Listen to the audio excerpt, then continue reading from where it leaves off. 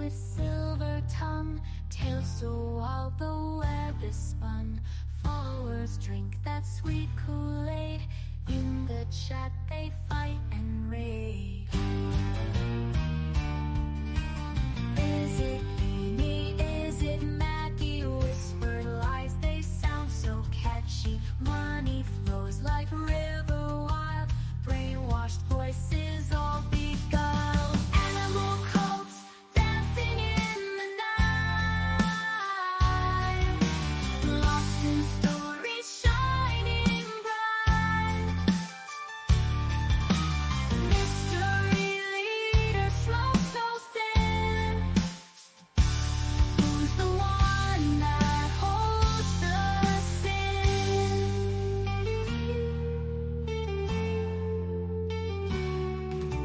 Kool-Aid mixed with liquor's glow, followers entangled woe. Every story holds no truth, fighting for her glance aloof. Will they rise? Will they see? Break the spell of mystery. Is it truth or just a game, wrapped up in a false name? Scribers lost in digital maze, drowning in a foggy haze. See the leaders twist and turn, blind devotion they have learned.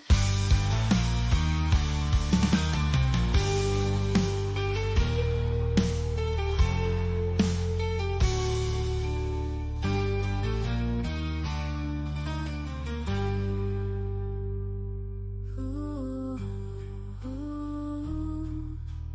ooh, ooh,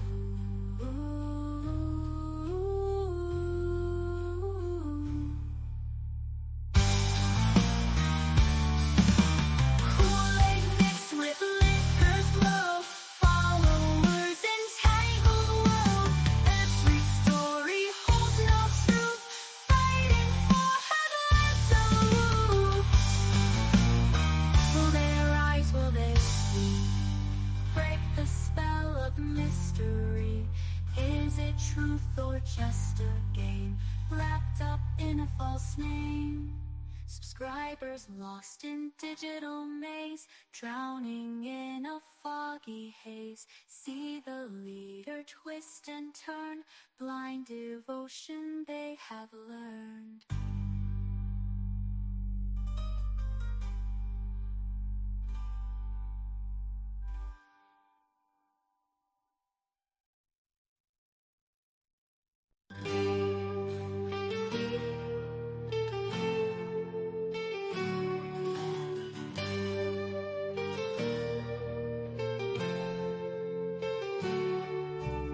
Leany talks with silver tongue, tails so wild the web is spun.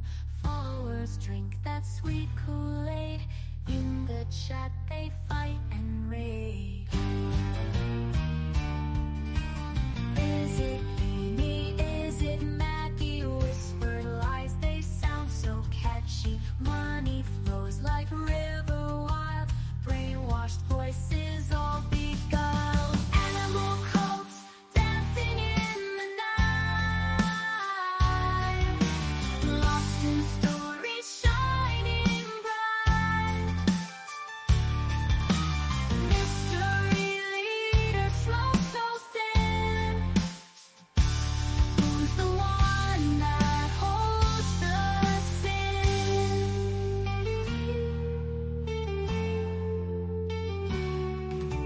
Kool-Aid mixed with liquor's glow, followers entangled woe. Every story holds no truth, fighting for her glance aloof. Will they rise? Will they see? Break the spell of mystery. Is it truth or just a game, wrapped up in a false name? Hello. Hello. How's everybody doing? Thanks for being here, guys. 22, 23. We got 23 likes. I forgot to put up my thing that makes you guys take notice of it. Let me just address this real quick. Lulu, same shit, different day. It's okay. Don't worry about it. Just say a prayer for me, and I appreciate it. And shalom Shabbat. That's what I'm supposed to say. Uh, Melly Joe's not going to be here for just a little bit, or she's leaving in a little bit. Gotcha, gotcha. Okay, well, thank you for coming in. I appreciate it. Um, it's funny because sometimes there are times, the 5 hour difference between me and Maggie sometimes just really kicks ass. It sucks really bad sometimes. And the worst part is when there's been many times that she's texted me or sent me a message and about something going on or whatever in her personal life, YouTube life, whatever, right? And I'm not there because I'm asleep.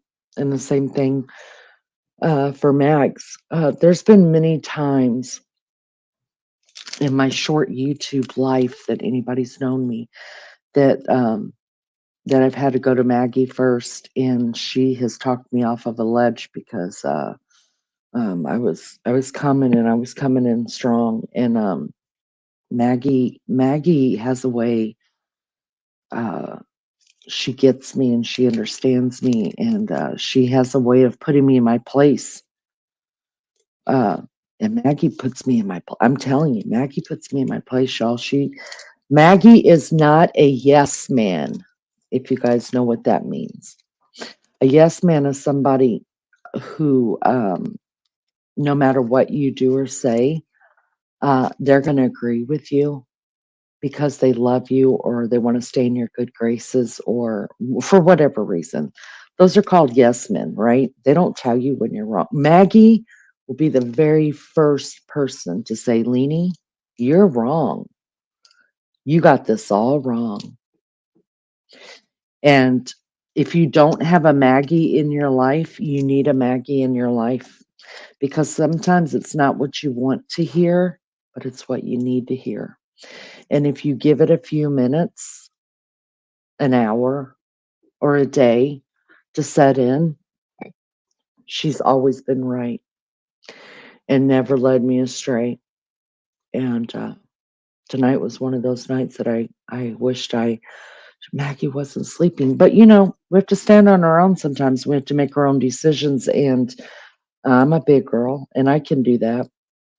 I just have to rely on myself in knowing the flaws that my personality comes with, um, and try to keep those in check, um, because, you know, I tell you I'm practically perfect in every way. Well, I'm not. That's in my that practically perfect in every way is in the life that I wish I lead, and I don't.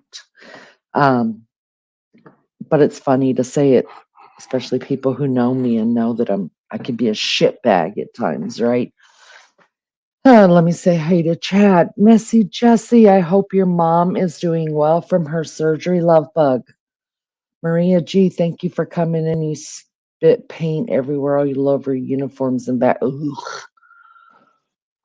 Let's not talk about paint. Oh God. I'll see True Crimes here. Hello, Martin. Thank you for being here. Lulu, yes. Shalom Shabbat. I think I'm saying that right. I hope I am. I don't like to be right about those things. Um, Donna Clark, thank you for being here. And y'all hit the like for me, please. We've got 31 people in here. I hope we have 31 likes. Let's just get the 50 out of the way, you guys. So I'll shut the hell up about the 50 likes. Nobody needs to hear me go on and on about the damn 50 likes. Just hit the like. It doesn't cost you anything. It's free. Um, you can come back later and take your like away if you want to. Nellie Joe's here for a little while. Good to see you. Thank you for coming in. I love you so much. Uh,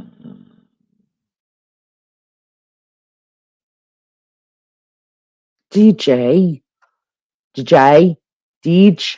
Hello. Good to see you. Love you, Lulu. Teresa, hello. Welcome in. Thank you for being here. I appreciate it so much.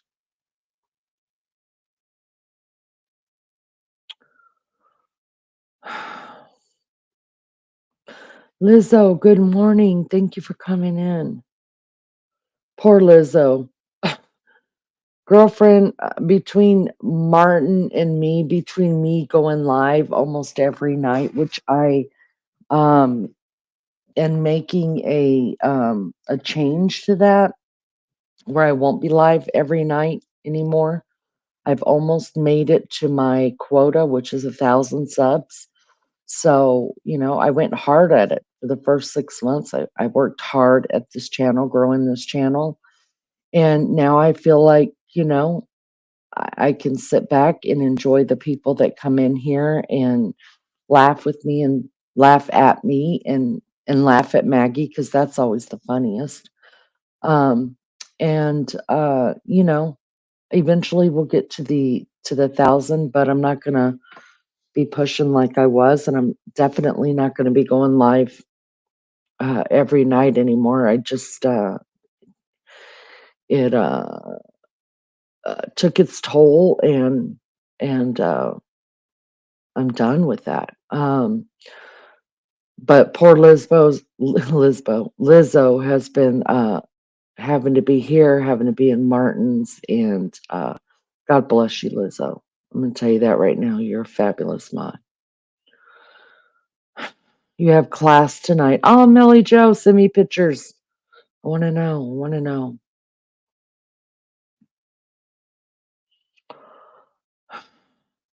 Maggie says how it is, and I respect her so. Absolutely. You don't get any.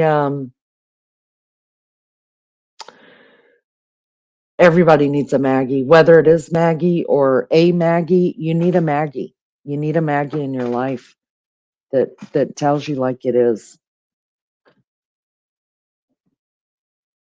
and she does. She doesn't. Where's my avatar? Oh, fuck me. Hold on. I'm behind that thing. Let me unhook me. Let me let myself out. There we go. There I am. Thank you. Sandra Ernest, hello. Nature Sounds, hello. Thank you so much for being here. Lunch Lady, good morning, my sweetheart. DJ said, according to Leanie, sometimes we don't need strength, just a sounding board to bounce things off. You're completely correct.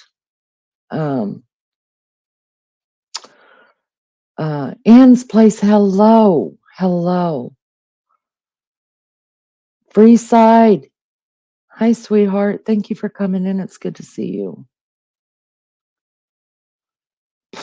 Poop. It's just poop. It's all shit. It's all shit, you guys.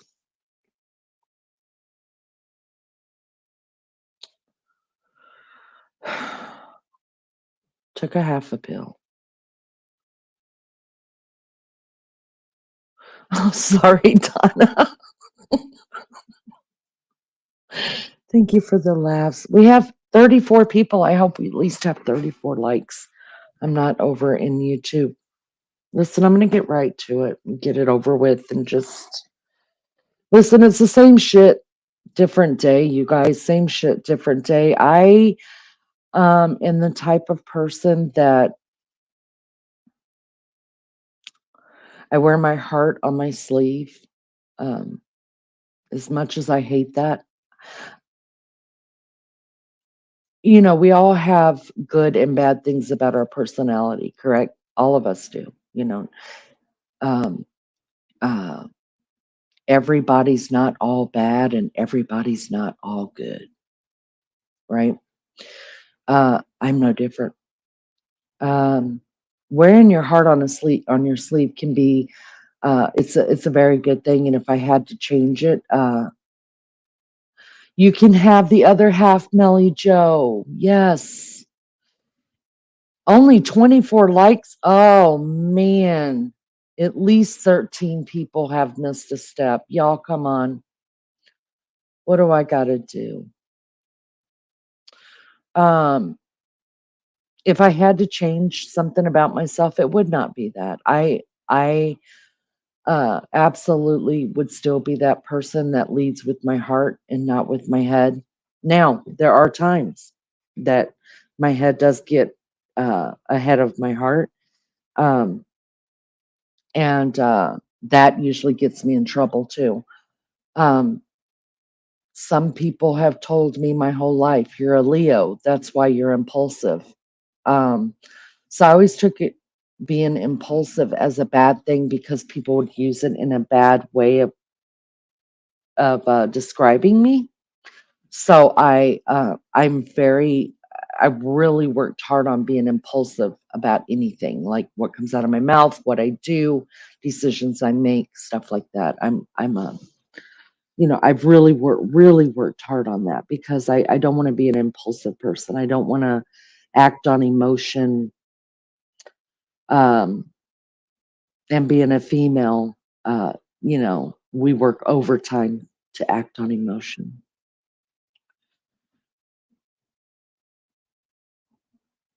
But if I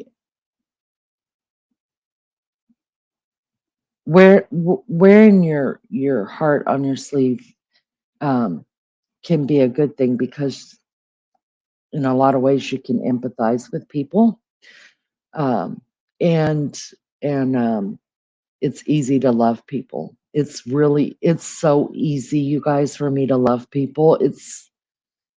You have to do a lot to me to make me turn away. But when I turn away, and I'm not coming back.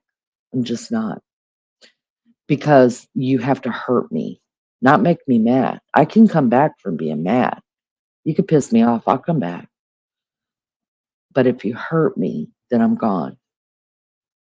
Um, hurt me to my core where I get tired of being hurt, basically. Um, but also wearing your heart on your sleeve, you're emotional, even though I don't want to be. I try not to think with my emotions, like I said, but you're an emotional person and you feel what other people feel, even if uh, what other people are projecting is not uh, genuine, right? Like people can act like they're mad at somebody just to get you mad at them, but they're really not mad. But you're going to be mad because you feel that, you feel it.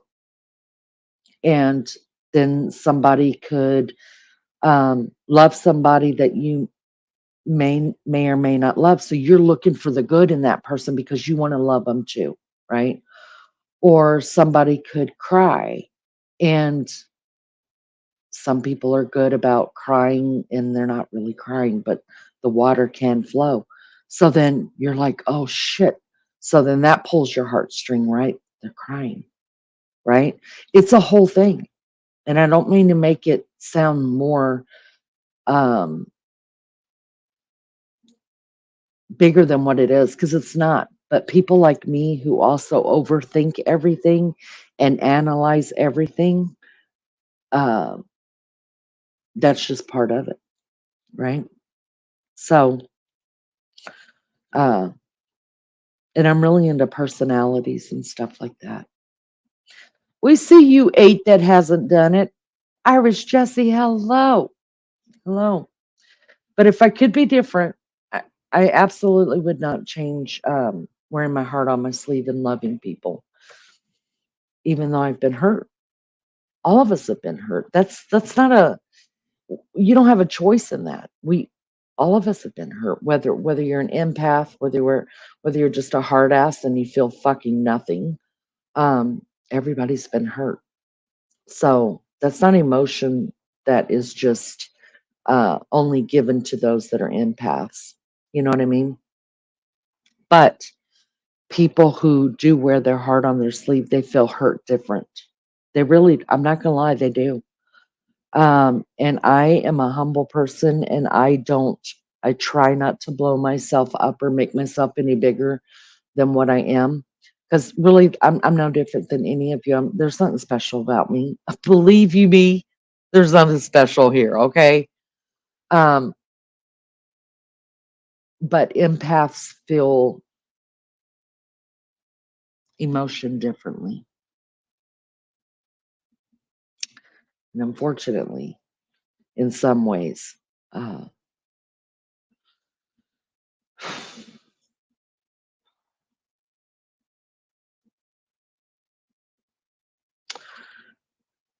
yeah.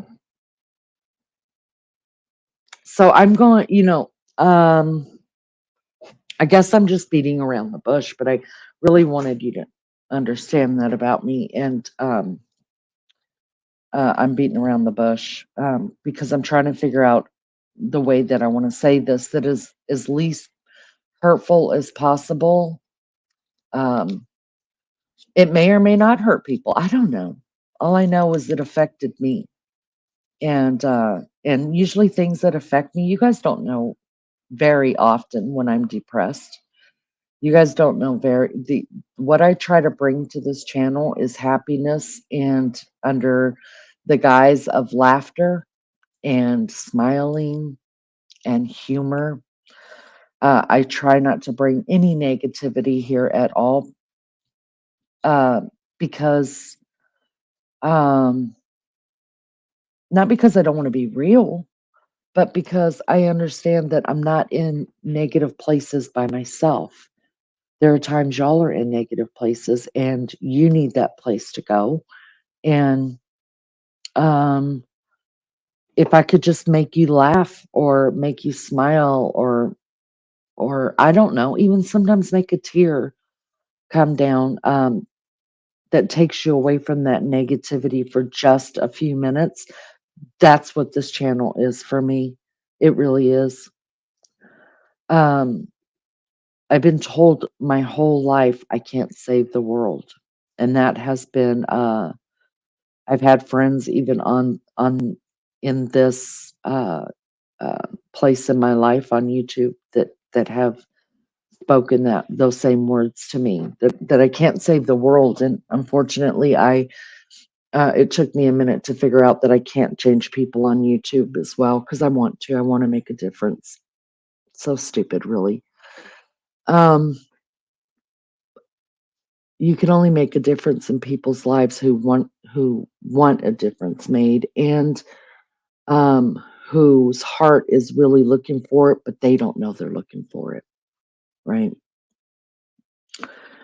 So I try not to bring any negativity here. There are things that I've had to handle here. I'm the type of person also that I'm not going to harp on it. I'm going to say it like it is, and then I'm going to be over it, and then you're going to have to get over it too. And if you can't get over it, then you need to go to your channels or another channel. I don't care. Pick a channel, any channel but this channel. Um, because I don't like to drag things on. I don't. So just gonna.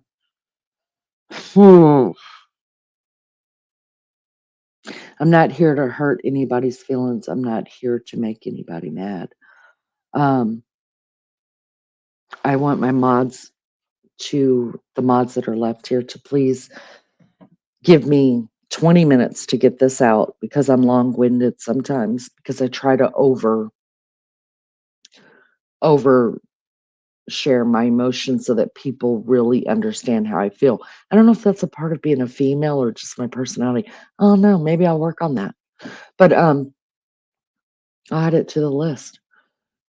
But um if you see any hate at all flying through, I'm talking hate now, flying through chat, don't ask him any questions. Don't be sweet to him and try to steer him another way. No, we're all adults here. We know how to handle ourselves. Just block them. Just block them. So I'm giving you fair warning right now. This is your only warning. If you're throwing any hate up in the chat during what I'm going to talk about right here, you're gone. You're just gone. Now, having said that, you're allowed to have an opinion here. Your opinion is your opinion. That's fine. But to be hateful, not dealing with hatefulness. There are people I really just don't like, even on this platform. I don't like them. Uh, can't say I hate them, but I don't like them at all. But I don't sit here and just bash them, bash them, and bash them because what good does it do? Make me feel better? Doesn't make me feel better at all. Um, it doesn't make them feel better. It's not going to change them. It's not going to change me. Does nothing but create chaos and open up doors to becoming a bashing channel. I'm not about it. I'm not going to do it. So, yeah, get rid of them. That's your one and only warning. There we go. Here we go. I watched Rose's live, which I'm sure by the intro of all of this, you guys figured out already that that's what this is about. I think she did a live about 2 hours ago. I turned on YouTube and it was automatically on there. Those that I'm sub to, and shock of shocks, still sub to Rose. I'm still sub to uh, Tina. I sub to Ernie Shell and I make fun of him. I'm sub to I'm sub to a lot of people, right? So the people you're sub to, when you turn on the TV and you go to YouTube, they're going to pop up.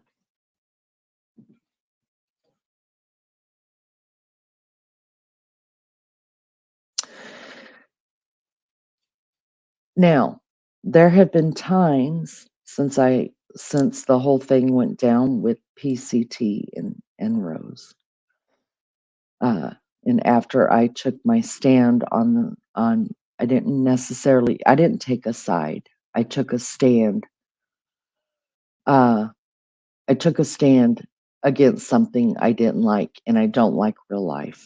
I don't like it at all. You guys have heard me in here. You guys have heard me go off about that stuff in here. I don't like it. Whatever people don't want to share about their real life, don't share it. It's nobody's business to go and try to find it. So when I took a stand against that, I didn't take a stand against people. I didn't take a stand against you know, Tina subs or Rosa subs.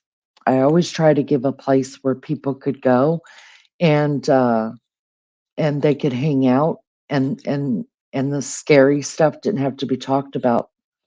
But I'm acutely aware that since I did take that stand, that in both of their chats, before Tina left the thing, that my name had been brought up in a negative light from subs. Not talking about from creators, talking about subs. And nothing was ever said about it. The creator did not, neither one of them did not say, hey, not doing that here. If you want to talk about Leanie, go to Leanie's. None of that was ever done. I gave the benefit of the doubt for this and for this only. I gave the benefit of the doubt because they had more subs and their chats go really, really fast. And that's hard to keep control of, right? But their mods didn't even stand up and say, this is back when the whole chat was mods. Nobody stood up and said, hey, go to Leanie's chat. If you want to talk shit about her, go on over there and have it out with Leanie. Go do that. Nobody did that. But I let it go because they had large chats and they just flowed. And I guess that wasn't a standard being held. Uh, that wasn't a standard that either one of them held there. Maria, I understand that you're not allowed to timer block on Rose. I know that, but I'm saying that nobody defended me. Nobody, not even a mod, defended me. But everybody was mods. So whatever. I don't care. What I said that to say this, that I have seen it before in the chats where I have been talked about, especially after the stand that I took and I lost probably 1/3 of my subs over it. Rose's followers. And it's no secret. Everybody knows. Everybody knows. but they have the right. I will always, even if you despise me and everything I stand for, I will stand up for your right to despise me and everything I stand for because I believe in rights. I don't believe in hate, but I believe in rights. And just because I conduct myself in my chat in a certain way, I don't expect other people to do that. And I don't look down on them for doing it. So the things that that I did see in people's chats about me, I never brought it up. I didn't. People are going to have their opinions. I can't make everybody happy, and neither do I want to, because if I made everybody happy, that would mean that I would have to be wishy-washy, right? Because everybody doesn't stand for the same things. So then I'd have to go over here and be nice to this group, and then go over there and be nice to that group. And uh, I, I don't have time for that. Nobody's got time for that. I hope you don't have time for. Don't take time for that. Don't do it. Okay. So I watched Rose's live.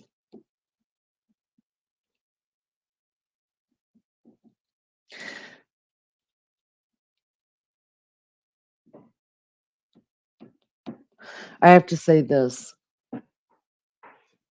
and I'm not. Everybody's known this from the word get go. Nobody comes into this chat right here and is mean to my mods. I don't care which one it is. I don't care if you hate their guts. I don't care if you wouldn't spit on them if they weren't on fire. Nobody's mean to the mods here, and here's why. Mods do not have to mod.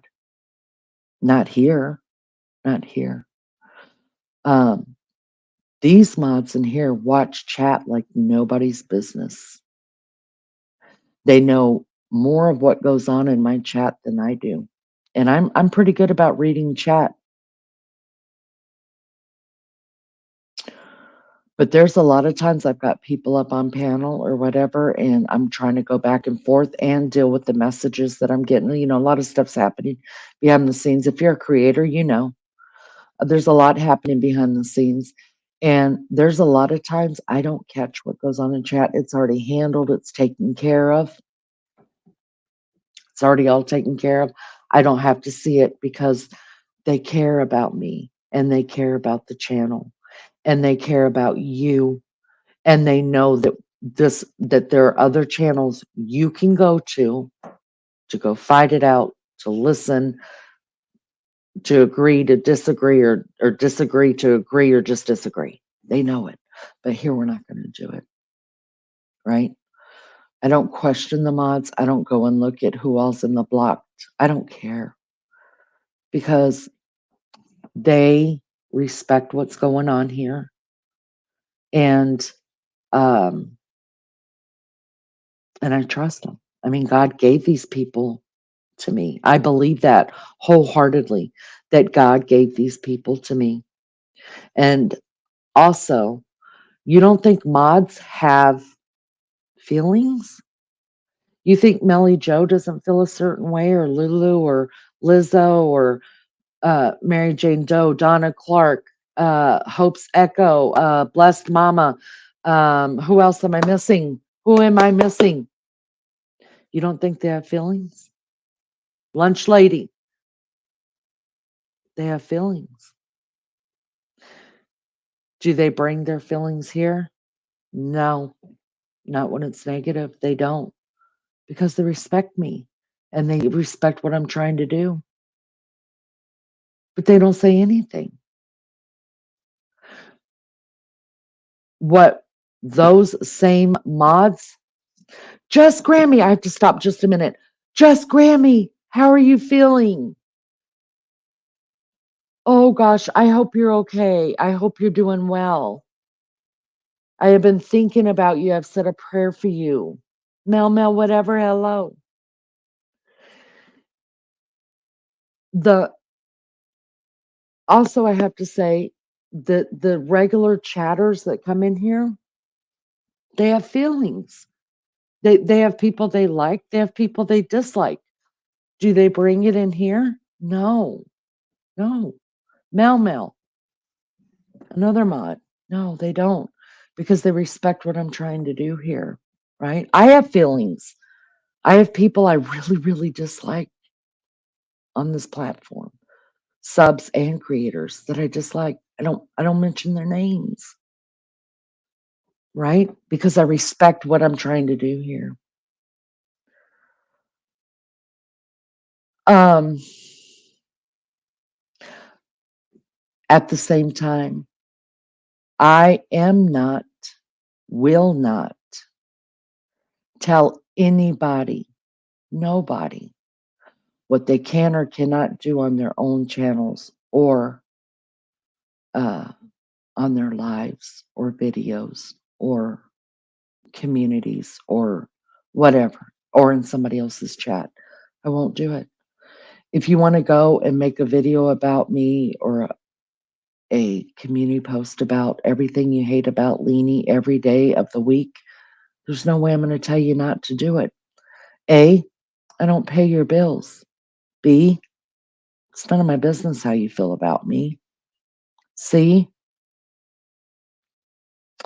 if you're talking about me, at least it saves you from talking about somebody else, and I'm willing to do that because I if you're talking about me, chances are we don't get along anyway, so do you, right? It's not something I'm gonna do, but I'm not gonna tell you not to do it. Go do it. I don't care. I absolutely am not. Does it make a person a terribly bad person because they're having trouble with somebody else, so they're on their community post or doing their lives or whatever they're doing? Does it make them a terrible person because they're talking shit or airing their grievances or whatever? I don't know. Who am I? Am I the moral authority of YouTube? No. I hold myself to a standard, but my standard isn't your standard. I'm not the moral police, and I'm not going to even try to be. I hold the channel to a standard. I hold myself to a standard. And anything that goes on outside of these four walls, y'all do you. Do you. Because my battles aren't your battles. Your battles aren't my battles. How I fight my battles is completely different than how you should fight yours. And how you fight yours, I'm not going to be fighting it that way. Do I absolutely like seeing people bash each other and hurt each other? No, no.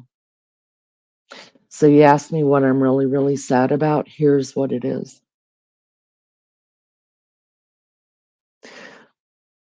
If I could go back and change anything from the time became a creator almost 8 months ago, I would grab Tina by the hair and I would grab Rose by the hair and tell them, we're not doing this. We've got people depending on us that love us.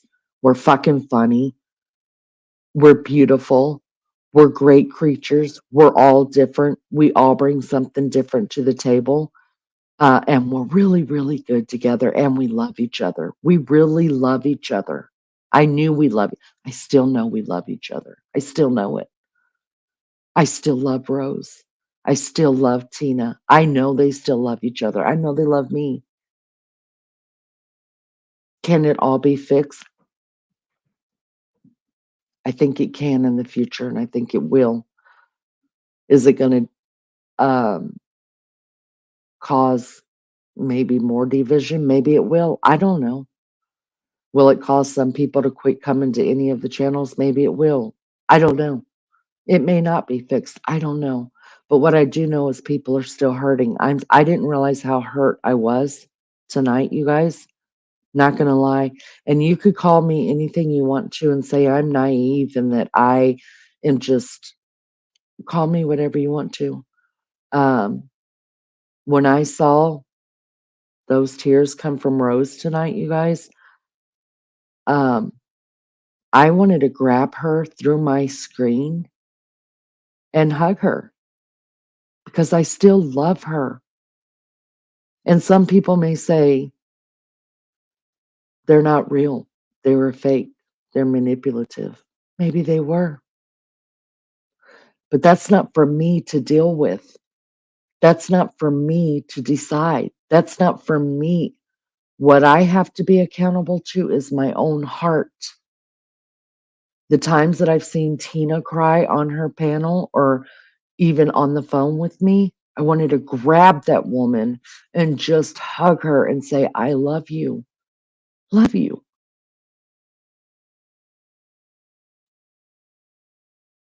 So, what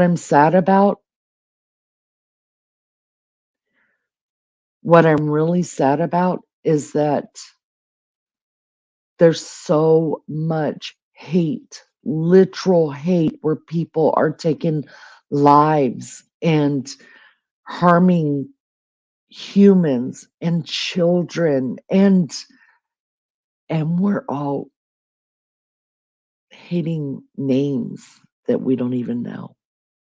It makes me completely sad, and it makes me want to just curl up and go away. It really does. I will tell you, there's not one name. I'm watching chat. There's not one name that I've seen scroll up that I'm not like, I love you and I appreciate you. Seriously. Even if you disagree with everything I say, and you can, that's your right. It's your right to disagree with everything I say.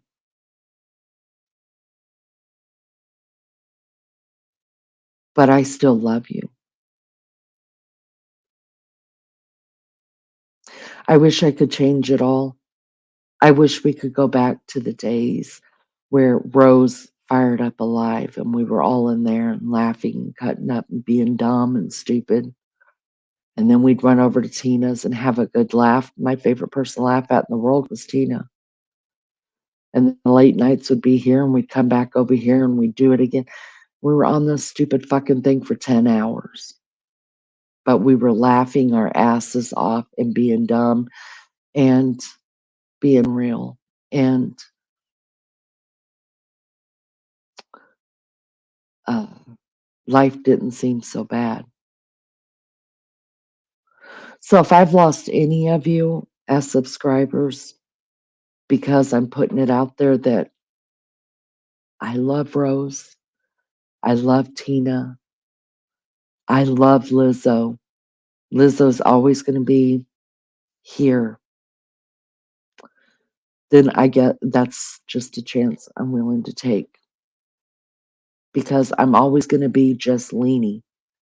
I'm always going to love people. And I'm always going to look for the good in people because the world's trying to tear you all down. The world's trying to tear me down. That's the truth. Life is stressful. And if you can come in here for 3, 4, 5, 6 hours and forget about the world trying to tear you down and feel loved, then I've done what I set out to do. I'm challenging all of you. This is what I want to do. I want to challenge all of you. Let it go.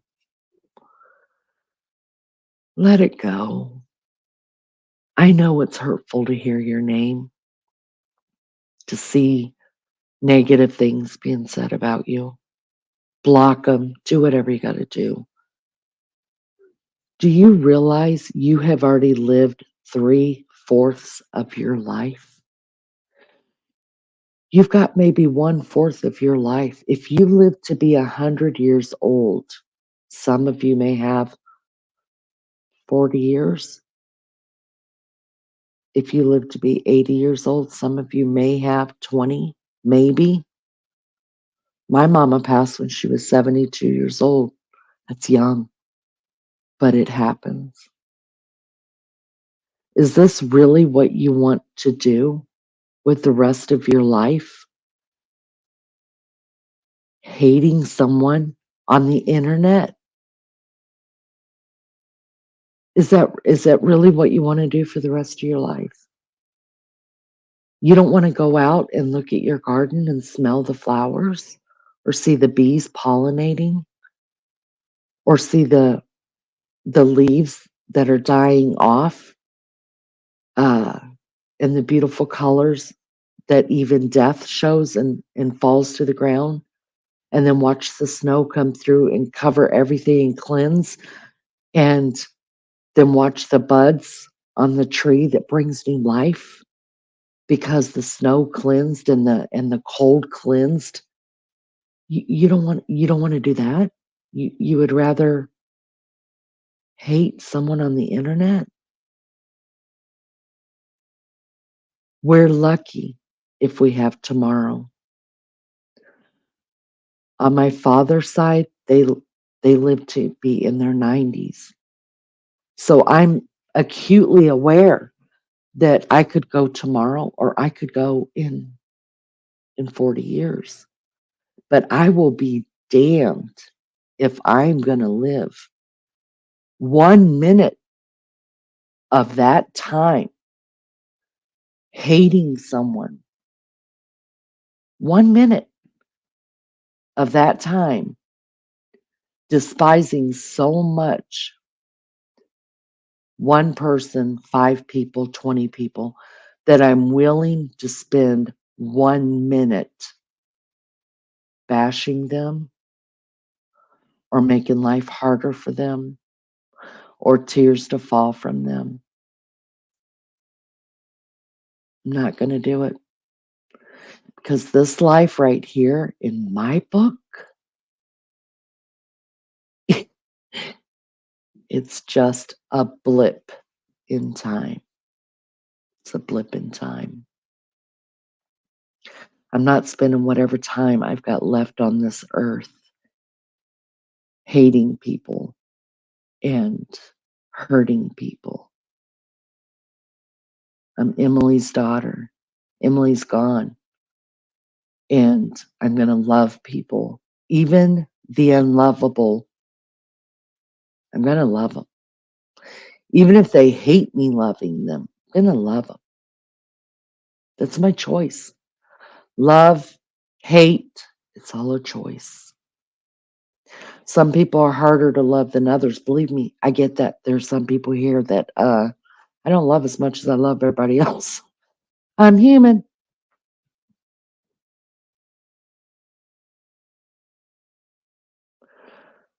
but I'm not spending my time that I have with all of you beautiful people and wonderful people who bring me so much joy. You have no clue because you guys don't live this life with me every day. You hear what I want you to hear on here, but none of us know exactly what our lives are like. But the time I spend with, even if it's just one or two of you in chat, you have no clue how you make me feel valued. You have no clue the joy that you bring to my life. You have no clue. I mean, you can hear the laughing, but when I tell you my insides are hurting because you're making me laugh so hard, laughing is medicinal. Believe it or not, it is. Crying is medicinal. It is. But you make me forget the things that bring me pain and the hard parts about my life. Even if all we're talking about is eating cow dick,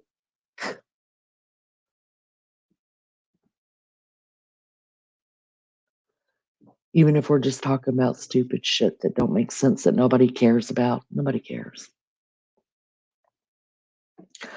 I'm challenging you right now. Right now, I'm challenging you. Don't spend 1 minute of whatever life you have left on this earth hating someone on the internet. It's not worth it. Could you imagine at your funeral? Just give it a minute. Your kids are up there, right? You're laying in a casket over there, and if you're in the UK, you're laying in a coffin in somebody's living room next to curtains, and your family's all talking about, yeah, she was great, she was great. Oh, yeah, she spent the last 10 years on YouTube fighting with someone. What a terrible life. What a terrible life. Don't you want something said different about you?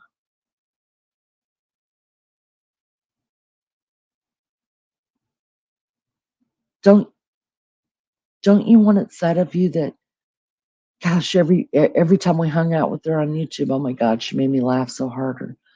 Or, sometimes we cried together. She listened. She cared. Don't you want it said of you? She spent a lot of time with her grandkids. Man, you know, or maybe the time she didn't get to see her grandkids that much, but the time that she was there, she would call on the phone. It was so worth it. You really want people to talk about how much time you spent on the internet hating people?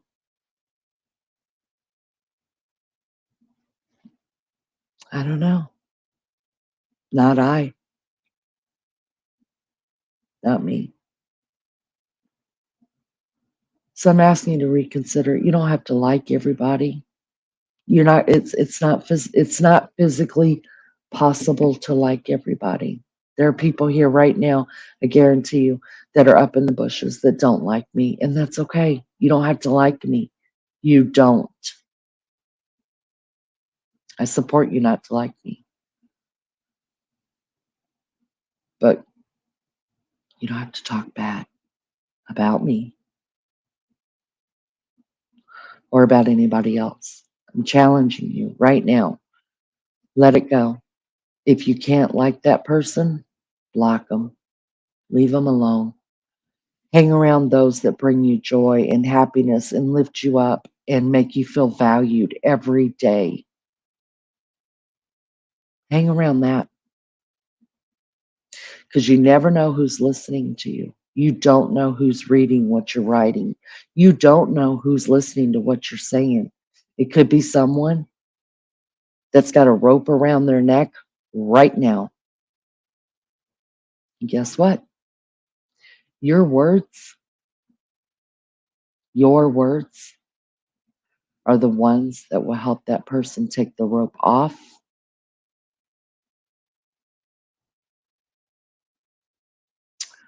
or hang themselves.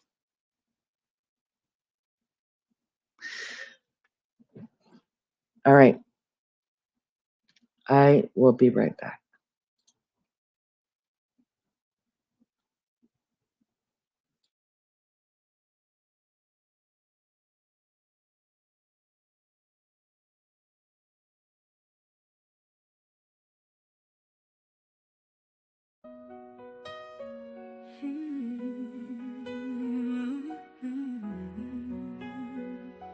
I've made friends here who understand that sometimes we just need a little hand. I've made friends here that check on me.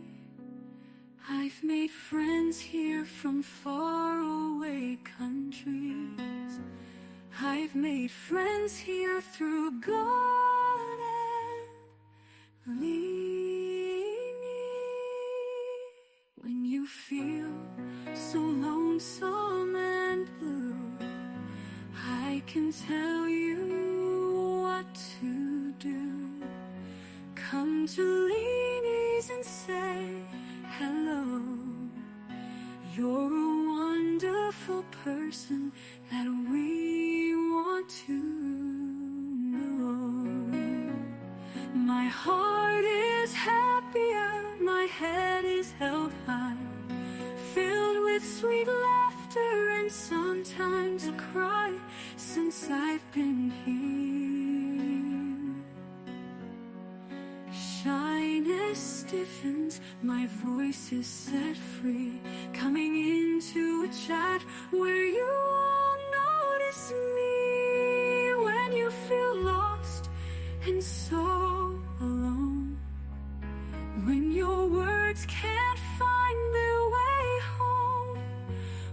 transitions are upon your heart, and you need a place to start. Come to Leany, according to Leany, where you will never go unnoticed. Come to Leany's, according to Leany's, where everyone is true, true to their heart and still kind to you. No nonsense and drama, we're all about fun. The real true family, accept everyone. According to Leany, no other place is the same. According to Leany, remember her name.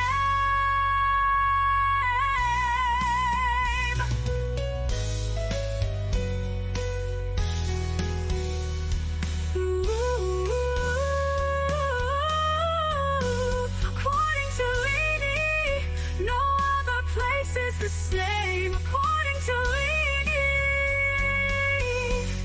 remember her name.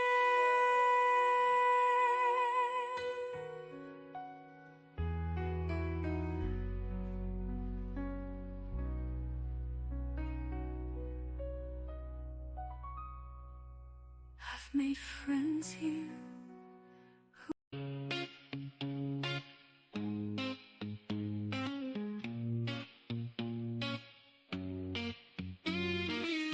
In the studio we laugh all day. She's got that sass in every way. Talking fast, not a pause in sight. Leany's got my head in a spin tonight. Oh, shut up, Leany, can't you see? You talk so much, it's drowning me. With your white hair and sassy flair, just give me a breath, let me share. Podcast queen with a wicked smile, running jokes mile after mile. Try to speak, but in she slides. Leany makes it a wild ride.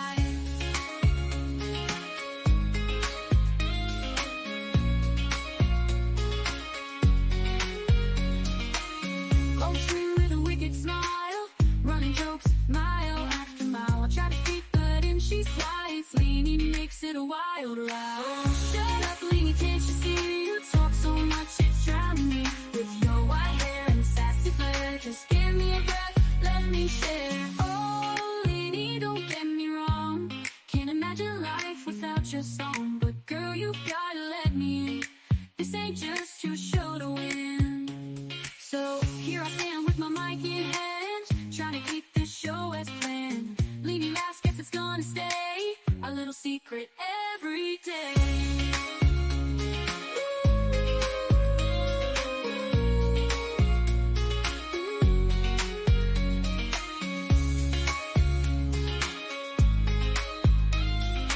Ooh, share. So here I stand with my mic in hand, trying to keep this show as planned. Leany laughs, guess it's gonna stay a little secret every day.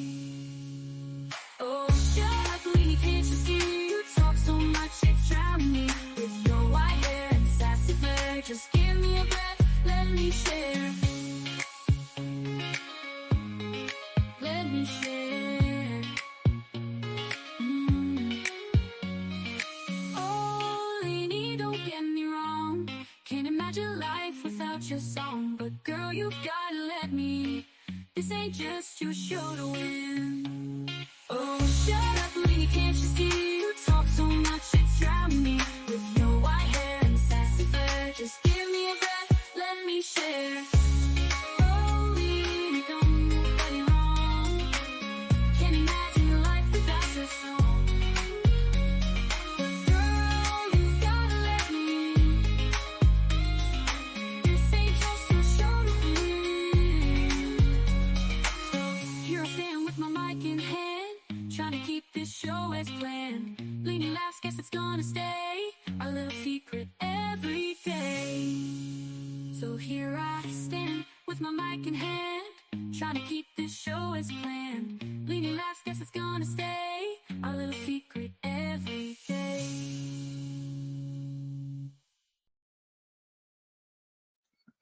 All right, let's change the vibe. Let's change the vibe. Hello, everybody. Hey, everybody who came in and I didn't get to say hey to you. Um, Robert, good to see you. Good to see you. Thank you for coming in.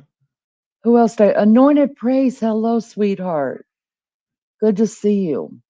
Aussie True Crime. I don't know if I got to say hi to you. Adam Harris. Hello. Lindley. It's been a minute. Welcome back. Raider. Hello. Who else? Anybody else I miss? If so, then let me know. I don't want to go too far up. Listen, I did miss some chat. I'll go back and read it later. When I'm done, and I'm done with that, and we're moving along. Um, did you guys hear about the Rachel? Not that Rachel. Thank you, honey. I'm good. I'm good. So Georgia, in Georgia, you guys. I love you too, Rose Petal. There you are. You're at work. We're gonna get you through this night, honey. Um, in Georgia 2 days ago, you guys, they had a school shooter. I don't know if you guys saw that. Did you guys see that? Last count I saw, 4 were dead, several injured. 14-year-old, uh, uh, shockingly this time, um, didn't kill himself, but so they've got him arrested. He's in jail. They arrested his dad today. I didn't get a chance to really look over what the charges are on his dad. Um, it brought me back to a couple of places. It brought me back to the school shooting, of course, that my son was in. And it also brought me back to the murders that happened in the UK with the kids in the that caused all the riots over there. And what I thought about that was, did you guys know that now he's 14 years old? He's the kid who did the shooting here in Georgia. Here's what the states are doing, you guys. JK, hello, sweetheart. Um, we're trying him as an adult. We're not taking shit with these school shooters anymore and people that are doing this. This is what I couldn't understand about the whole UK thing and protecting the the perpetrator, right? I couldn't understand why you guys just weren't plastering his face everywhere. I mean, this kid is 14 years old. His face is everywhere, you guys. His father's face is everywhere, and he's been arrested. I didn't check on it. Um, it's what we're doing. We're trying him as an adult at 14 years old, and I think that's lovely. Now, I understand the UK doesn't have nearly the school violence that the states has, and thankfully for y'all. I mean, it's terrible here. It's terrible. It's it,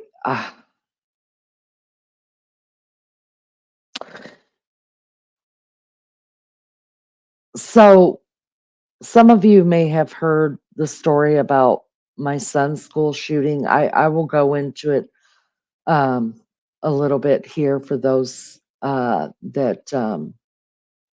that don't know. So, my son was in the 8th grade. I had gone to work that morning. No big deal, right? Same thing.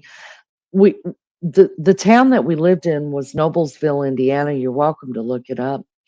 It's a very quaint, small, old town, very small town charm. A square that just is magical, and you know, it's not that way so much right now. They're trying to build it up and bring in all these yuppie people, and it's way too overpriced now. Um, anyways, in this little town, I mean, everybody's so tight knit. Everybody knew everybody. Nobody would have thought that anything like that would happen in Noblesville. I mean, we got some bad areas in Indianapolis. You unfortunately would think, oh, yeah, that's where it's going to happen. No, no, no. It came to Noblesville, one of the most elite places to live in Indianapolis, right? It's got Hamilton County. It's one of the highest taxed counties in the state. Okay, beautiful, quaint little town. Everybody knew each other. I went to work that morning and I got a phone call, and I always have my phone on me, but if I didn't know the number, I didn't answer it. And I got 3 calls from a phone number I didn't recognize right in a row. And I have work to do, right? I'm at work. I'm at work, and so I have work to do. Well, then shortly, it probably wasn't even 5 minutes after I received those 3 calls back to back, I got a call from Beefcake, and he was also at work, and he said, I answered the phone, and he said, "Hey, have you heard from Baby Chow?" He called him by his name. And I said, "No. Why would I hear from him? He's at school." And he said, "'Cause there's a shooting at the school, and he's trying to get in touch with you, and he's running."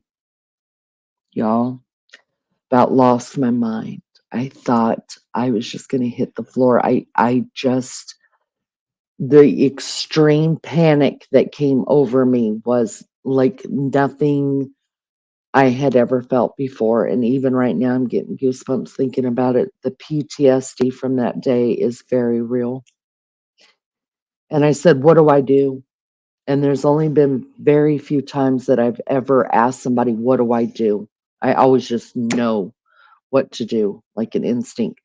But my mind had gone into the spin and my body had gone into a spin that I couldn't react but just stand. And he said, "You need to go to the school."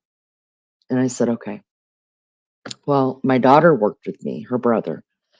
And I went right to her and I said, "Hey," I said, "there's a school shooting at Baby Child's school and I got to go." And that's all. No, she was outside. I had already jumped in my truck. She was outside with one of the drivers that we worked at, and I just yelled out the window, "There's been a school shooting. I gotta go." And then she, I guess, ran in the building and turned on the news because it was already all over the news. I took off, bat out of hell. And first person, of course, I called was my mom. What else was I supposed to do, right? Got to call mom. And I called my mom and it was already on the news and she knew. And I was like, "Mom, I don't know what to do. Like, I'm spinning my body. All I know is I'm headed to the school." And she was like, "I need you to calm down and slow down. I did have mind enough to me to turn on my flashers because I was driving as fast as my little Ford Ranger would go. And she was like, "Slow down." And I did. I slowed down. Not much, but I slowed down. And she was like, "Look, if you've heard from," because I couldn't reach him, right? The phone, I tried to call the number back. It didn't answer. And I knew it wasn't his phone. I tried calling his phone. It wasn't answering. I didn't know where my kid was at. I didn't know she was still in he was still in the school. I didn't know if the school shooter was still in the school. I knew nothing. I just knew there was a shooting and I had to go. And so my mom was watching the news and she was like, they've got the school shooter. They've got him, you know, and there's been, some shootings or whatever. So I didn't know. And I was just driving and driving and driving. I worked about 25 minutes from his school. And I mean, police, they didn't even give a damn that I was driving 100 miles an hour because they were driving 150 coming from every direction. All these different cities police were coming in from, right? They were just passing me like I was sitting still. That's how fast they were going. And so I kind of was following them because I was on autopilot. I didn't know what to do. I didn't know how to think. My mom was giving me updates from the news and all this. And then I started following. I saw where the police were going as I got closer to the school, and I started just following them. And I got probably about a half a mile from the school, and there was a roadblock, police everywhere. And and automatically, boom, pissed because I couldn't get to my kid. And they had it blocked off. And I got out of my truck and I ran up there to the cop and I grabbed a hold of him like I had his uniform in both of my hands, and I just screamed in his face, "Where's my son?" I mean, you're just out of your fucking mind, right? And he was like, "Ma'am, ma'am." He's like pulling my hands off of him. And he's like, "Calm down, ma'am." And I'm like, "Don't fuck, I'm going off. Don't fucking tell me how to calm down." And blah, blah, blah, became all this female ratchet, scary mother thing happening.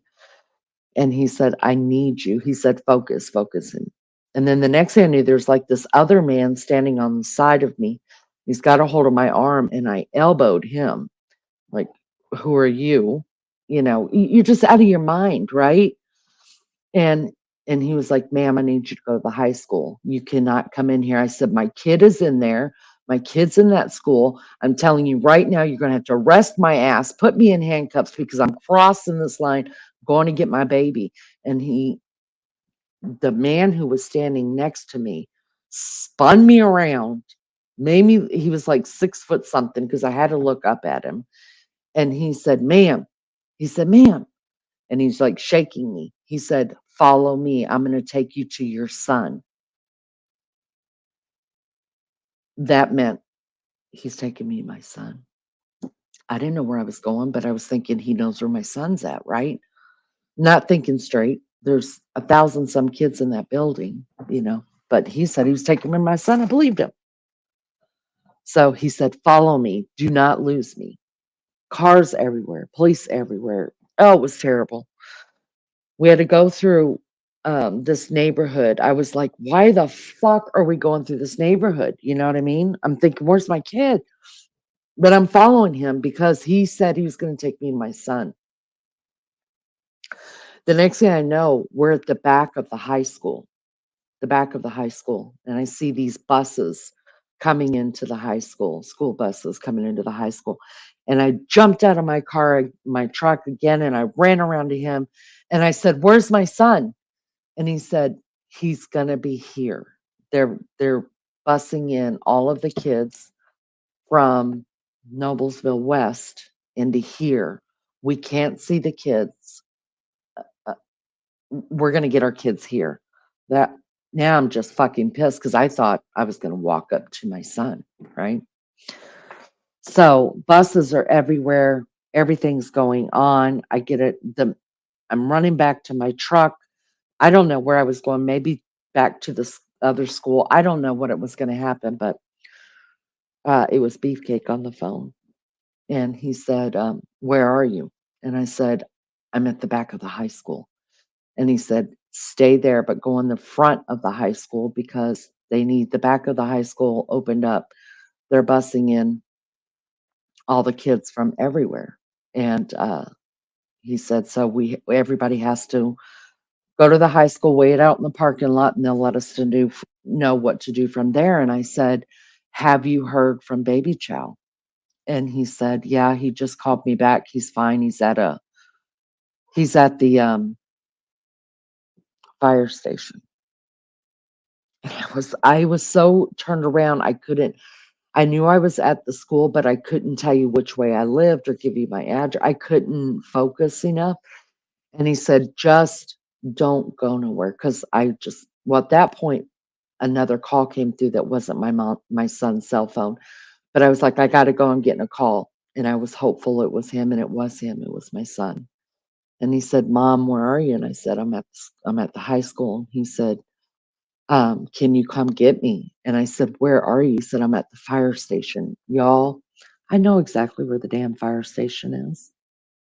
On any other given day, I could tell you where I could tell you how to get there right now.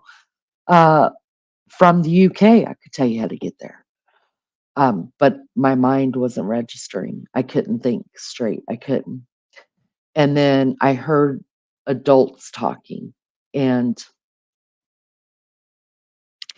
my son was crying and trying to tell me. And then I heard adults talking, and he's like, "Wait, wait, wait." And he said, "Mom, don't come here." He said, "There's a bus pulling in right now, school bus."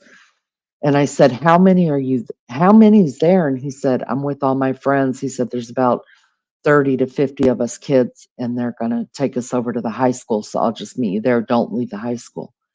And I was like, when you get off that bus, you come and find me. Don't go in that high school. So he had to get, it wasn't his phone. He had to give it back to the other kids so they could call their parents, right? So I ended up driving. Police came up to me and asked me to move my truck. I don't know where I was. I just was in the back and there were these buses coming in and they asked me if I would move to the front of the school and if I had a student that was being transported. And I said, yes. And I said, from the fire station, can I just go to the fire? Can you tell me how to get to the fire? I can't remember how to get to the fucking fire station. And he said, they've probably already got him. Go to the front of the school. You're going to get word on how to get to your son. So I did what he told me. Went to the front of the school, parked the car. Y'all, I got out of my truck and all of a sudden, I don't know how long, how much time had passed, but it seemed like just that quick. Already, both of my daughters were there. The one I work with, she was already there. How she got there before me, I don't know. Beefcake was there. I looked around. One of my sons was walking up to me. I couldn't freaking believe it. I don't know how much time had passed. Police were everywhere. Um, Ambulances were everywhere. We're out at the high school now, and it's probably about a mile and a half, 2 miles from my kids' school to where the high school was. So, uh, parents everywhere. I mean, the news is it's just amazing what's going on. Next thing that happens, here comes the SWAT team, you guys. I'm not kidding you. And oh, my heart's beating 100 times a minute right now. But they're the SWAT team because they're dressed in all black and they have got uh, vests on that are very, I mean, you can just, they're walking in and with M16s in their hand. Every one of them's got an M16, right? I mean, they look like stormtroopers. And here they all come and they're marching into that high school. Word starts going around there's a school shooter in the high school. Now, mind you, when I had gotten to the front of the school and I saw my family like gathering together there, um, I noticed the look on Beefcake's face that said something's going on, but he didn't want to tell me. So when I saw, stormtroopers walking in, I turned around and I looked at him and I was like, what? What the fuck is happening? And he's the one that told me he had gotten the call uh, from our son that said that it had went over the loudspeaker in the high school and he was already in the high school in the gymnasium, that there was a school shooter in the high school now and that everybody was to take cover and lock their doors. I thought i I was going in that school behind the stormtroopers. I'm not kidding you. I took off running and I don't know who stopped me. I remember police, I remember an ambulance driver, I remember my family, everybody pulling me back, and I was screaming, "You take my kid from one school that's got a shooter and won't let him come to me, but you put him in another school that's now got a school shooter." And I lost my motherfucking mind. I'm not kidding you. I thought I was gonna die of a heart attack right there. And then,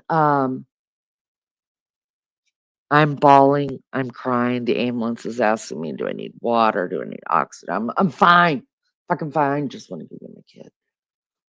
Next thing you know, here come the stormtroopers back out, and they've got 2 people handcuffed. 2 kids handcuffed, you guys. Y'all, I wanted to go over, I didn't even know them kids. All I know is they're handcuffed and they did something, and I was gonna go beat their young asses, because they needed it at that point. It came out later that those 2 kids that they went in there and got, the SWAT team went in there and got, they thought it was funny to send out, an alert on their uh, that there was a school shooter in the high school, because of course the high school already knew, because once you have a school shooting in your city, they shut down all schools. All schools go on lockdown. So they had already locked down the high school to bring in these kids, right?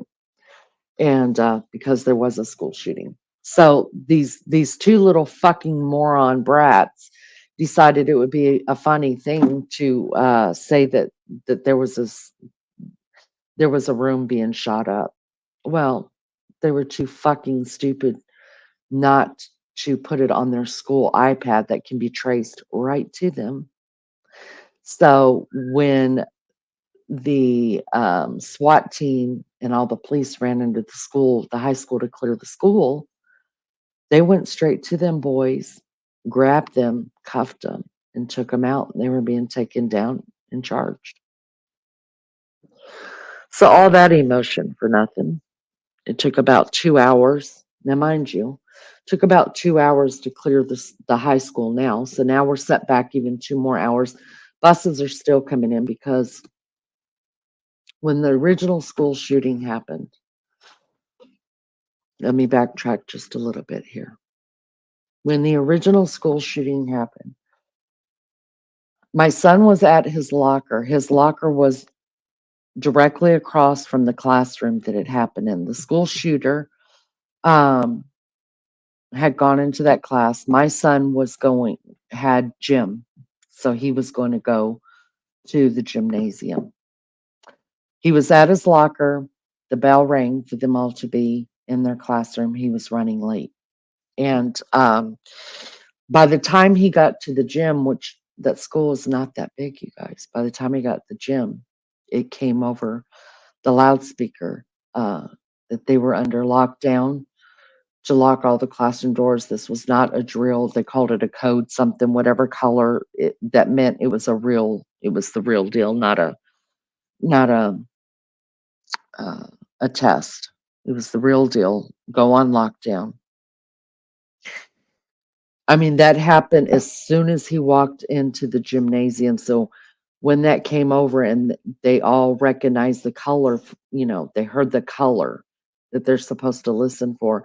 He said he looked straight up at his gym teacher, and the gym teacher told him, run. And the kids just took off out the back doors that lead to the back of the building. In the back of the building is our football field and soccer field. So they had ran, all those kids in that gymnasium ran straight out the back, including my kid, ran the football field, the soccer field. Then we have a fence around that. They jumped the fence. Behind that was a swampy area. So they were running through all that, getting cut up, losing shoes, because they just kept running. Well, he was with a couple of his friends, about 4 of his friends, and one of them was a girl, and she just sat down and started crying once they cleared the fence, and my son went over and grabbed her and said, "We gotta keep running." And she said, "I don't wanna," and some kids were running to houses because once you got past the swampy area, there were houses, and she was like, "Let's just go to that house," and all his friends were saying, "Let's go to the house. We'll just go to the house. There's some adults there." And he said, I'm gonna run until I see a police officer. Keep running with me." And there was, right across the street from somewhere around there, that was where the firehouse was, and there was already a cop car there, and so they ran to the cop car. So that's what happened there. When my son left his locker that morning, the school shooting happened right across from it, the classroom across from his locker. He had left.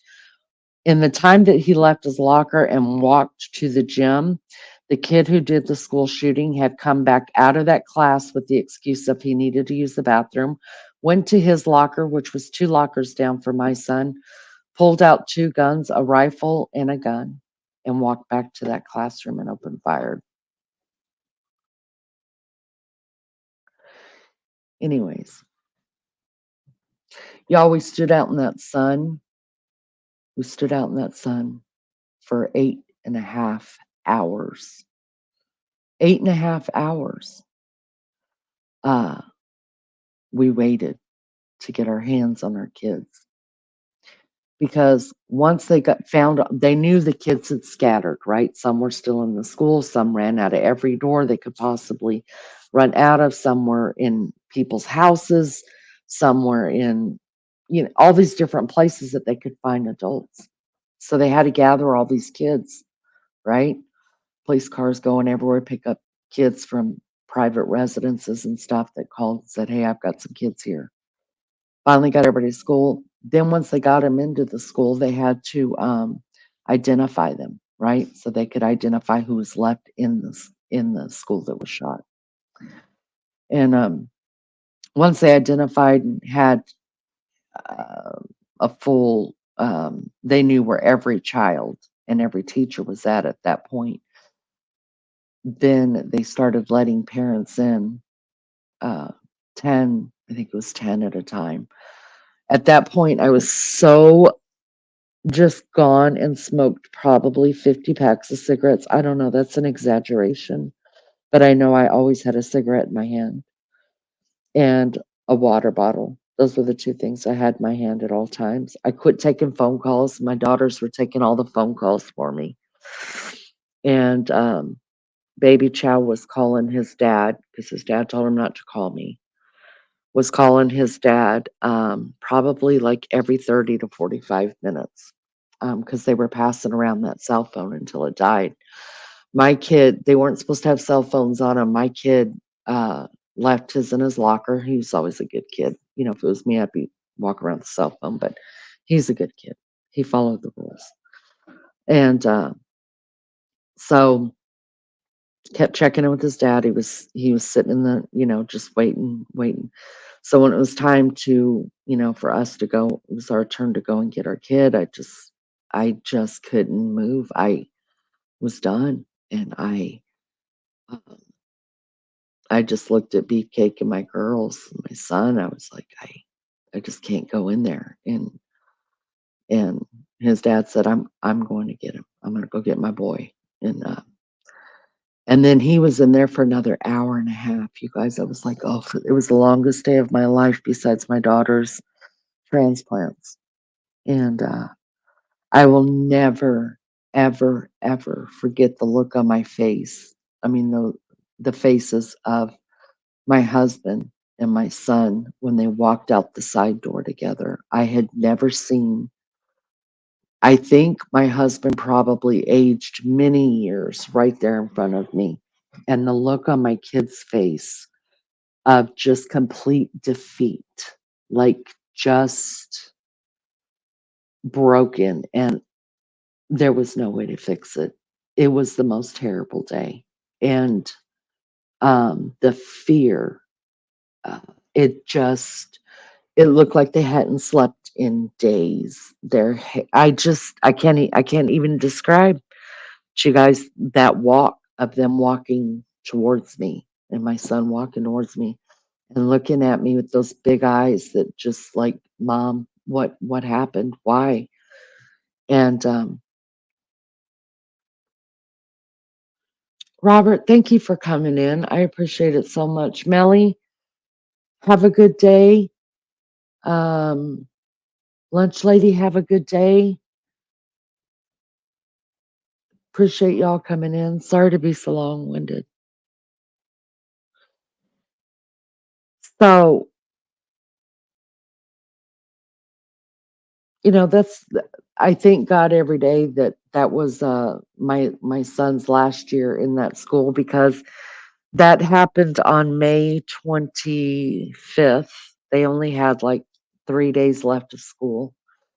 And my kid told me, he said, "I'm not going back." The school gave them the choice, that they could go back if they wanted to complete the days or they didn't have to. And he was like, "I don't want to go back. I never want to go to that school again." And I was like, "Whatever you got to do to get through, it's fine." And of course, him and his friends, they all talked about it. So he did go back the very last day, and uh I tried to talk him out of it. I was like, "Are you sure?" Because I knew it had made such a huge impact on all of us. And he said, "I have to go back." He said, "My friends are going to go back." He said, "We're going to go back." And he said, I'm going to go back. I'm going to get my stuff. And I was proud of him for that. I was proud of him for facing his fears, even though I was a fucking mess the whole time he was gone. Um, but after that day, it took probably 2 or 3 years. He wouldn't even let me drive down the road that that school's on. Like we had to go, if we had to go down that road for something, we'd have to go completely around the road. He never wanted to drive past it. The school, it took a long time for him to drive past the school and look at it. He was in football and he's quarterback, and he struggled the next year.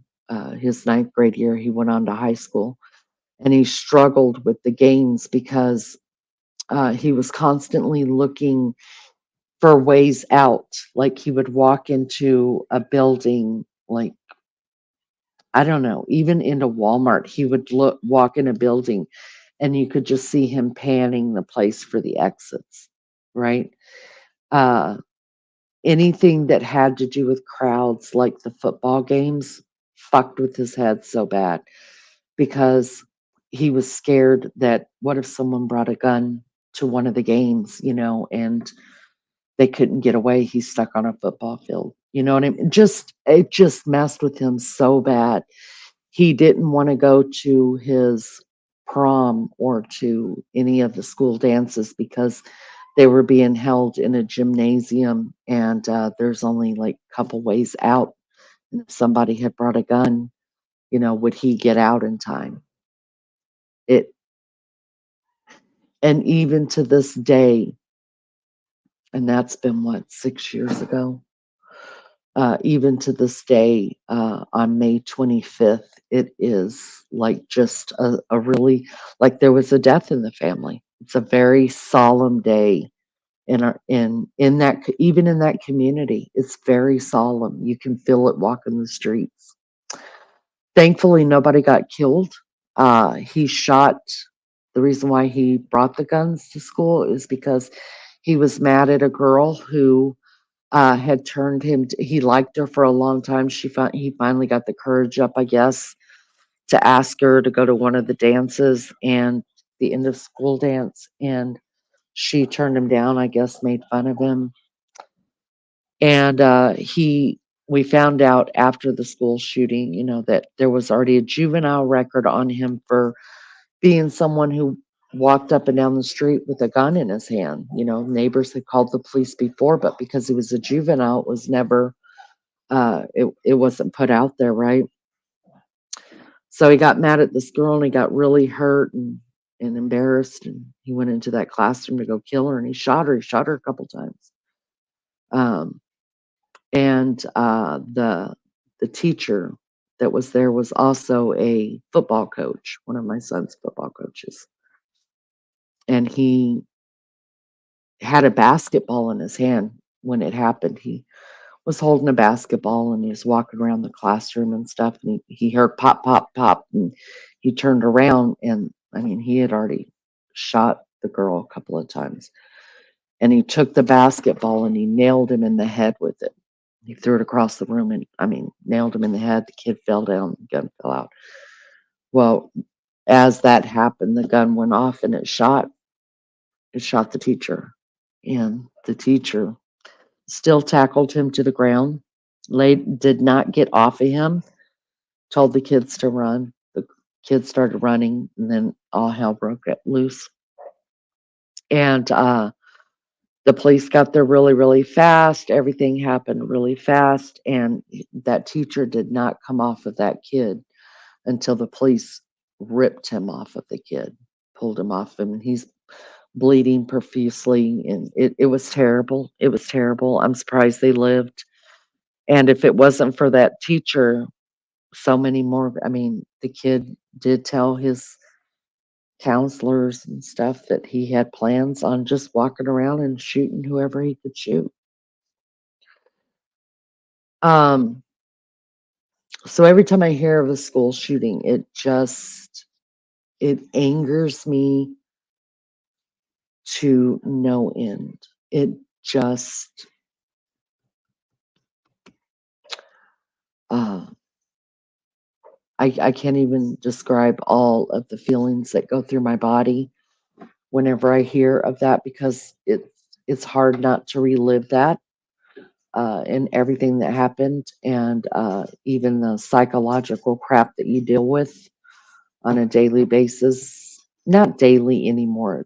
It's not anymore, but like on May the 25th, and sometimes like whenever I hear of school shootings now or stuff like that, I still relive a lot of that in the many years it took to get my kid to be able to go to a football game again and not be as concerned. Now, to this day, he's going to be 21 years old in November. And to this day, he will tell you if you ask him. Well, he'll tell people that are close to him. If you ask him, he knows exactly. It doesn't matter what building he goes into. He knows where the exits are. He, if he goes into a restaurant, he doesn't use bathrooms. And he will. My kid will find a tree behind a building before he will ever be caught in a bathroom because there's only one way out of a public bathroom. He won't do it. Um,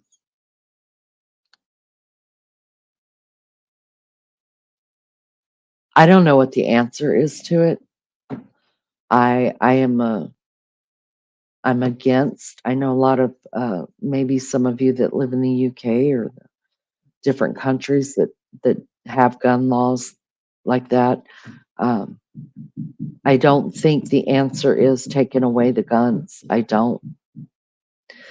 Um, I own weapons. Uh, I will always own weapons. I think you're safer with them than without them. It's the way I kind of look at it is,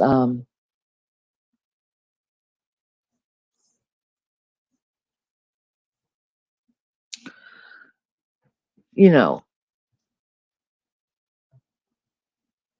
a drunk driver kills somebody on the road, kills a pedestrian. Do we do away with cars so that people won't drive drunk anymore? No, it wasn't the car that killed um, an individual. It was the decision of somebody who's really deranged and doesn't make good choices for whatever reason. And that's the way I think about guns. And unfortunately, I think there should be stricter laws. I think you should have to take a mental capacity test or whatever you want to call a psychological test to legally own a firearm. But here's the deal: drugs are illegal in this country and in your countries. People are still using, they're still buying. Very easy to get. Same thing with weapons. Same thing. We could ban guns. People like me are still going to get them because uh, I think there are reasons why we need to have them. In fact, I always tell people all the time, um, if you're not packing, you better say you're packing. Uh, and it can be a deterrent. It can. People know you have weapons in your home. Um, they're if I say, "Hey, I've got weapons, and you come in here, you're gonna meet the end of a shotgun." Uh, or the guy next door is like, "I don't believe in weapons. Nobody should own weapons." Which house you think is gonna get robbed first? So I don't think it's a wise decision to tell anybody that you're not packing. I think you should, even if you don't believe it, I think you should always say it. I think it could save you some heartache. I don't know what the answer to all of that is. I just know that we do need stricter laws. Um, I think it should be a law that weapons, if you have children in the house, uh, some people may disagree with me on this. I think if you have children in the house, I think it should be a law that Weapons have to be locked up without a way. I also believe that no matter what, see at our school shooting, us as parents wanted the parents of the shooter to be prosecuted. Um, because the kid had a record already, for walking around his neighborhood with a gun in his hand. So that tells me that the parents knew that the boy had a problem, for whatever reason he was doing that. I don't know. But second of all, isn't I mean, if your kid's drinking, right, at a party, cops are going to call the parents, right? Come pick up your kid. If your kid vandalizes or does something against a business, ultimately the parents are responsible and they have to pay the price to fix it, right? Why aren't we charging parents? Why? Now, I haven't been able to look it up as to why the dad got charged, but I was in the Atlanta shooting or the Georgia shooting, but I was like right on. Whether people get in our instance, thank God. Now, mind you, this girl who was shot, she'll never use her arm again. Uh, she's had so many surgeries, I can't even count them. The teacher who was shot had so many surgery, can't even count them. He can no longer coach football. Um, you know, we need to hold parents accountable. If we can hold parents accountable for your kid shoplifting or vandalizing something, and then if your kid's doing something that kills somebody, you need to go to jail with your kid. Because I'm going to tell you what. Let me tell you this right now. When my kids were depressed, I fucking knew my kids were depressed. When my kids were anxious about something, I fucking knew when my kids were anxious about something. When my kids were sick with a cold, I knew my kids were sick with a cold. I was in tune with my kids. Did I always know everything my kids were doing? No, absolutely not. Were the things my kids lied about so that I wouldn't know? Sure, they did. But I knew my kids. I kept an open line of communication with my kids. And I never told them. My mom used to tell me this. My dad used to tell me, you'll never get in trouble for how you feel. We could talk about anything. And then you fucking get in trouble for it, right? For saying the wrong thing. I got in trouble talking about how I felt. I didn't tell my kids that. I told them, I may not like everything you have to say. And you may get in trouble for depending on how you come at me, but you should always come at me because their brains aren't developed enough to make the decisions, to make the right decisions. That's why you have parents. That's why you got people that should be protecting them against themselves. And then you got these parents out here, no, I'm gonna let my kid do whatever they want to. Like, you know, I'm gonna let them make their own decisions. Are you fucking kidding me? Okay. Or how about the parents that say, my child would never do that? Really? Your child's probably the first one that would do it. Why? Because if they've got you wrapped, it's really easy to wrap someone else. Believe me, your child would do it. My child did it. But the difference is that I knew my child was capable of doing it, even if they were the sweetest one on earth. My little sweethearts, that do no wrong. They did wrong. I think we got to hold parents accountable. I do. Um, if a kid goes in there with a weapon, Parents, you're going to jail with them. Now, do you need to do as much time? I don't know. Not the authority on that. I don't know. But here's what I do know. A school shooter that came in there and changed so many lives that day, so many lives. His record is expunged. Last year, he was up to get out of prison because he only had to stay in prison till he was 18 years old. Then his record would be expunged. He could move to another city and nobody would know him or know what he did or know the havoc that he caused and the damage to those people's lives that he caused, right? Luckily, a judge said, negative, negative.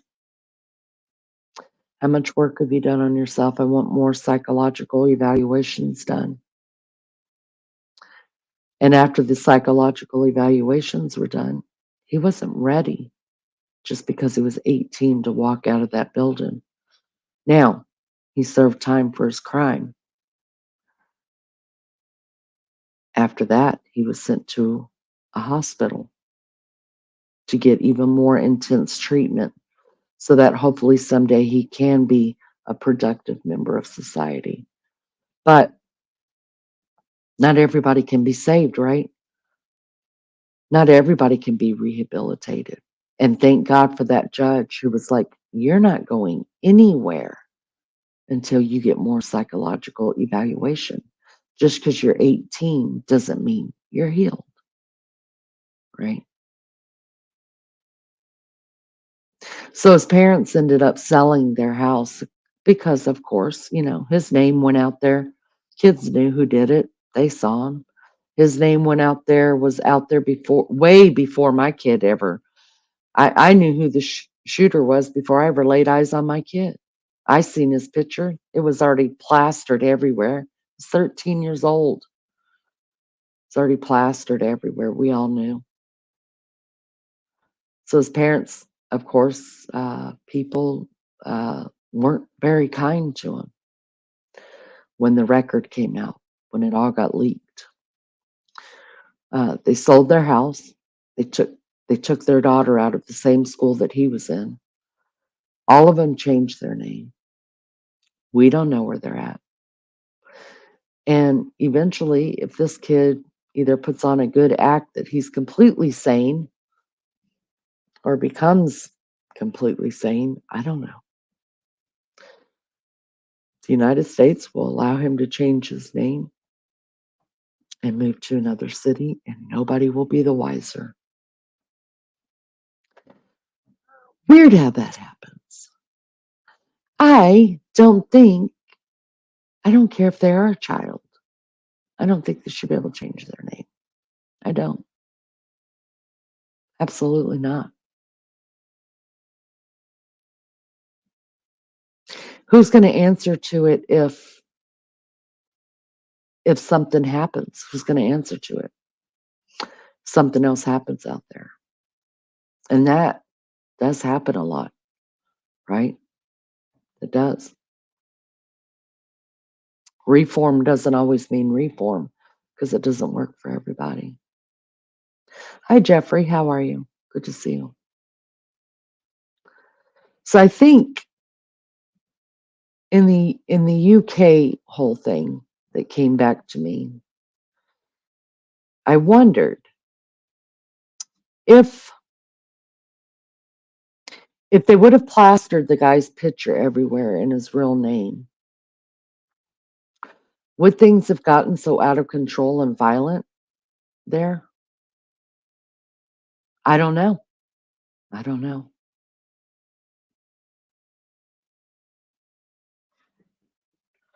But I do know something's got to change. A lot of times people think one burglar, but got to think ahead. What if there are two or three at a time working together? Absolutely. Absolutely, Richie. Donna, the FBI had visited their home before because the kid made threats. So the dad was pre-warned and he had a problem and still bought his kid a gun when he had moved to another county. Nice.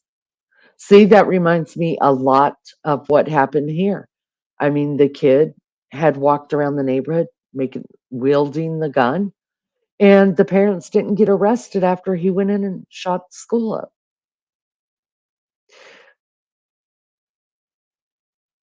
I don't know if the classroom is being used now. I'm sure it probably is. It's been 6 years. But I know the very following year, that classroom was boarded off. Nobody went in there. It's not like it wasn't clean. It just was it was very triggering, right? For kids that still had to go to that school and teachers.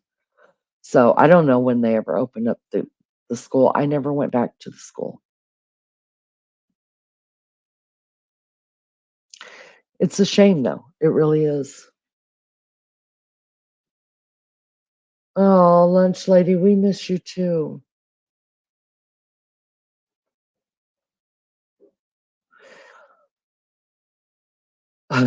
Yeah. You know, I mean, maybe it seems I don't mean for it to seem like I've had so many traumatic events. I've think everybody's had a lot of traumatic events. I don't know. I've had a lot of good things in my life as well, you know. But yeah, I've had some I've had a portion handed to me. The gun laws changed a lot in Australia, Aussie True Crime says. And DJ says, true, but it certainly hasn't stopped the criminal drive-bys and shootings. Wow. See, I didn't even know. I did not know you guys dealt in that. I had no clue. Raider says, like Kyle Rittenhouse, he went by the laws, etc., of the rifle he got. Mm, wow.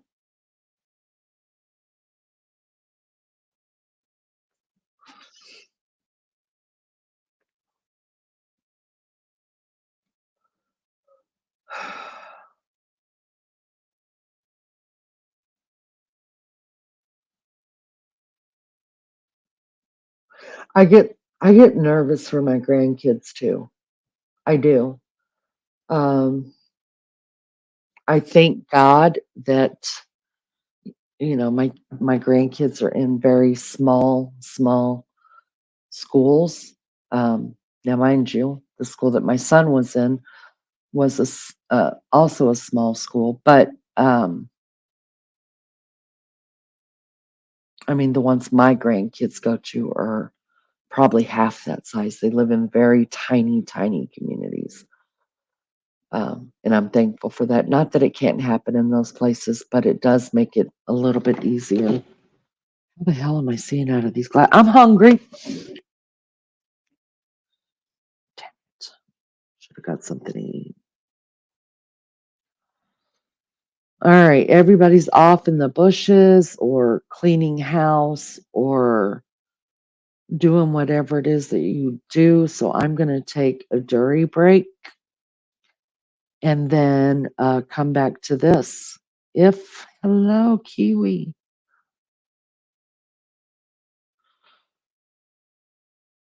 Oh, don't be sad. Don't be sad because the Adonis is here, as in Kiwi is here. Yay.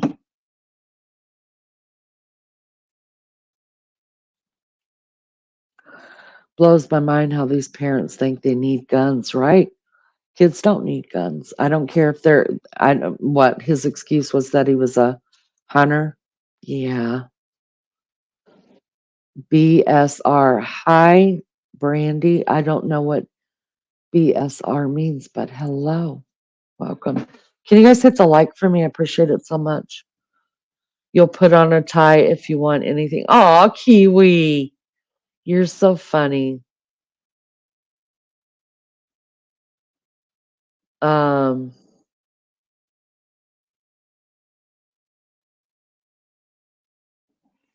all right, I'm going to take a Dury break. For you Americans, that is a cigarette break in Aussie. I speak fluent Aussie.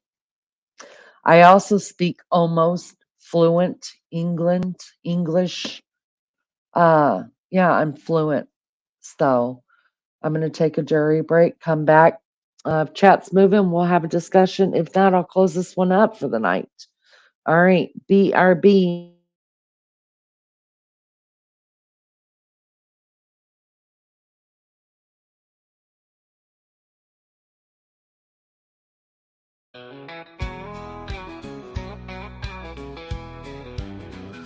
Lainey leans back, puffing slow in the sunspots glow. Mad mods in the comments, jokers throw a cyber blow. Subscribers flipping birds, saying, girl, don't you know? Break saying, welcome here, content should forever flow. She rolls her eyes, says, y'all ain't got a clue. She'll load on, drag deep like barbecue. And Team Maggie swoops in, cape and a lasso. Gotta laugh cause she's saving Lainey from this asshole. Cigarette Lainey, rapture ain't here yet. The internet wild, but she ain't breaking a sweat. Breaks on demand, while the world throws a fit. Ain't Maggie swoops down, y'all gotta quit. Night shift grinding, mods don't ever sleep. Subscribers wanting more, hunger running deep.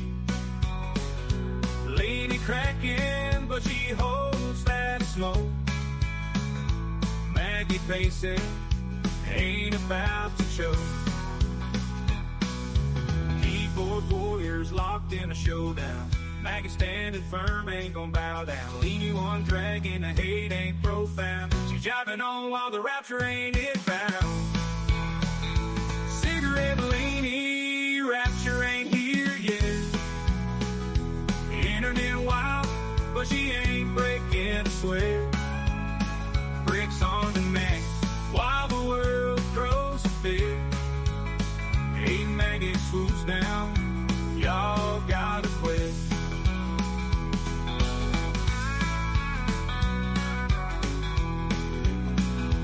Keyboard warriors locked in a showdown. Maggie standing firm, ain't gon' bow down. Leaning one dragging, the hate ain't profound. She's jiving on while the rapture ain't inbound. Cigarette Lainey, rapture ain't here yet. Internet wild, but she ain't breaking the sweat. Breaks on demand, while the world throws a fit. Hey, Maggie swoops down, y'all gotta quit.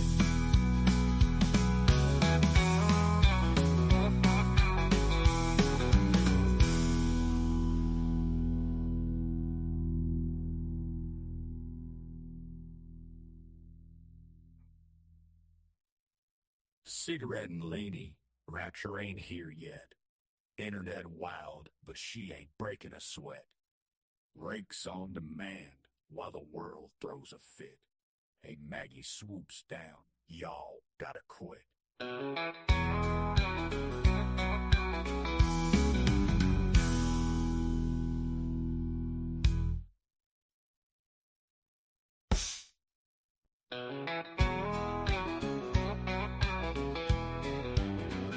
Lainey leans back, puffing slow in the sunspots glow. Mad mods in the comments, jokers throw a cyber blow. Subscribers flipping birds, saying, girl, don't you know? Break saying, welcome here, content should forever flow. She rolls her eyes, says, y'all ain't got a clue. She'll load on, drag deep like barbecue. And Team Maggie swoops in, cape and a lasso. Gotta laugh cause she's saving Lainey from this asshole. Cigarette Lainey, rapture ain't here yet. The internet wild, but she ain't breaking a sweat. Breaks on demand, while the world throws a fit. Hey, Maggie swoops down, y'all gotta quit. Night shift grinding, Bots don't ever sleep. Subscribers wanting more. Hunger running deep. Lady cracking, but she holds that smoke. Maggie pacing, ain't about to choke. Keyboard warriors locked in a showdown. Maggie standing firm, ain't gon' bow down. Leaning on dragging, the hate ain't profound. She's jiving on while the rapture ain't it found. Cigarette Leanie, rapture ain't here yet. Whew. God. I have enjoyed that cigarette.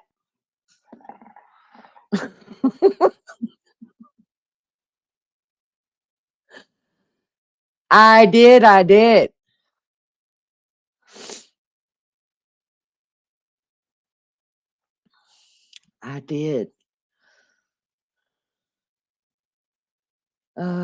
Yeah, y'all hit the like. I don't know how many we got. Just commented on your college football post. Did you, Jeffrey? What college football team did you go for? Boomer Sooner, baby. Oklahoma University all the way, and we kicked ass. We kicked ass this past week. It was an easy team. The Pac-10 doesn't exist anymore. I won't get into it. A lot of people aren't college football fans, but we went to a different section, I guess you'd say, or whatever.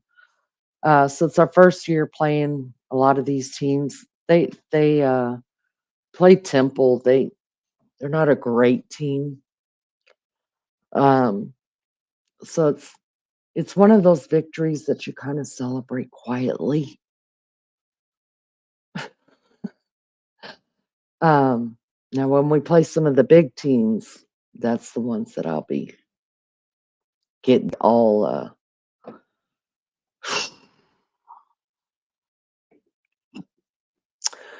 Leanie should play my songs on our breaks. One, they're better than this. Fuck off, Kiwi. How about that? My songs were written just for this channel. And two, I'm struggling singer-songwriter. Play your own songs on your own damn channel. Lay off my songs. They were written personally by a very good dear friend of mine. For mine, if you don't like the music, turn it down. Nobody has to listen to it.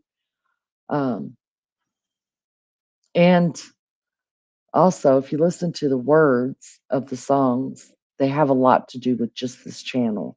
So if you're not feeling the vibe, it's probably because you don't know very much about the channel like the rest of us that have been here since the beginning. We kind of giggle at them because they're in reference to what goes on here. Hello, Peggy. Oh, Aussie True Crime member for 4 months. Thanks, honey. I appreciate that. I love you too. Thank you for coming in.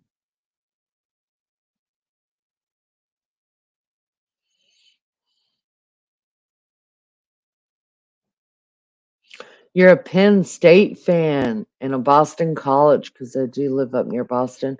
One of my godmothers went to Penn State for doctor. Nice. Nice.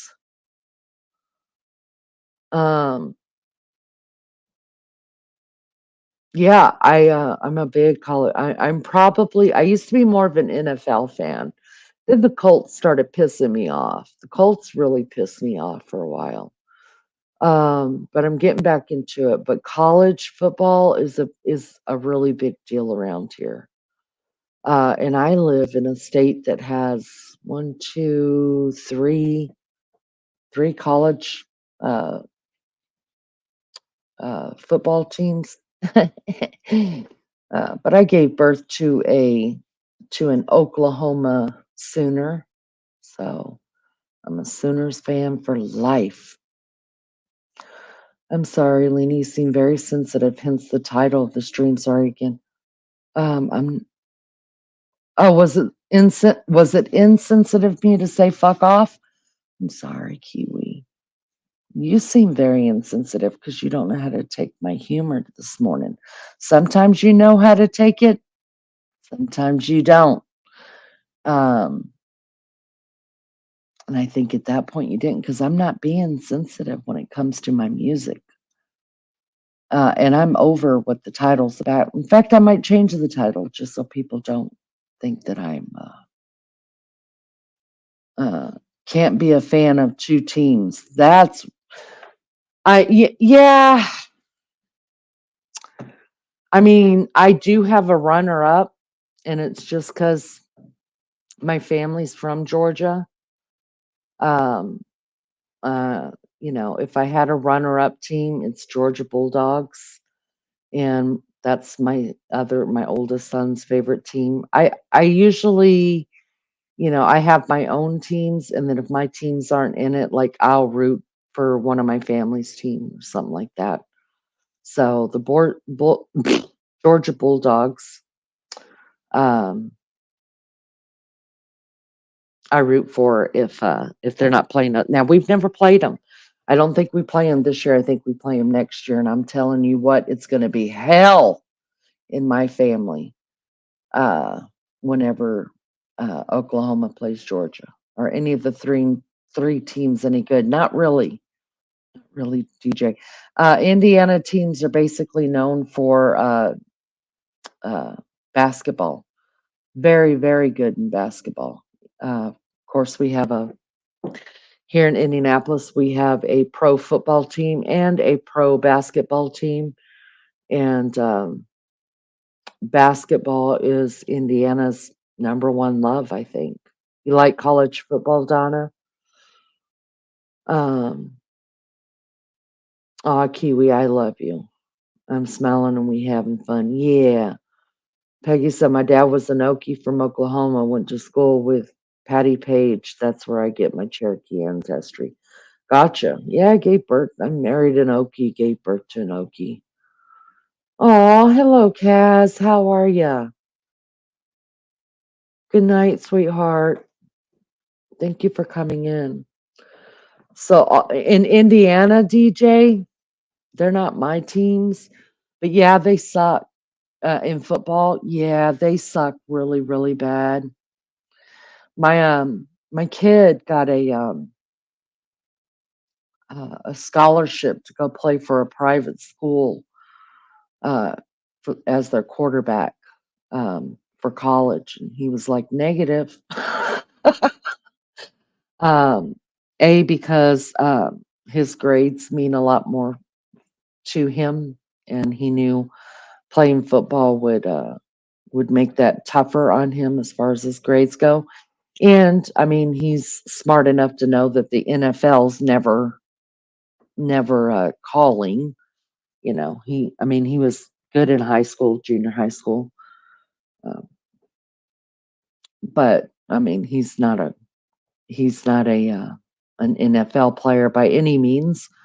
So he turned down the scholarship to play football, and I'm really proud of him for that because a lot of a lot of kids, they would have taken it A for the money and B because you know football was the love of his life, and so you run for that. But he's always thought ahead in life, and he knew that he was never going to make any money playing football, and so his time is spent better in college, um, putting things on a resume and on his LinkedIn and getting all of the um, schooling he can get so that, when he gets out, uh, he can make a better living. That's more important to him. And I'm thankful for that.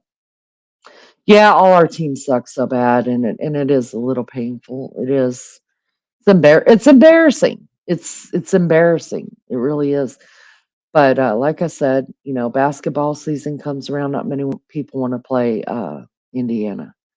College football is great. I know many NFL fans who find college football more exciting. Yeah, because let's just be real. NFL has gone to the dark side, and a lot of those games are bought. I hate to think of it like that because it takes uh, the competitiveness and it takes out the excitement of it when you think of it that way. But let's just be real. Um, Money talks, and there's been a lot of games that have been bought. Leanie has a thing for me, but she gets all aggressive if anyone mentions it. Oh yeah, Kiwi, I mean, my juices are flowing, Big Daddy, I'm telling you. Every time I see your name and hear it, it just sets me on fire. I mean, get the water hose out, put me out. I hope I Ohio State is way beautiful. You're correct, Mobile Mechanic, and they've got a hell of a football team as well. Is there a woman basketball team, WNBA in Indiana? I believe Indiana Fever. Yes. Yes. And we just did I think we did a semi-pro team as well, football team here. I believe there will be good college football games Saturday between Texas. I fucking hate Texas. Horns down. I love Michigan. I really do love Michigan. Um, I was I really tried to push my kid into going to Marshall solely bec- because the movie We Are Marshall, and he could have walked on. I knew he could have walked on. He's good enough to walk on to a small team like that. And I just wanted to walk around saying We Are Marshall. So that was kind of a bummer when he was like, no. One thing about sports is that careers in short or fast. Yes, you're correct. And if the money isn't invested wisely, you better put something else in your pocket because that money don't last forever. In about 7 minutes, I'll be doing a live. I'm not trying to get anyone over there. It's just quicker than doing a video. They'll take all day to upload. It'll be a short one to get my points across. Please watch replay. Okay, Martin. Um, Festus, hello, welcome back. Even sumo wrestling is correct. You think so? That's a shame. Remember, I mean, I remember being a kid and thinking that the regular wrestling, what is it, World what WWE or WWF? I remember thinking, it was so cool to watch it, and then I found out at a young age that people were being paid to lose, and I was like, "What?" I mean, it just totally ruined it for me. I can't watch fake stuff, and so that's why I try not to pay too much attention to NFL. That's what turned me off for so long, is when I found out that a lot of teams were being paid to lose, and um, Donna says I'll watch Martin probably replay because I'm super tired. Nadia Comaneci, my hero forever. She's a badass. She's from Oklahoma as well. She lives in Oklahoma. Hopefully YouTube sends a notification, Martin, then I'll like it ASAP. WWF, yeah. World Wrestling Federation. Yes, that's what it's called. Not a big deal, Kiwi. I don't feel just it's really very hard to offend me. Very hard. And it's very hard to yeah, I don't know. I waste so much time on worrying and feeling guilty that I think I just don't have enough energy to put in to being offended. I'm putting all my energy into worrying and guilt. Um, and I don't like it, but that's just who I am, right? I am who I am. GJ says we're lucky here. There's no corruption in our major sports codes. Do you know that for sure, DJ? Do you know that for sure?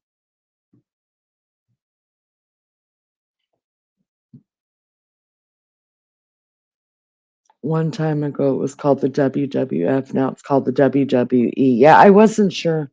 How do you know that for sure, DJ? Would make me laugh. So I always take my son. It was really fake. We saw all the old wrestlers like Jake the Snake and Hulk Hogan. Aw, we still watch it on TV. My mom loved it. My mom used to go down when it was in Florida. It started out in Florida, I think, and my mom used to go there. And my sister's got a baby picture of her and my mom with gorgeous George was holding my older sister. My mom was in love with him. For a long time, I thought maybe gorgeous George could be my dad because he was blonde headed too. And then I found out that he bleached his hair. I was like, oh shit, he's not my dad. But it would have been really cool to go around and tell people my dad was gorgeous George.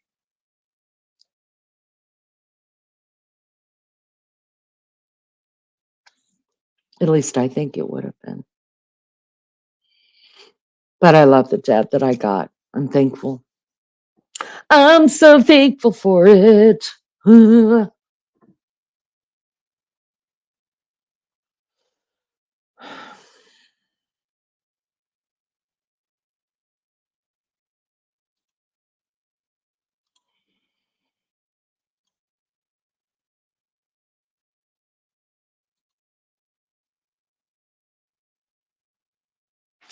40 likes. Thank you guys so much. I appreciate it. See what you doing, girl? How you doing?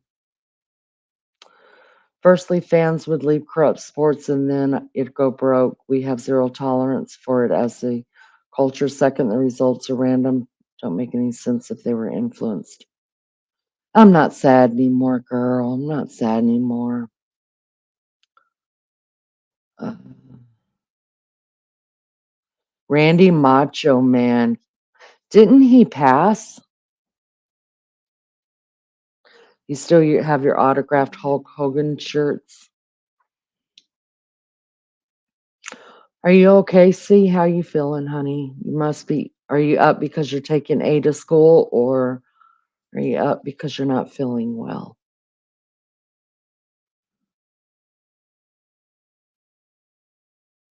Do a. Why don't you do a WWF live, Kiwi?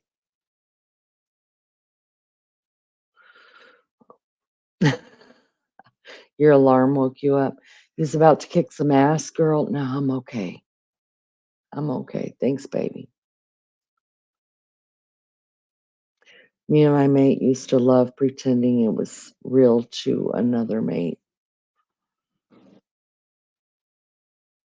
DJ, you would think our fans would go crazy. I mean, I quit watching. I quit watching because I was so upset about finding out, and then I was like, well, surely it's not happening to every team, and um, I just had to put in my mind that it wasn't happening everywhere, so that I could go back to watching something that I enjoyed. But it's really hard for me, like whenever you have players that you just adore. I mean, I love them so much, and then they retire or they transfer teams and stuff like that. Like my baby child is not a team fan; he is a player fan, and I'm a team fan. Although, when Peyton Manning left Indy and went to the Broncos, I became a Broncos fan that quick with the Colts. So anytime the Broncos were playing, I was rooting for them as well because Peyton was just the love of Indy's life. Um, we use we see a guy miss a hit, and say that must have hurt. Oh, DJ, you're a Liney fan, Liney. I ain't heard your voice in a long time. Fantasy football started yesterday. Yes, I know. My computer was being used for fantasy football.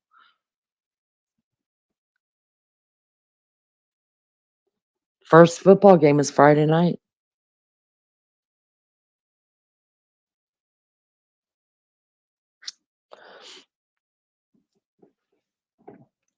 Drove you nuts.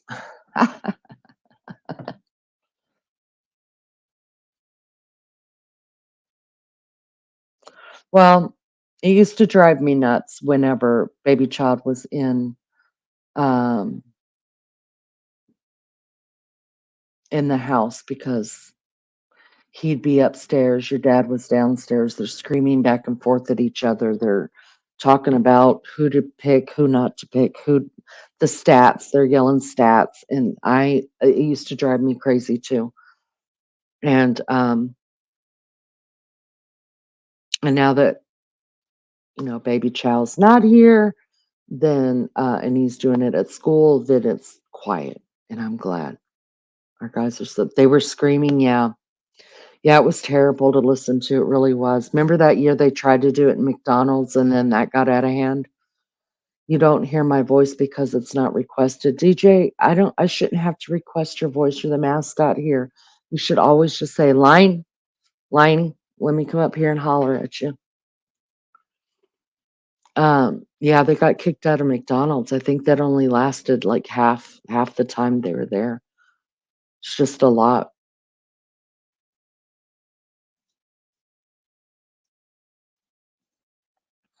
I'm hungry. Why do I always get hungry this time? DJ, you gonna come up? You gonna come out and talk to me, Deej? Yeah, I know he was there. All the guys were there. And I think I even the middle your middle brother was there. It was all the brothers, your dad, um, your husband was there, little Randy was there. It was terrible. It was I think I was working. Oh, good. DJ, you'll come up. Thank you. Sugar been low for 2 days. Have you started your shots? And are you checking your sugar manually now again? Are you doing that? You got to come over and see the house. Well, you got to come. Well, maybe wait until I get my wallpaper up. My wallpaper, I can't wait. When I get my wallpaper up.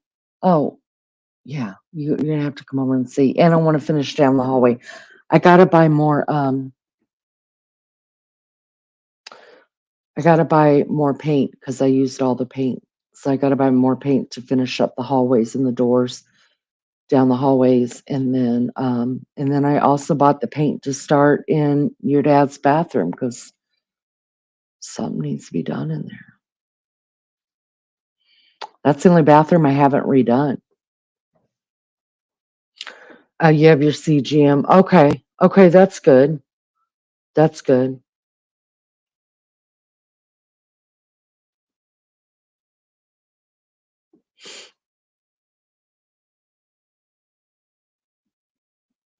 I'm bored. I um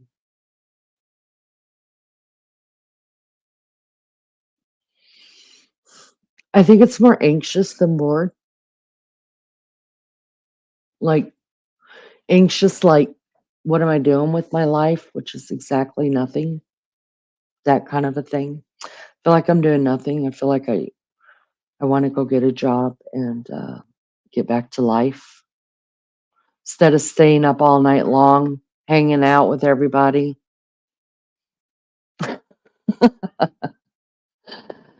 Um,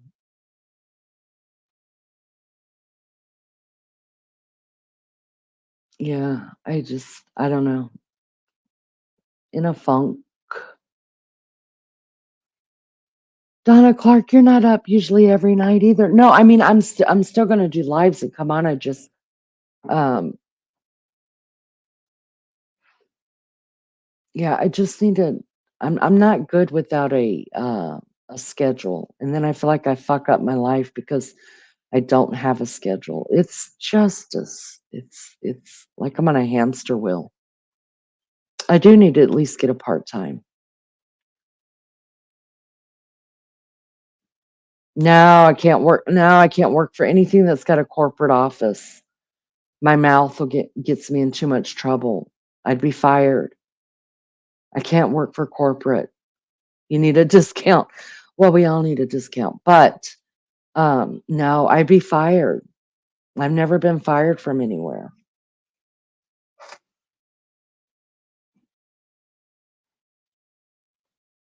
No, I can't. You know that. I've never worked for a place that had a corporate office.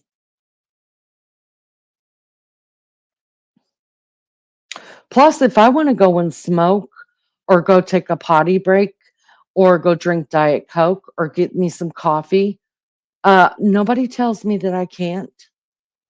So I have to work for places that I can abuse. That's why you work nights. I know. And I have gotten away with stuff because, I always make sure I work with people or for people who think I'm fabulous and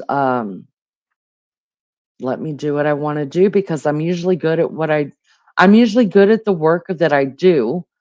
But when I say, I'm going to go do this or do that, then, you know, because I am pretty good at what I do and I'm faithful to work. I never miss work. They kind of just let me run the show, and that's the way I like it to be.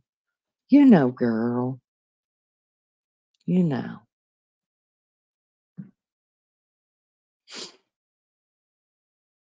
And the only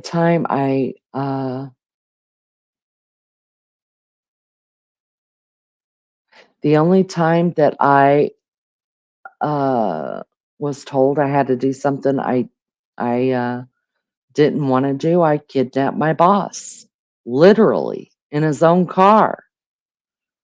Um, and then he never did that again.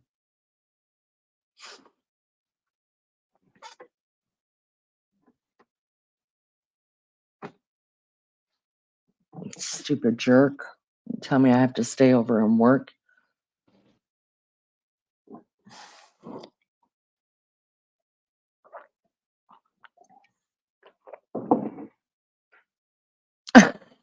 No, DJ. Yeah, we egged his house, forked it, put saran wrapped his car, and uh, here you go, DJ.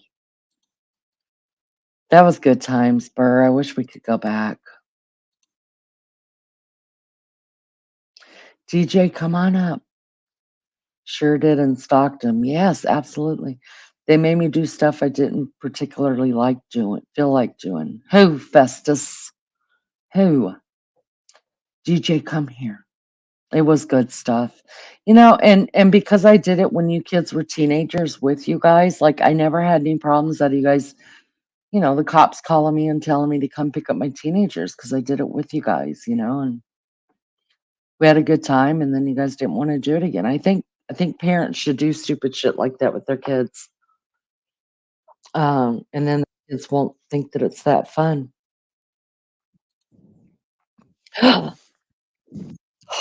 My heart be still. What what the fuck are you doing? And there you go. DJ, give me a Eh, hug, DJ. Oh, I've missed you. You beautiful, beautiful man. No, I'm not having that shit. You called me a fucker yesterday on Martin's channel or this morning. So repent or pay the price. Well, DJ, honey, Oh, DJ. don't you start that sweet talking. D- You, DJ. the Now answer's you, still no. I'm not taking my shirt off, so don't go. DJ. You look so cute in your hoodie, DJ. Look at you. Oh, and those eyebrows. Oh, yeah, do that. Do that some more, DJ.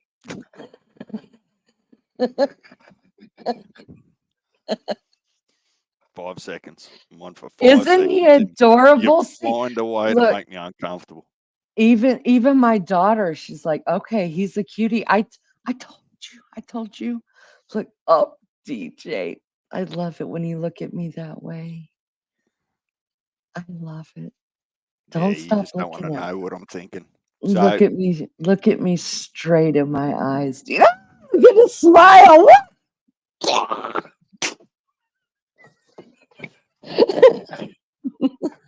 That's your first time seeing him? Oh, he's sweet. gorgeous. DJ, what have you been up to? Tell me something I don't know. I don't know. Tell me. What you been doing? You've Well, been busy. yeah, you can't give me attitude for life throwing shit at you. Like, no one goes looking for it. I think it's important to realise. Don't go looking for shit in your life because life will find it for you. So I've just been Mm, busy. And what it's meant is sort of the last few weeks, probably a little bit longer now.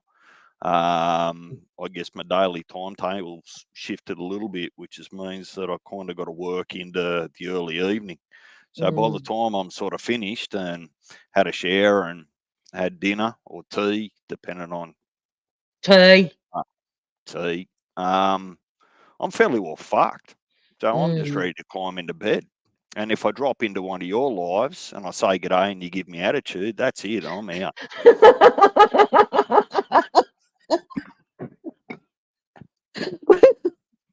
Do I give you attitude? Well, I think the better question is when don't you? I think lately I've been really good because I haven't been coming live. I didn't go live for like 4 days. So that's the only way you can be good. Just avoid lives altogether. Yeah, that Right. says a bit. Did I Well, catch you? Did I catch you shedding a tear yesterday when Maggie came back? Is that what I heard? uh, she she had she got me. She got Mhm. me. Well, Yeah. evidently you've got some spies in your ranks that stitched you up, from what I can tell. What does Did that you mean find out? exactly? Well, it means it sounds like either your mods or a couple of your friends here spoke to Maggie privately and wanted to surprise you. Uh-huh. Did you know about it? How would I know? I don't know. I Nobody has come clean on it, but I can tell you I know at least 2 people knew. I know Melly Joe had to know, and I know Lizzo had to know. Those are the only 2 that I would absolutely for sure know that knew about it and didn't say anything. Good morning, Total Cutie. DJ, you're very handsome. Good morning. We know, Total. That's why he's the mascot here. Whoo, whew. He's Total pretty to cutie, and look at. I pay the price for it all the time. They're just always trying to pimp me out. Get get your clothes off, throw boomerangs in the Right, house. It's just right. out of control. Yeah. He's only, I think, one of 3 guys that has not taken his shirt off here. And DJ, get back on camera. You don't tell me what to do here. I'm Yes, just getting I organised. do. You don't need me to stand up and walk around while I'm getting comfortable. Let Yes. me Yeah. settle in for a chat. Yes, I do. I would love that. I'll pay you. Give me your PayPal. I'll pay you to walk around, DJ. All right. So, We'll all pay you, DJ. Put your PayPal out. well, I tell you what I did here, and I do have a memory for some things. I sure as shit don't want to see any of Maggie's feet pics if they're just like sweaty and grubby. That's what I learnt yesterday. Oh, my feet sweat. Well, shit, I I don't want to have see pictures of that. I have never, ever, ever heard of someone's feet sweating. Well, I've heard of men talking about their feet like sweat when they've got shoes on. You know what I mean? I can understand that, but not to have shoes on and your feet are sweating? Maggie's an odd one. Don't some Tell of the the Chinese, not Chinese, don't some of the Asian cultures believe that your feet's where all your toxins are released? So really?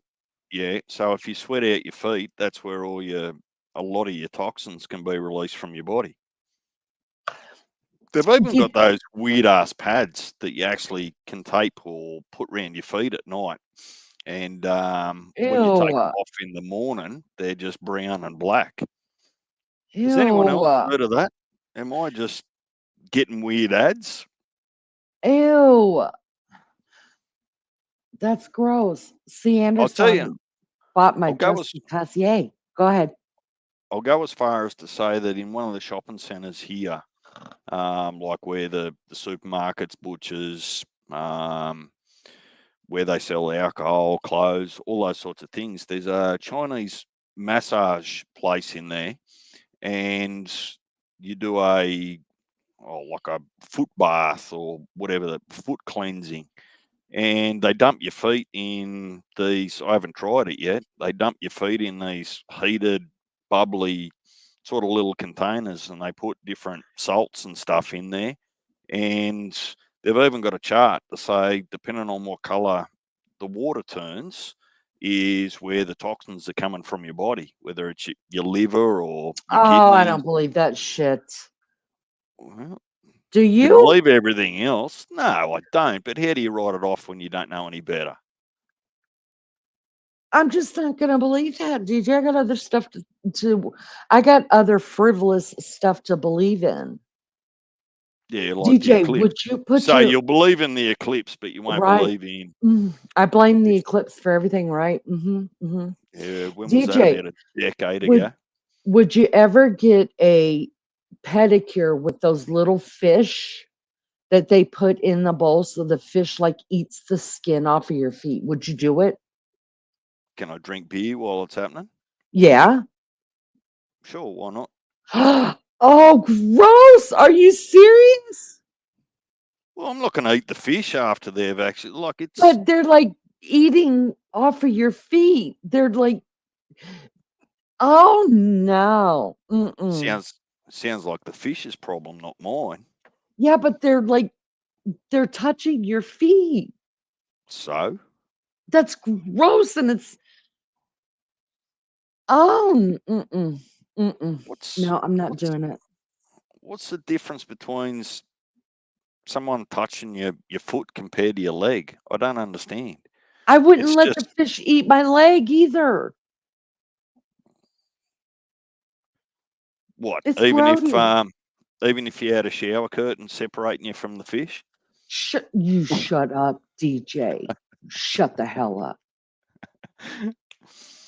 Oh, there's a question for your first C. Anderson. Do you actually have a thing with a shower curtain at your place? Like, is this like a hereditary type passed down things where you're just anal about closing a shower curtain at every chance you get? I'll bet Does that she happen? does. Well, she might not have one. I'll bet you. Total Kitty says, no, DJ, you're correct. I've even heard of people putting onions in the bottom of their feet to sleep and pull the toxins. I told you she See, does. see, you got to It's have a thing. you just got to have an open mind to these things. And look, Uh-uh. are you are you any worse off? Like, let's face it, if you go and dunk your feet in some sort of herbal whatever it is, are you actually any worse off when you walk out if it doesn't work? Not putting my feet in weird stuff.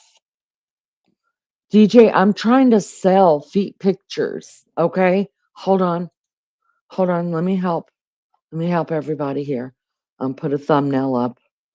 Now, I'm selling these feet pictures. Do not make me go to OnlyFans with my feet pictures, people. You can buy one of these too for the low, low price of There, it's up there. If you guys want a feet pit, let me know. I'm not putting my feet in weird stuff. I'm not. It's gross. Festus says, my mom had a kind of a time trying to trim my toenails.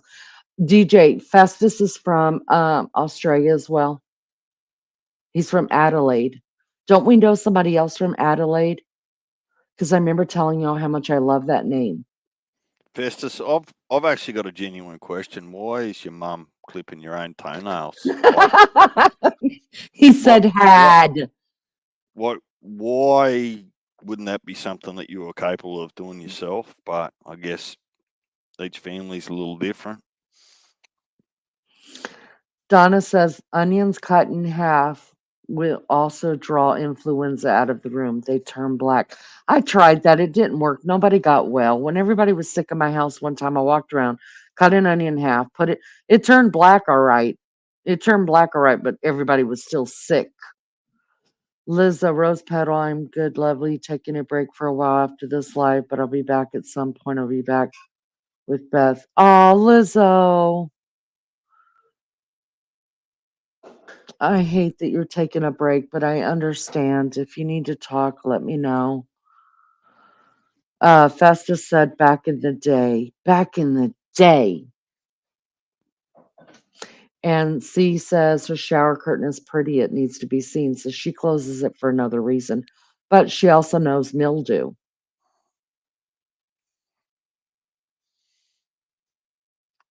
If It's you could because see me now, I'm just shaking my head. I don't understand the whole affliction with the shower curtain, but we'll run with it. You do you in it's your own bathroom, all right? and I do thank you, and it's because you don't have a shower curtain. No, I need everyone to see me while I'm having a shower. If you had a shower curtain, I bet you would close it all the time. No. Well, I think you'd close it. And look, to be perfectly honest, look, I've had showers where there's shower curtains, but you only really close it when you're in there so you don't throw water everywhere. But once you're out of there, it's not closed again. Like it's anyway. Let's put it Wait, down wait a to second. Wait a second. Donna said you should have put them in their socks, Leanie. Yes. Yes, I should have. And C says, "Oh, I shower with my shower curtain." You shower with the curtain open? This is my own someone kid, and I didn't know that. Why would you do that? because Does she's the water normal. get everywhere? Because she's normal, Laney. No, you cannot shower in an American bathtub with the shower curtain open without getting the water everywhere. Well, don't do fucking star jumps while you're having a shower. Just wash yourself rather than the whole bathroom. Hubs likes it open. Um, See, that's something I didn't need to know about you, honey. Didn't need to know that. Um, but DJ has one of those showers that you walk into, like it's like a you walk around the corner kind of, or it's a really deep shower where it's tiled all the way up, so he doesn't have to have a shower curtain in there. It's like ground level. You don't have a bathtub, DJ? Yeah, in a different bathroom. Do you But ever take baths? look, I used to put some different salts in there, particularly after I was playing sport or those sorts of things, if I'd be a little bit sore or have lactic acid. But at pretty much 6'2", look, most bars aren't actually that comfortable for me. Um, Why is that? well, they're too short. They're not long enough. Are they normal bathtub size, like American bathtub size? Well, how would I know how to answer that? You don't buy American bathtubs here in Australia. Oh, for the love of God. Well, Let me go and look it fucking up. measure yours, I and I'll no, I'm measure just gonna mine. look it up. They I don't need to do know that. now. How Who needs to know that? I do. Who knows? Shut up. Okay, you remember these numbers because I'm not going to remember these numbers. Okay, the standard tubs are 60 inches long and 30 inches wide in American. Now let's look up Australian. So Six, 60 60 long, inches. yes, 60 inches long, 30 So inches wide. that's, what's that, 5 feet? 12 inches to a foot. Is that about right? So 60 inches, yeah, 5 foot. Uh, why can't see you people can't even measure correctly? Oh, hang on. Just be careful before you go off half cock. It's not. Why can't you measure in inches? Because we're smart. The standard bathtub length is 1,500 to 1,700 millimeters. So how much is that in inches? Oh my God. Well, 1,500 is 1.5 meters. Oh, I didn't ask for a Which, math class. well, I can't answer it unless I do the maths. Okay, do the math. Hurry up. I'm waiting. It's a little bit over 5 foot. Not 6 foot, but it's a little bit over 5 foot. So yours is 5 foot, ours are slightly longer. And you can't fit comfortably in those? No, because they're measuring at the top of the bathtub, not the bottom of the bathtub. The bottom of the bathtub's actually shorter because it concaves down and in. You don't lay on top of the bathtub, you lay at the bottom of it or sit. And Yeah, look, but let I'm me trying tell to you, picture you. I'm trying to picture you in a bathtub. you don't want to see a bloke get into a bathtub that's too hot because the first part of his body that touches the hot water is his plums. And if it's fucking too hot, he'll stand bolt upright. There'll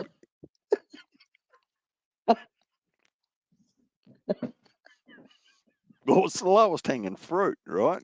Other than your feet in there, and as you lower yourself down, it's dangerous times if you've got it wrong. I'm You know, telling you. I've never given that any thought, but that's true. The first thing I could see yourself lowering down, and it would be your balls that touch the water first. Oh my God! And the older you get, uh,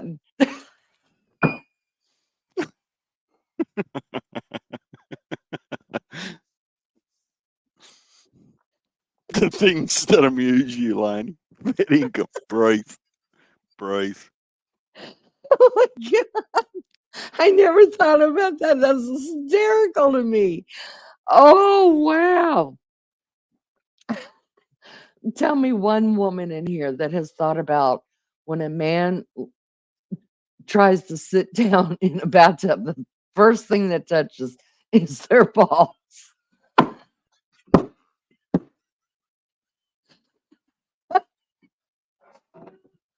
So you measure heat by your balls, not by your feet, is what you're saying.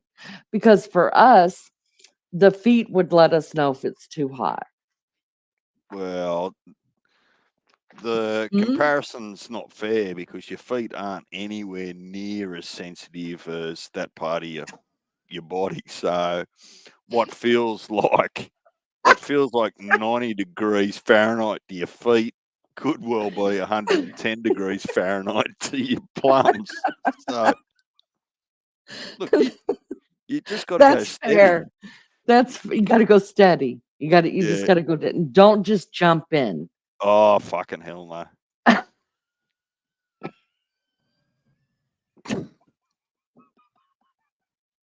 This is delicious. I love it. Oh my God, that's delicious. I love it so much. I'm not kidding. DJC, you give me a whole new perspective on things. Oh God, what would I do without DJ's input? I don't know. Well, I don't know. sometimes you just got to own shit to work out how it can fuck you up. So you just learn the hard way at times. So I think you learn as a little kid, right? If your parents run a bath that's just too hot for you, I'm telling you, you're teabagging yourself, right? Just nah, too hot. I'll stand up a little bit longer. Then you dip yourself back in. Oh fuck, that's still too hot. And then you stand back up. So Oh my gosh. See you later. See, I love you. Give my grandchild a hug for me. Um, I know it's not me, Total Cutie, it's DJ, because I would have never thought about that's hysterical. I never, because for females, we just kind of dip our foot in, and if it's cool, I mean, if it's nice or whatever, we'd sit our asses down. I mean, no one ever thought you had to have two. So you guys basically have two thermometers on your body. You got your feet. All right, this works for my feet. And then you slowly get in, and if it's too hot for the balls, you guys. you'll never see a male stand up quicker. Never.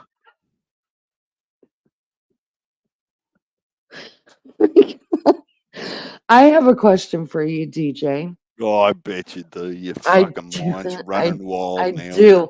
I don't know how I switched from bathtub balls to what I'm about to say, but I saw a short video on this, or like a meme or something. I don't know what it was, and it got me to thinking, and it's so true, and I want to know your take on it. You know how um, places, Mary Kay, Sephora, all these places put out, that this is a cream that will take away your wrinkles and fill your wrinkles, and it always geared towards women and shit like that. The the lady said in the meme, and I thought, that's my jam. Like me and her could be friends. That the only wrinkle cream she's ever gonna buy again is the wrinkle cream that was tested on a man's balls because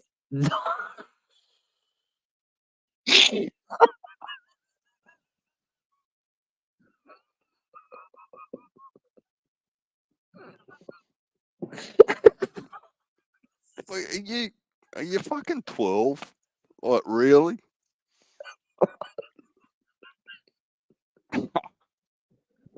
it made so much sense to me. Like, why are us women worried about our crow's feet when we really should be testing wrinkle cream on men's balls? Would you, if a company, let's just say The answer's no. Pfizer, If I come think on now, this, let me finish. For if they came and said for $500,000, DJ, we want to test our wrinkle cream on your balls, and we need to know if it is taking away the wrinkles, filling in the wrinkles, if you feel less wrinkly. Would you do it? Would you let us test our wrinkle cream on your balls? I think that's a fair question. would People you want to put know. would you put toxic cream with chemicals in them that you can't even pronounce on your vagina? You wouldn't, Um, would you? So well, we're not why the would I ones that put it on my? have. We're not the ones. But wait, hold on. Okay, let I, let I'll, wait a let me minute. There's just. a lot going on in my head right now. So, A, our vaginas are not wrinkled like your balls. B, it's okay to put that stuff on our face, but we can't test it on your balls first. I mean, I think that is the true. I was like, that's so true. Like, that would be the true test of time that if it fixed men's balls from being wrinkly, bam, I'm buying like I'm spending all my retirement on it. Okay, so two things. Let's let me just re-baseline this from my perspective, right? So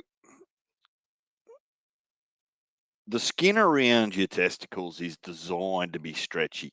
That's why it gets wrinkled, right? Because they Oh, need. come on. No, you fucking look. You had your turn. It's my turn, right? So shut up, just for a minute or two. Try it. It won't kill I'm you. gonna I'm gonna Now, try. Okay, zip. So, in simple terms, when they're cold, they need to be drawn back into the body, and the skin does that, right? To Ew, I'm keep grossed warm, out.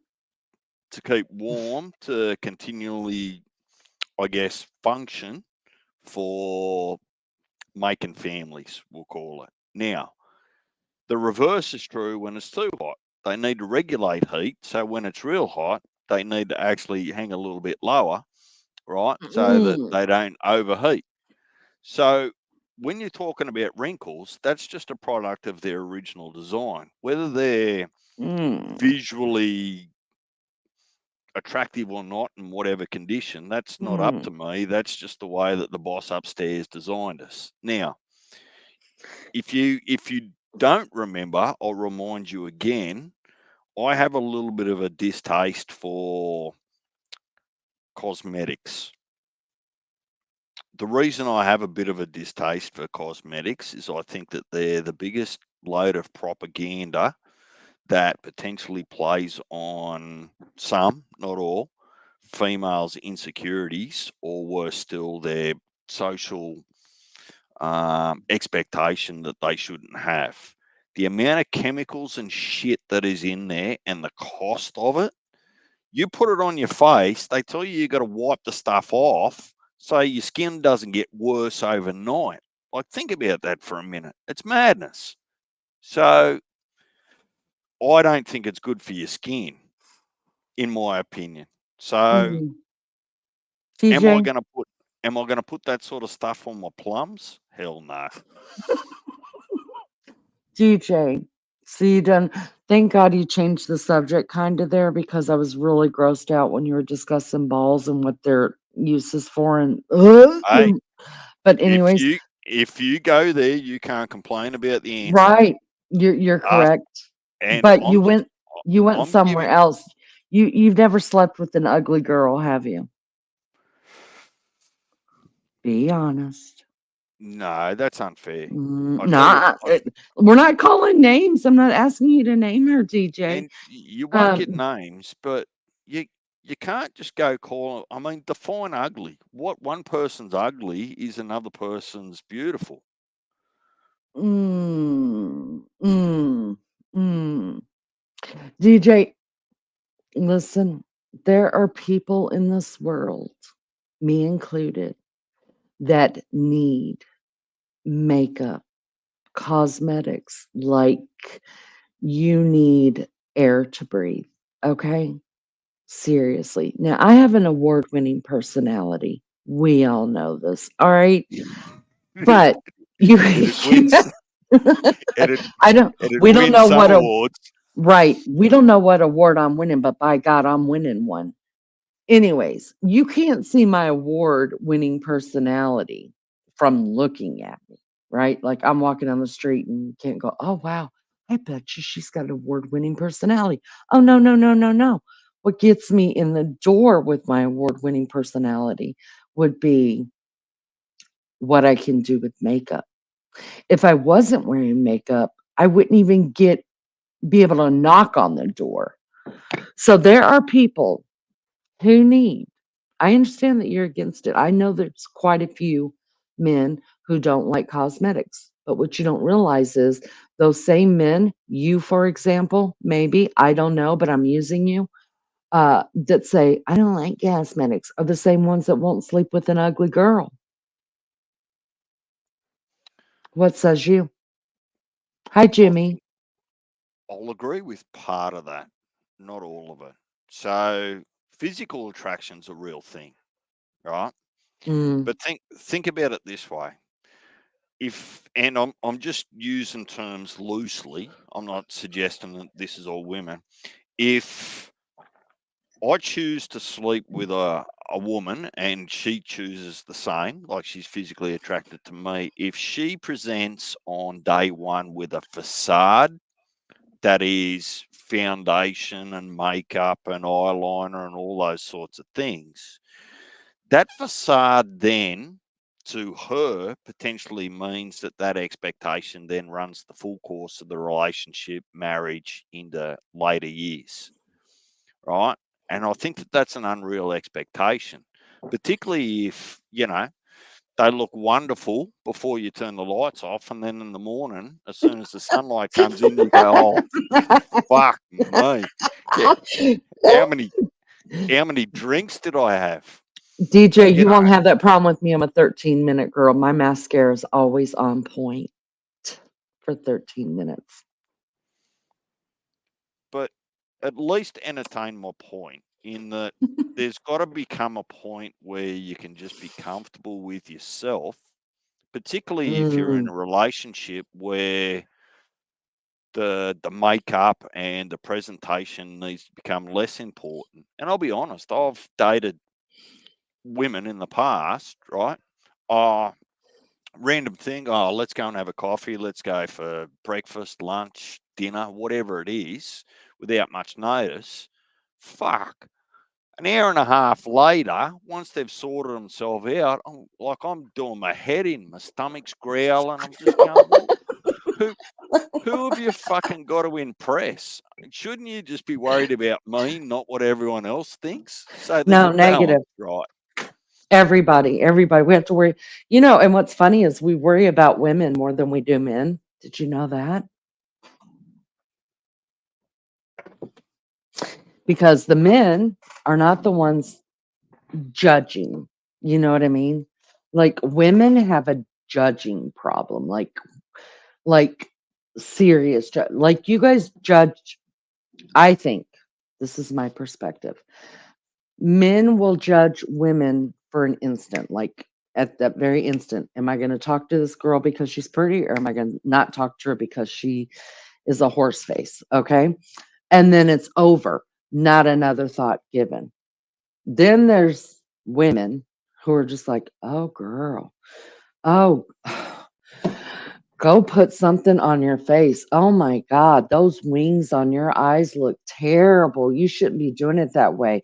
This, that, the other. Your contouring is wrong. Wrong color for your lips. It's on it. Your eyebrows look terrible. They're too thin. I mean, women are so judgmental of women. So it's not always about putting on stuff to attract a man.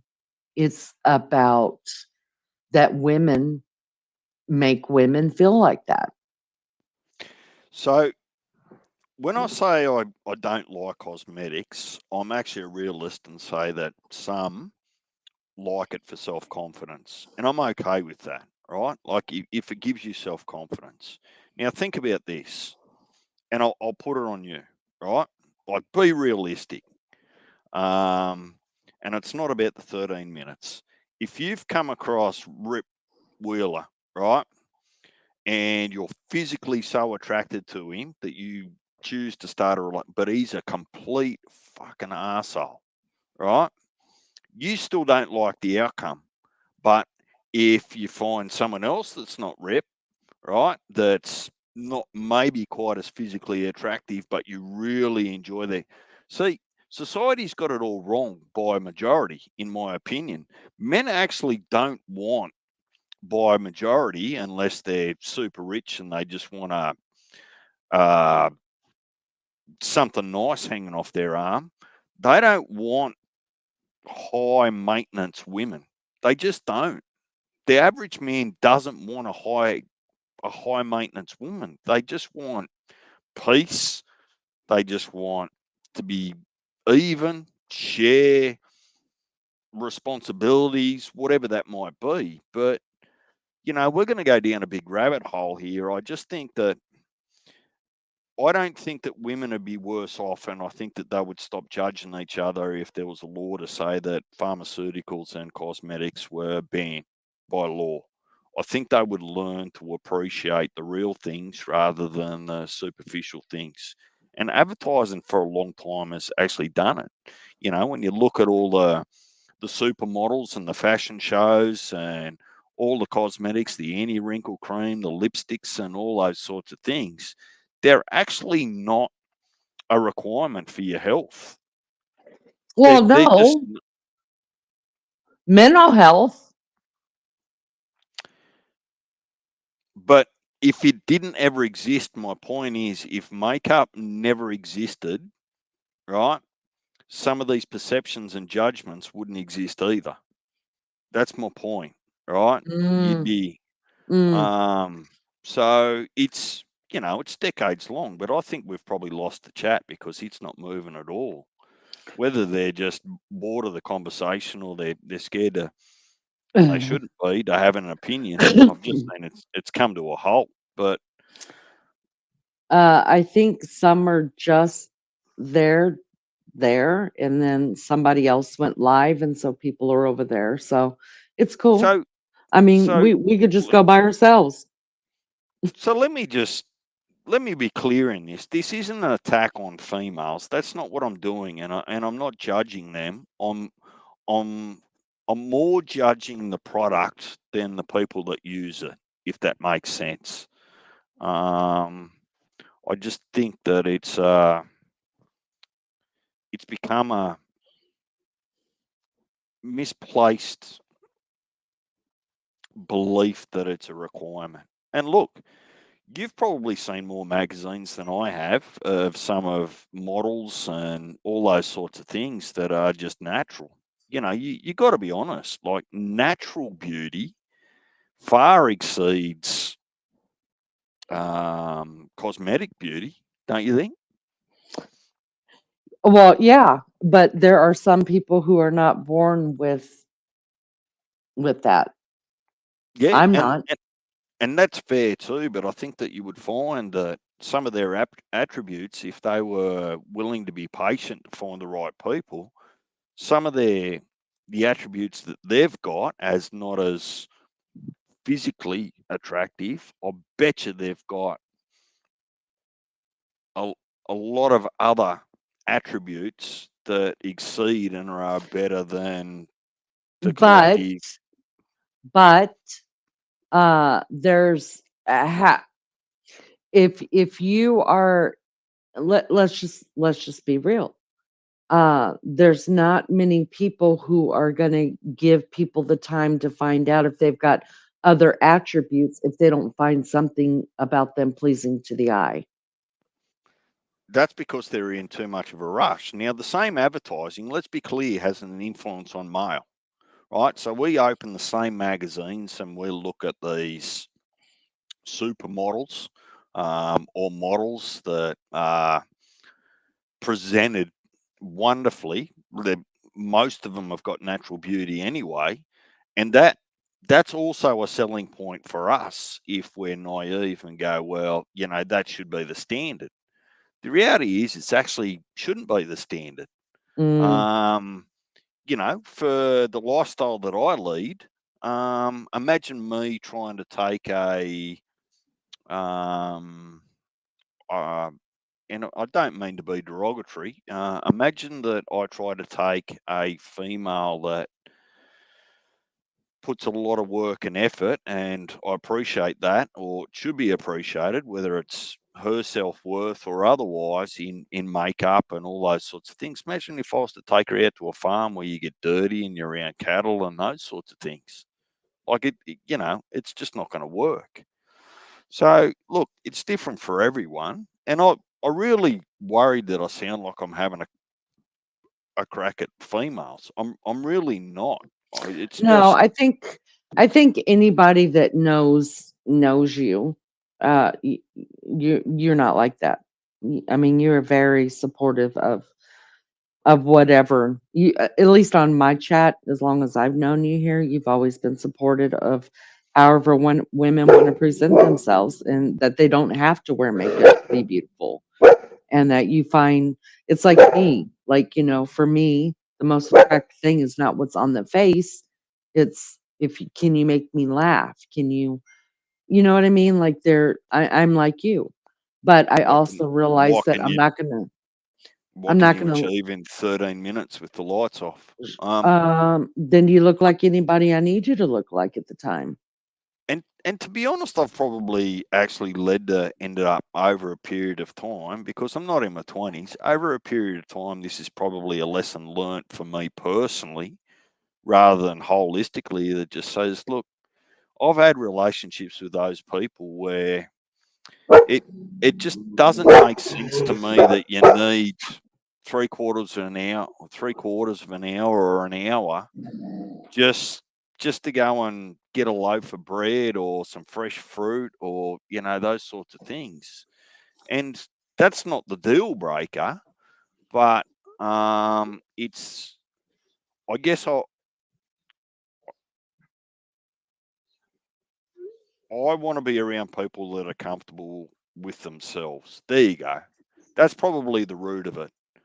I think that when I find people that are comfortable with themselves rather than worrying about how they present to everyone else, I think I'm more attracted to those types of people.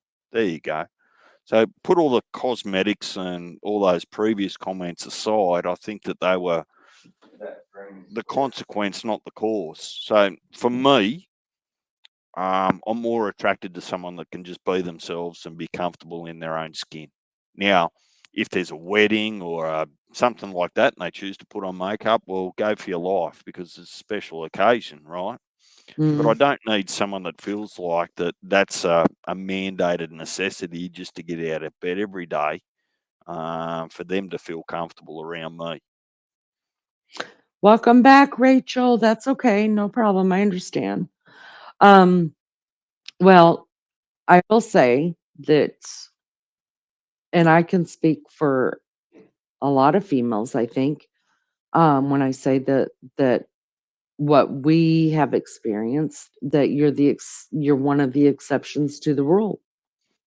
Well, actually, I'm not because I've got a group of friends and family that actually think and feel the same way.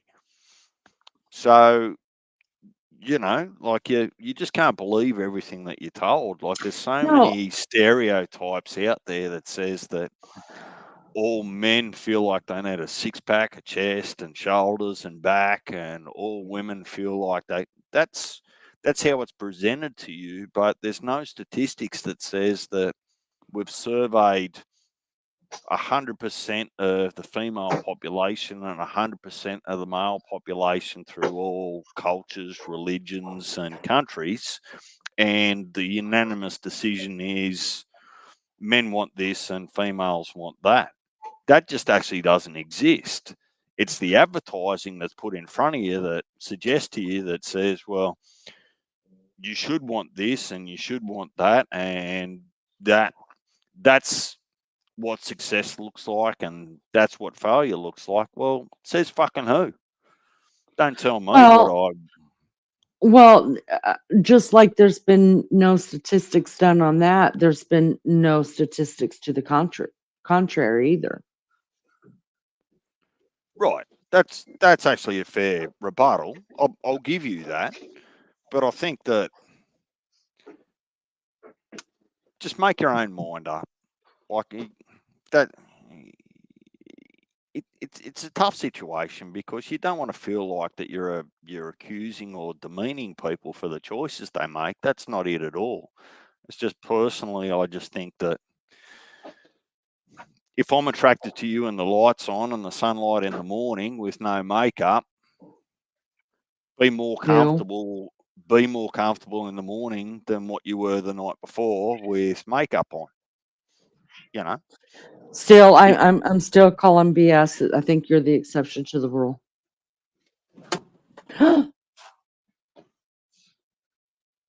Hold on.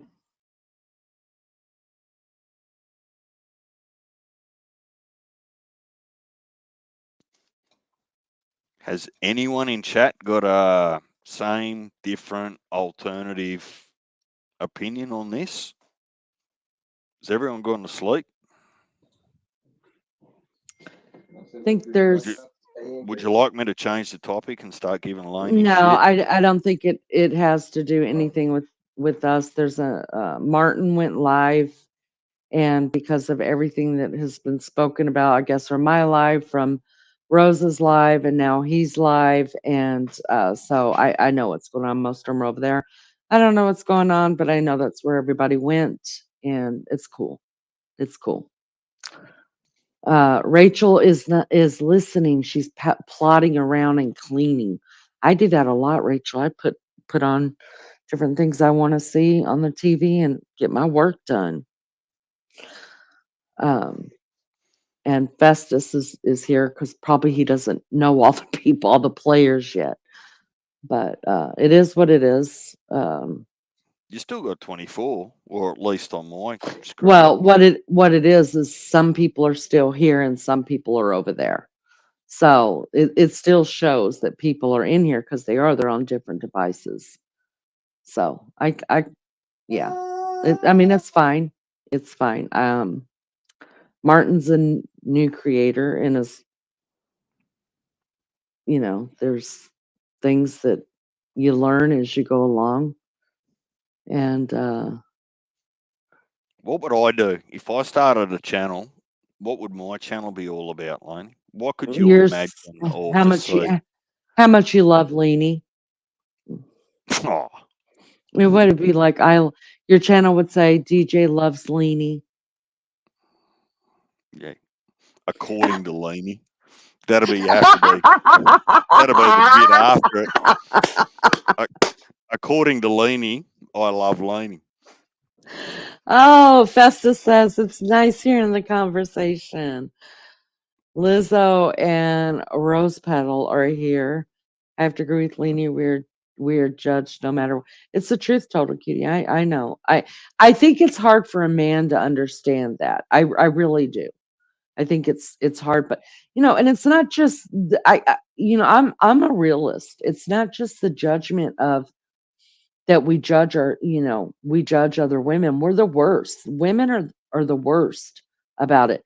But it's also what we see on TV and what we see on the billboards and things like that we judge ourselves, and that's so harsh. And sometimes I'm envious, to tell you the truth, and I wonder, I think there are some men that feel that, obviously, because body dysmorphia is a real thing, even for men, some men.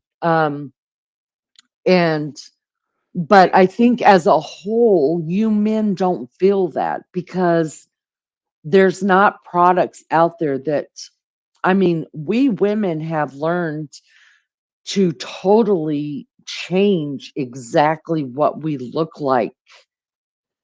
We can look like somebody else completely with a couple of brushes and some mascara.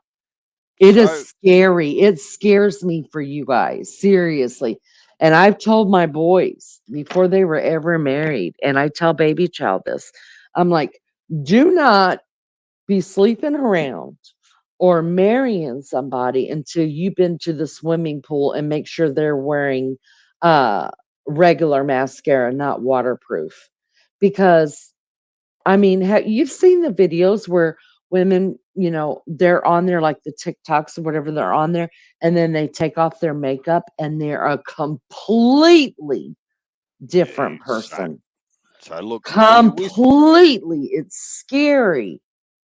when you're with someone long enough, that happens organically. You don't need to go to a pool. Like you're gonna catch them out in their most natural and Not raw state, necessarily. right?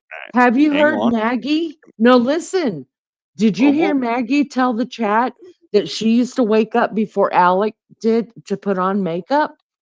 yeah, but you forget I had a long conversation with Maggie about misperceptions about what people are attracted to and who fits who, right? Um, it We're sometimes victims of our own society, right? We're not victims of ourselves or anything. Like it's just the norm. If that person's doing that's person. When you say that men don't feel it, look, they've tried and they still try. There's plenty of products out there for men's that got Yeah, but same you guys sort of aren't going thing. to change your whole look by makeup like we do. I mean, I could be somebody completely different, completely, Yes, if you knew how to do it right. but that's still your choice rather than a requirement. So, um, I don't like I don't like the judgment. I think that I'll agree a little bit here where Total Cutie, like she says, it's difficult to keep up with beauty standards Mm. and how, that they do get judged. It's unfortunate that's the case, is what I'll say. Because when you think about where confidence comes from, so let's break down confidence for a minute rather than physical appearance. People get confidence out of certain abilities that they have. So, where one person is really confident because they've got great physical abilities, whether that's in sport, Olympics, and that goes for men or females. And some people gain confidence out of their intellect, right? So, where you base your confidence means that some of those other things aren't quite as important to you. So I would suggest to you in this example is to say that someone that isn't as attractive as others, but have really high intellect or a great sense of humor, if that gives them confidence, I think that they're less concerned then about their physical appearance. Would that be a fair statement? It's the basis of where you get your confidence. Yeah, but here's what I think you're missing, or maybe you're not missing it. I'm just not getting it. You you can see confidence to a point, but if you're not attracted to that person, you're not going to give them a chance to find out who they are or what their personality's like, or to find out if they're confident in who they are. Do you see what I mean? And that's why I think I, women just change their looks and cake on everything. Listen, if I knew how to do makeup, I probably, makeup differently. I'm old school makeup. Throw on some mascara, put on some blush, I'm good. But like completely maybe I try it. I don't know. But I'm just saying that for most of the people that I know, um, y- y- unless you look a certain way, you think that people aren't going to give you the time of day. no, that's fair because that's what society is kind of. They say, well, physical attraction first, right? But I would also argue that in the attempt to be physically attractive to the right person, you're also attracting all the wrong people, right? So I can't speak for women, but I'd imagine that some of you or all of you have gone to bars, restaurants, functions, whatever it is. You've been all dolled up, and as well as wanting to be attractive to nice and good men, you've also attracted a whole heap of dickheads, right? Where you've True. just Yeah. told Hmm. where you've told them to fuck off. So Hmm. I think really it's about what type of person do you want to attract? Do you want to only attract the person that is only interested in your physical attributes? Or do you want to attract a man that isn't quite as shallow or superficial? Well, And obviously, if we once could you, choose, but it's how you present yourself that helps you attract that. So if I was to if I was to wear a cowboy hat, cowboy shoes, and Wranglers and all those sorts of things and go out, I'm most likely to attract someone with the same interests, or a cowgirl or a barrel racer, or whatever it might be. But if I'm to dress in a suit and tie, I'm more likely to attract possibly a more educated or refined, or worse still, what comes with that is the gold digger, right? So I think how you present yourself should be attuned to the type of person that you want to attract. And if you're not actually looking for someone to only be attracted to your physical, you shouldn't dress like that. Mm, because now you're that not makes sense to me. that because you're advertising to the wrong market. Mm. Total Cutie says, I'm confident woman, but if I were going out, I would want to fit in with the beauty standards around me because I don't want to be judged by others. Yes, Rachel, I'm quite superficial. I like half decent looking man, but if he doesn't make me laugh, I'm out. Right. I mean, I'm a, I, uh, am attracted to, I'm not partial. I'm superficial. Yeah. I'm probably gonna give the good looking guy the first glance in the first look. I'm, um, yeah, I don't even know how to come back with anything. Yeah, that's who I am. Now, Look, um, it, it's a fickle argument because the reality is that humans need to have an initial attraction. Now, how that initial attraction has, whether you look across the room and you see someone, they go, shit, he's good looking, or she's good looking, or you have a conversation and, I really enjoyed that. I love your sense of humor. So there has to be some form of attraction, and that'll never go away.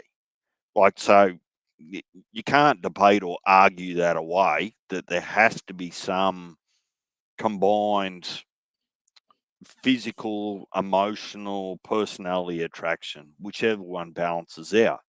But I'll tell you that I can be as equally attractive to a slender woman with wonderful eyes, with no butt, no boobs, as I could be to someone that doesn't have the eyes or the smile, but has a good butt or nice set of boobs, for example. So for me, there's not eight things that make someone attractive and only attractive. There's a combination of things. mm, I And still that's think what you're I'm, the exception to the rule, DJ. well, I think that I'm not. I think that maybe I'm just maybe the first person that's explained it to you outside of the stereotypes that media and advertising portray it to be. I I will bet my left and my right nut that there's millions of other men around the world that think the same way as I do. DJ's gonna bet his right nut, I and guess, look, he's only gonna it, have one nut to test the water with. But go ahead, DJ. I'm sorry. so I guess what can make you uncomfortable is if someone, your partner, feels like they've got to dress up for you all the time. Because when you think about it from a philosophical point of view, you go, well, why aren't you comfortable to be yourself around me now after 2, 3, 6, 12 months, 2 years? What, why, what is it that's making you so insecure to be around me in public or at home? So you don't think about it that way, have you? No. And that's really important. Like, that men don't talk a lot, particularly emotionally, right? So they're Right. analysing things and thinking about things and say, look, you know, I'm half considering proposing to this woman, but after 6 months, 12 months, 2 years, I'm noticing that she never feels comfortable to feel herself because she's always putting on nice clothes and makeup and those sorts of things when all we're doing is watching a movie on a Sunday afternoon. Well, I still think you're the exception to the rule, but I'm gonna throw something else at you though. Okay, after the 6 months, 2 years, and you're ready to propose and all that stuff. Um, what women face is what a lot of women face, not all of them, but I would say the majority of women, whether they get married or they don't get married, but they're in a relationship with somebody, is that men tend, I'm not saying all of the men, but men tend to look at something completely opposite of what they've got right in front of them. I mean, so say you're really attracted to this person. Let's just, okay, she's got pretty eyes, she's got a great personality, she's got blah, blah, blah. She's got a couple features that you like, blah, blah, blah. She's the love of your life, blah, blah, blah. You're happy, you want to get married. But yet you're looking over here at someone that looks totally different, doesn't, you know what I mean? Like, is more of a very quiet person and maybe doesn't have the big batty eyes or whatever. You know what I mean? And but that's who you're looking at. No, No, DJ, this is why women are so fickle and so flip-floppy, and we're just like looking for anything to change us because it seems like a lot of men that we're with, their heads turn that quick, and it's not just once. okay. So let me back up. When I said no, is no, I don't understand the point that you're trying to make because it's not clear to me. So what I think I'm hearing, unless you want to try again, is that when women in some women are in a relationship that they can become insecure if their partner is starting to look Mm, at. Okay, right. there you So, go. well, There guess you what? go. Because you could be with someone who's got, I mean, completely secure in herself. Like she knows where she's going. She knows what she wants. She knows she's got it going on to her full capability. She's comfortable in her skin. Well, And all of a sudden, the pick, man is the one that changes all of that for her. okay. So pick a timeline. 6 months, two I don't years. care. I don't Uh, know. Some people only last a month. Some people last 20 years. I don't okay. think I don't think So, necessarily the it, man changes. I think it's always been there. okay. And that's a really good segue because guess what? That What? man is looking at all of those other things every other time that he's not with you, right? But Right. if that man is still choosing that you are his priority, coming home to you and wanting to be around, that's the bigger message than the what if. Because if you get caught up in the what ifs, and look, I'm going to be dangerously harsh here to you, Laney. I think that you don't have a great opinion of men because of your history with some of them, and all men aren't the same as that. And I'm just trying to have an open conversation to say that from our perspective, you don't need to worry about who I'm looking at when I go down to the street to pick up tools, wood, groceries, pair of pants. Yes, I'm going to look, but if I'm only window shopping and I'm not buying and I'm still choosing you to be my priority, like I'm still coming home to you, going to sleep, waking up each morning with you, that should be a stronger message than anywhere I look or who I look at any other day I'm with you or not with you. Does that make sense? Yes, but I've got a couple rebuttals to that as well. Um, Everybody looks. First of Yes. all, let me say this. Don't turn this around on me because we may or may not be talking about leaning. Okay. Good morning, JB. I, Okay, so okay. don't turn that around on me. Second of all I can women, hear you all smiling. Are you smiling? little bit, yeah. Yeah, I can hear it. Women and men, it's a natural human thing. I get that. There's a difference between looking and be like, wow, nice. You know what I mean? There's a difference in that and oogling. Okay. Second of all, there was something else you said, and damn it, I had a great rebuttal to it. Shit. Shit, shit. Oh, the whole coming home thing and all that bullshit right there. Yeah, that's nice. Except for a lot of times in relationships, Especially after you've been together for a while, you become habits. Uh, it's a habitual act. It is, well, shit, you know, we can't afford to live apart. We can't stand to be together. Yes, I love you, but you've confused exactly what love is. I love my next door neighbor, but that doesn't mean that I want to go and sleep with him or live with him. Do you understand? We develop a some kind of affection for everybody, right? But that doesn't mean that you need to be together. So sometimes in that relationship, it's not that that man wants to come home to you and wants to take care of you and love you forever and wake up. Bullshit. No, it's habitual. And But there are no other choices at the moment.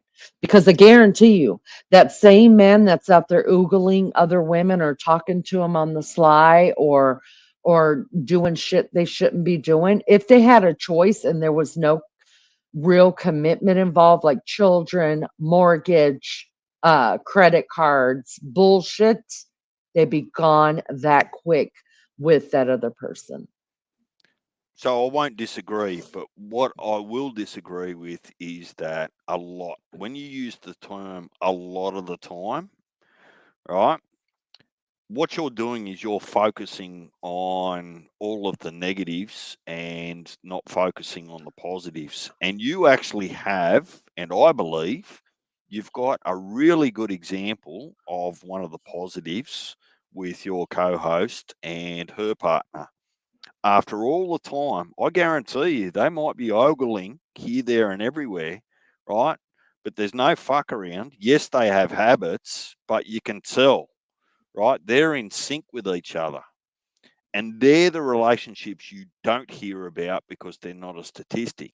You only hear about through the news that there's divorce and then there's alimony and then there's this.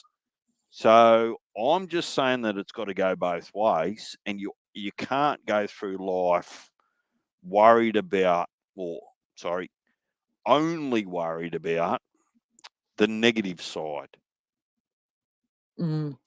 Good morning, SA. Good morning, Joni. Thank you for being here. Like Um, there's wonderful marriages that all around the world that have lasted the test of time, and there was no inkling for playing up and all of those sorts of things. It does happen that it's a mess, and yes, divorce rates are getting worse in society.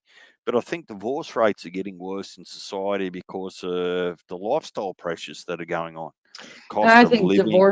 I think divorce rates are getting uh worse in society because people are done dealing with shit. Back in the day, women and men knew that their partner was cheating on them, but it wasn't acceptable at the time to get it. It wasn't, yeah, That true, acceptable to get. true. So, but nowadays it's like, fuck you, like go do you, and I'm doing me, and I'm doing it well, thank you very much. So because But society has made it okay to get divorces, do I think people are fighting for marriages and for relationships the way that they should? Probably not, because they've made it easier to get a divorce and be acceptable. But I'm telling you right now, people are tired of shit, and they're just like, I don't have to do this. Don't have to do it. And I'm not gonna. yeah, and true, and they should be. And look, I'm not silly to say that the first 2 years can be wonderful.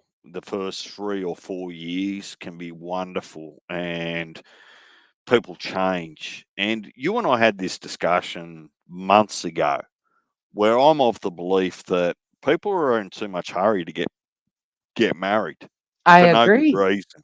Like, just don't be in a fucking rush. You don't get penalised for getting married after 10 years worth of relationship comparative to getting 12 months down the track.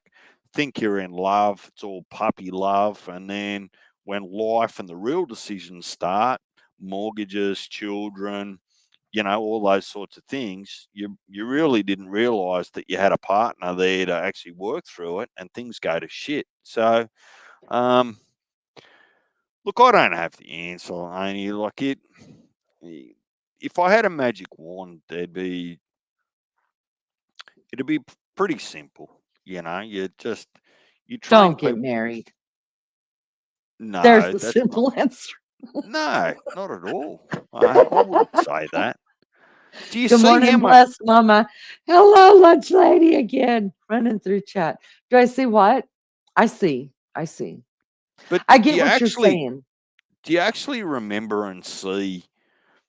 And I really mean this. You don't hear and see about the people that work through their problems, whether it's counsellors or bits and pieces, and then they go on to live decades of happiness together. You don't see or hear about that.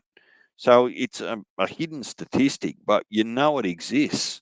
Like how many wonderful marriages, like you look at even, I can, I won't name it here on YouTube, but look, there's people close to our family that are like 70, and they might as well be fucking 20, raunchy little bastards. Like you'd have thought they'd get them out of their system at 70, right? But they're just that way inclined. They've found the right person that they just love life together. So there is that wonderful opportunity, and people just need to make the decision about whether they're going to take that risk and they think they've found the right person. But I don't think you ever find the right person if you're only given it 12 or 18 months out of your whole life to make that Right. decision. No, That's I too agree with short a that time. wholeheartedly. Yeah, I agree with that wholeheartedly. I really do. I really do. I think that I don't know if it's still like this today, but I know that girls want the white beautiful dress and the big event and don't give any thought to after it. But let's face it, sometimes there are what says you about this, DJ? I mean, there are lifelong bachelors and don't you think you need, if you plan on being a lifelong bachelor, shouldn't you go into the relationship with a woman and say, look, I don't ever plan to get married, but unfortunately, some men aren't that honest and they Are you lead them asking? on. Are I'm you asking me asking you that that. question? Yeah. Um, well, I actually can't answer that question because I haven't got a never will or never won't attitude. Um, Mine is more about where life's taken me, sort of location wise and work wise, and bits and pieces, and who I've come across. Um, for me, it's just a case of I don't think I've ever woken up in the morning and said, for me, it's not a case of, oh, this'll do, because I think I've spoken to you before and just said that all children get ripped off if they're just conceived and born for all the wrong reasons, just because someone wants to tick a box, right? Because they feel like they're Right. getting old. But Right. that's not fair on children, right? It's not their choice to be born, and if they are, they should be, where possible, done for the right reason. So I don't go into a relationship and say, well, I never want to be married. Good I night, actually Rose still Petal. We love you too. Sorry, DJ. Good night, Rose Petal. We love you too, honey. Go ahead, I'm DJ. I'm still actually quite open minded about it. But that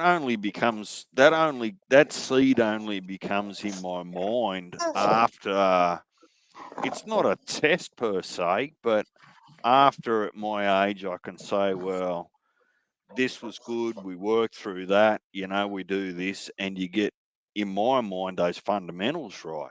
But for bachelors, I think that depending on why they're bachelors, whether there's something about their childhood or their own parents' relationships or whatever it might be, I mean, there's a number of reasons that a man or a woman decides not to get married.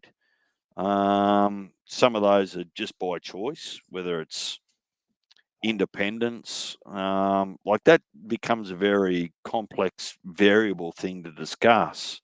I think that if people are trying to meet someone, I don't think it's necessarily, they don't need to put all of their skeletons in the closet and all their cards on the table within the first week. I think that you afford the luxury and the respect just to see how things progress for a little while. Yeah, but you didn't answer the question. Well, give me the question again. The question is, there are men and women, but there are men that have no intentions of ever being married. Right. Shouldn't at what let me put it to you this way. At what point do you come out and just say, "Look, I that's not my jam. Like I don't want to ever be married." You say that within the first 5 minutes you shouldn't put all the cards on the table. Well, exactly when do you come out and say that? When do you come out? Yeah, let's just start with that. When do you come out? When is it right in a relationship to come out and just say I that? think I I think mean, you have a haven't you let them? How long is it leading them on? well. Hang on. Let's let me start this way.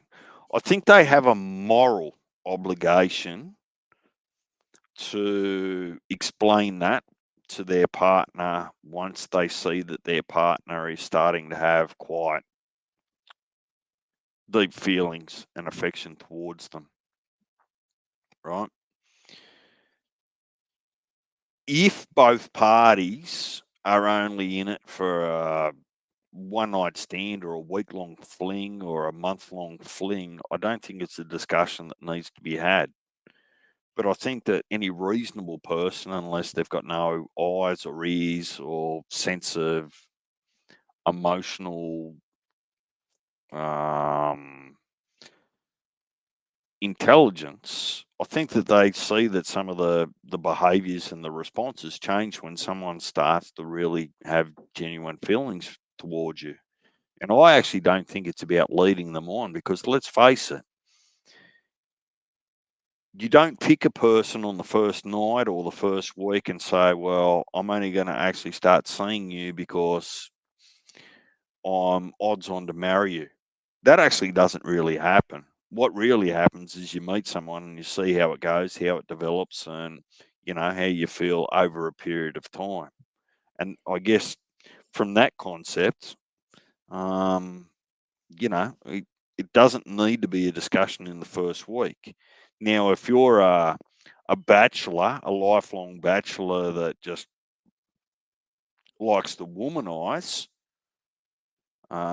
if you are womanizing, you got no morals anyway, so you're probably never going to offer it up, unfortunately. And Mm, that's bad for the female. But I mean, the female's got a little bit of like the woman in that relationship. Let's not forget what women aren't. They are very intelligent, and I would say that probably are more emotionally intelligent than men. So, a woman reserves the right to actually flick the something's not right here. There's, something and walk away as well. So it's not mm, only on the men; it's got to be on the women too to trust their intelligence. Because they are intelligent, particularly in this space, probably more than men, and just go, yeah, something's not right here, you know. So I I get can't it. unpick it. I'm not a by any means a love coach, and we've gone from balls in a hot bath Well, to I could I could play one. Yeah, I don't think I don't think none of those questions are ever going to be answered, right? Let's just be real. I mean, there's no I guess it's just an individual thing and but as a society it is a society thing as well. So, I don't know. I just find it I don't know, look. I disturbing. what what I would say is I actually trust, and this is real. Um, both parties need to have a level of accountability, and men get their heart broken too, because there are women that do effectively the same thing. They know they're beautiful, they know they're sexy, and they just play on it, right? And men get hurt along the way. So both parties need to accept some, particularly as adults, not so much young teenagers or teenagers, while you're just trying to work out, you know, what's what in the world. But adults, both parties need to take responsibility in making decisions about their future. It can't be just the man or it can't be just the female. They just need to trust their gut instinct, Mm, intuition, because both parties got themselves into the actual initiation of the relationship. So both parties need to take responsibility along the way to actually jointly commit or individually leave. It just I can't agree. be. It just can't be one or the other. And look, I like it, Leanie. I mean, there's good things about divorces are easier because if you think about years ago where men, not all of them, but there was domestic violence that wasn't spoken about. Definitely wasn't reported. So hopefully, some of the new laws and societal process help some of those women leave a lot earlier without actually having to put up with some of that abuse Yeah, for at all or over a long period of time. So that's a good thing, right? But the offset to that is that if it's not domestic violence and it's just a relationship challenge, you're right. Maybe it is too easy to walk the other way. right. But you only fight for the things you care about in the end, don't you?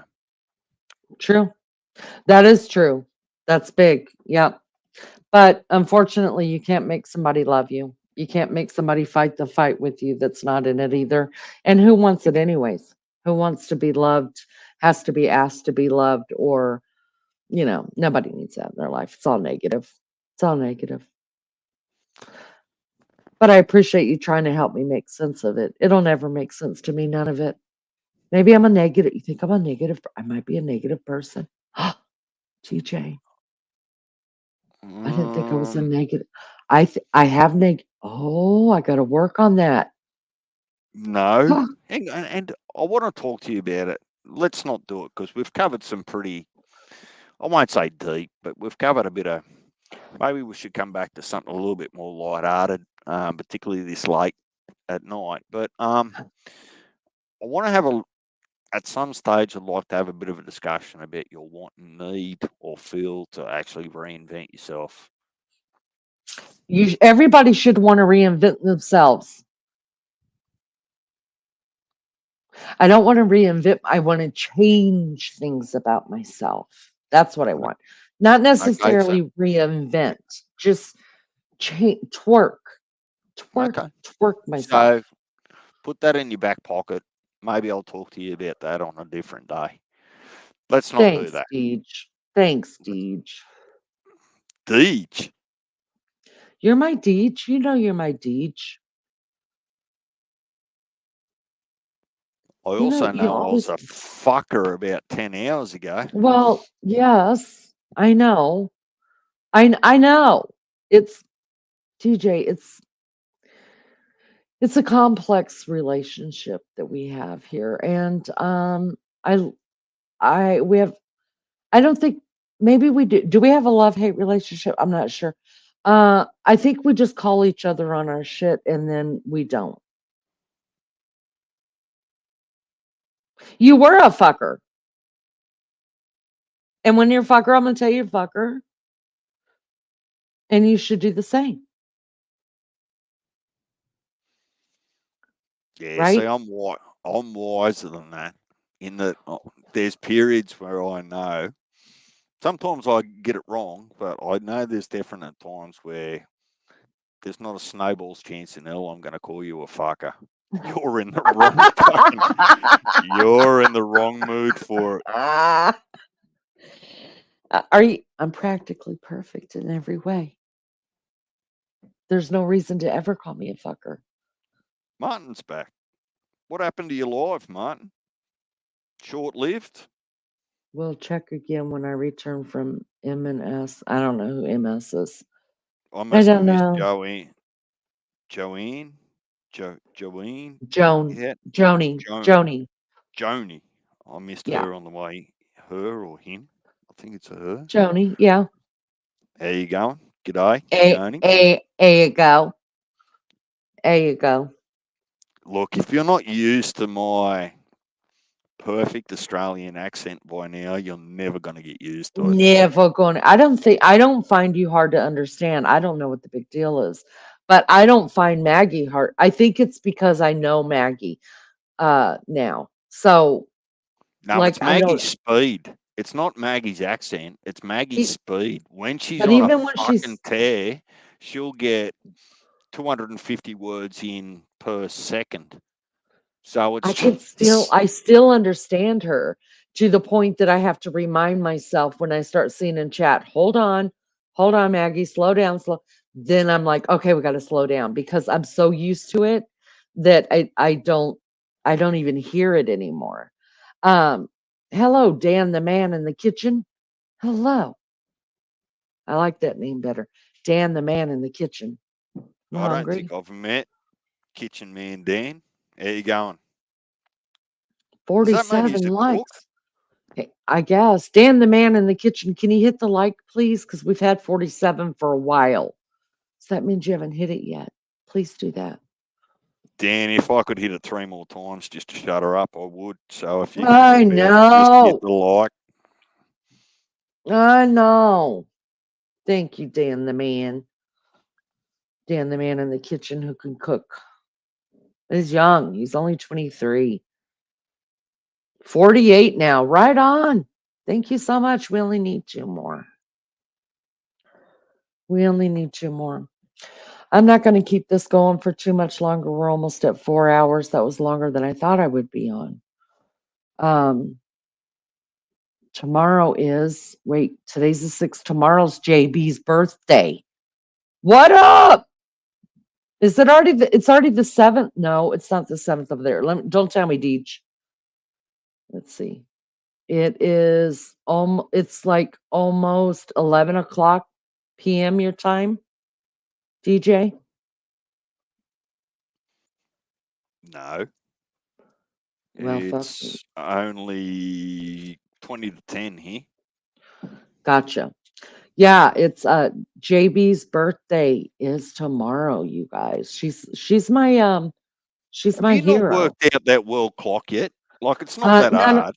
not on the new phone. I had it on the old phone. The new phone I'm having trouble working everything out. I need a baby child to come home and just fix all my stuff.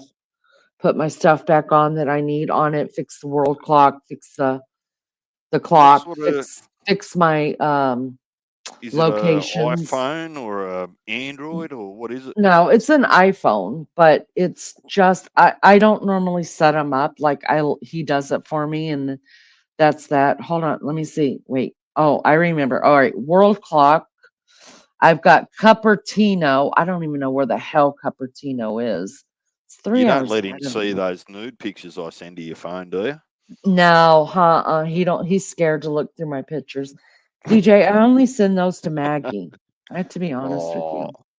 I share poor, everything with her, poor DJ. Alex. You know, You're gonna make Alex feel inferior if you I send him. know, but I get his pictures too, so it's really fine. World clocks I need to add. Ask him for a Uh video of climbing into the bath at his age. oh, that's where we saw it. Adelaide, Australia, which is where Festus is from. That's on my world clock. I got that one. So I'm supposed to add, so I'm supposed to add Victoria. That's where, So I think you're good if I haven't missed anyone. So Perth, Adelaide, Melbourne, Sydney. Yes. All right, those are the ones that I have to add on here so I know the time.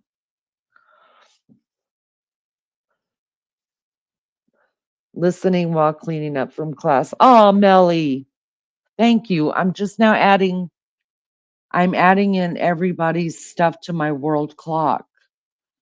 Adelaide, Perth. Perth. Hold on. Have you added in all these, DJ?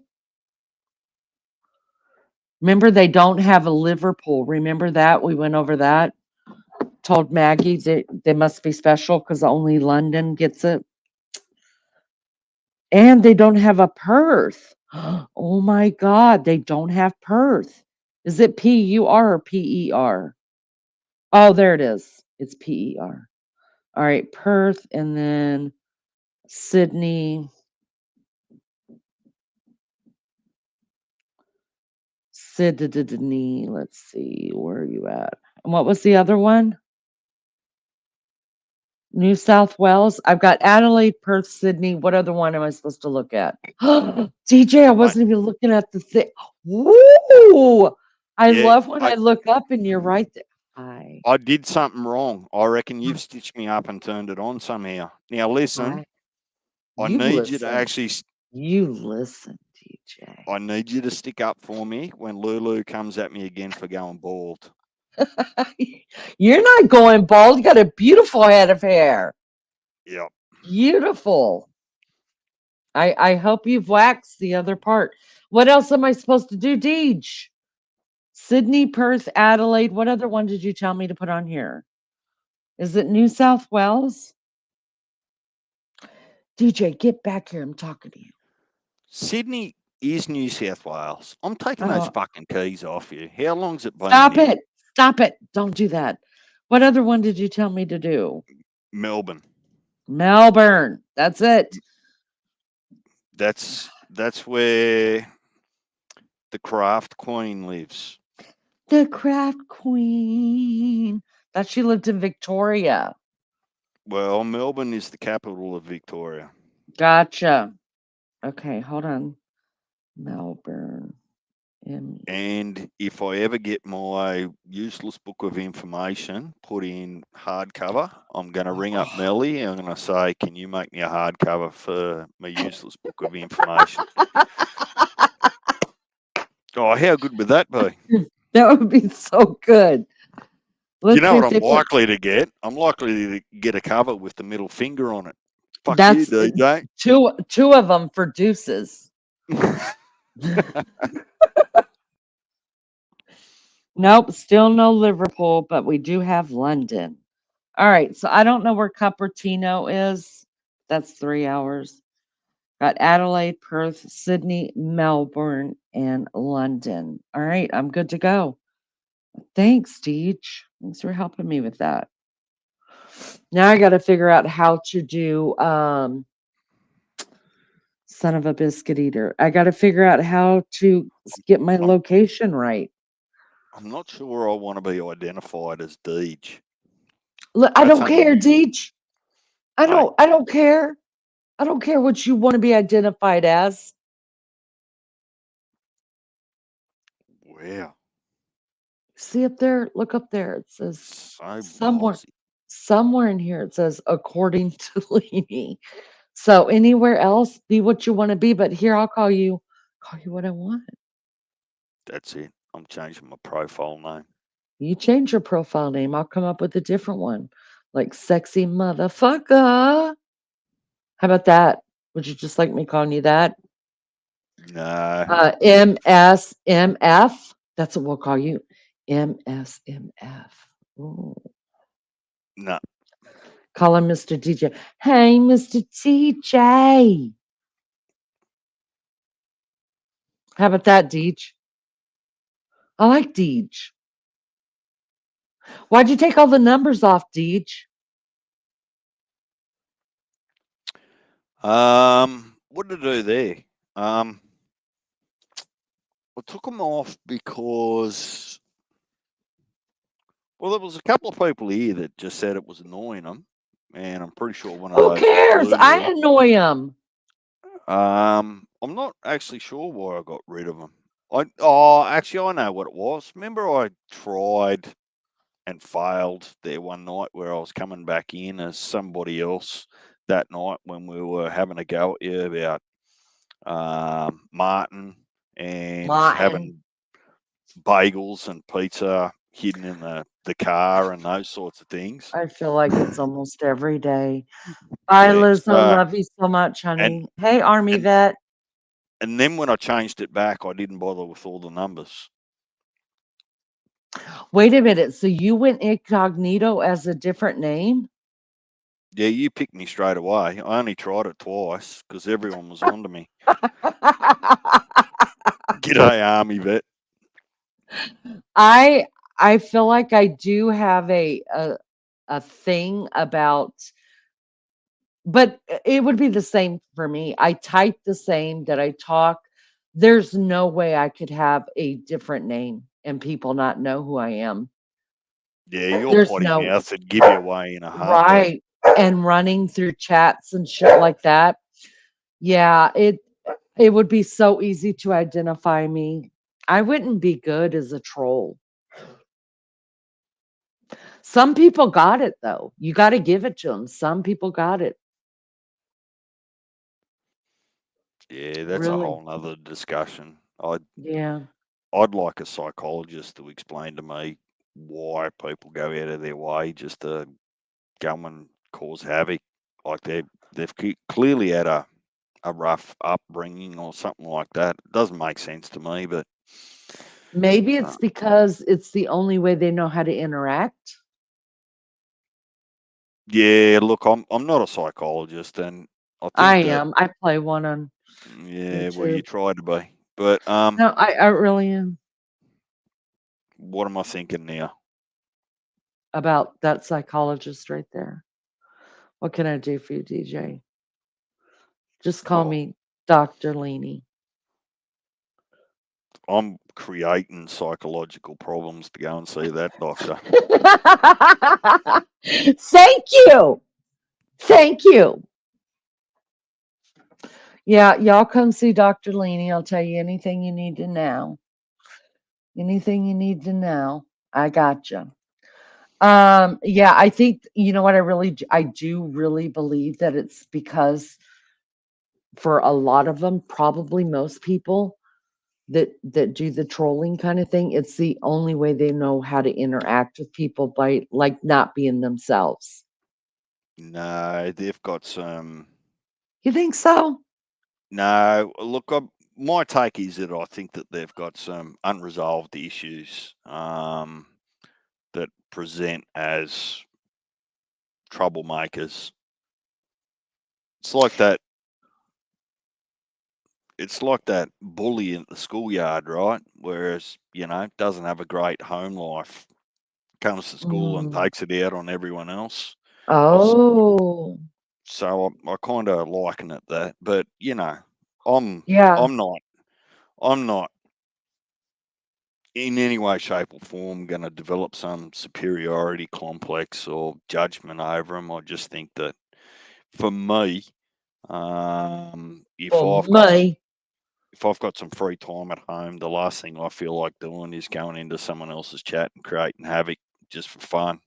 Like it's just not my thing. So gotcha. Army vet says the same thing. According to DJ, some people go online because their real life sucks, and they're searching for someone's life worse than theirs. Wow. Yeah, probably so. Martin says we got 50 likes. Laters. Yay. Well, I could probably go to bed now. Shit, got my 50 likes. What up? is it hot or cold there? I'm in a robe. I'm fully Uh, clothed in a robe. So for you, I think for most people, it'd be like, oh, this is really nice weather kind of thing. For me, it's a little chilly.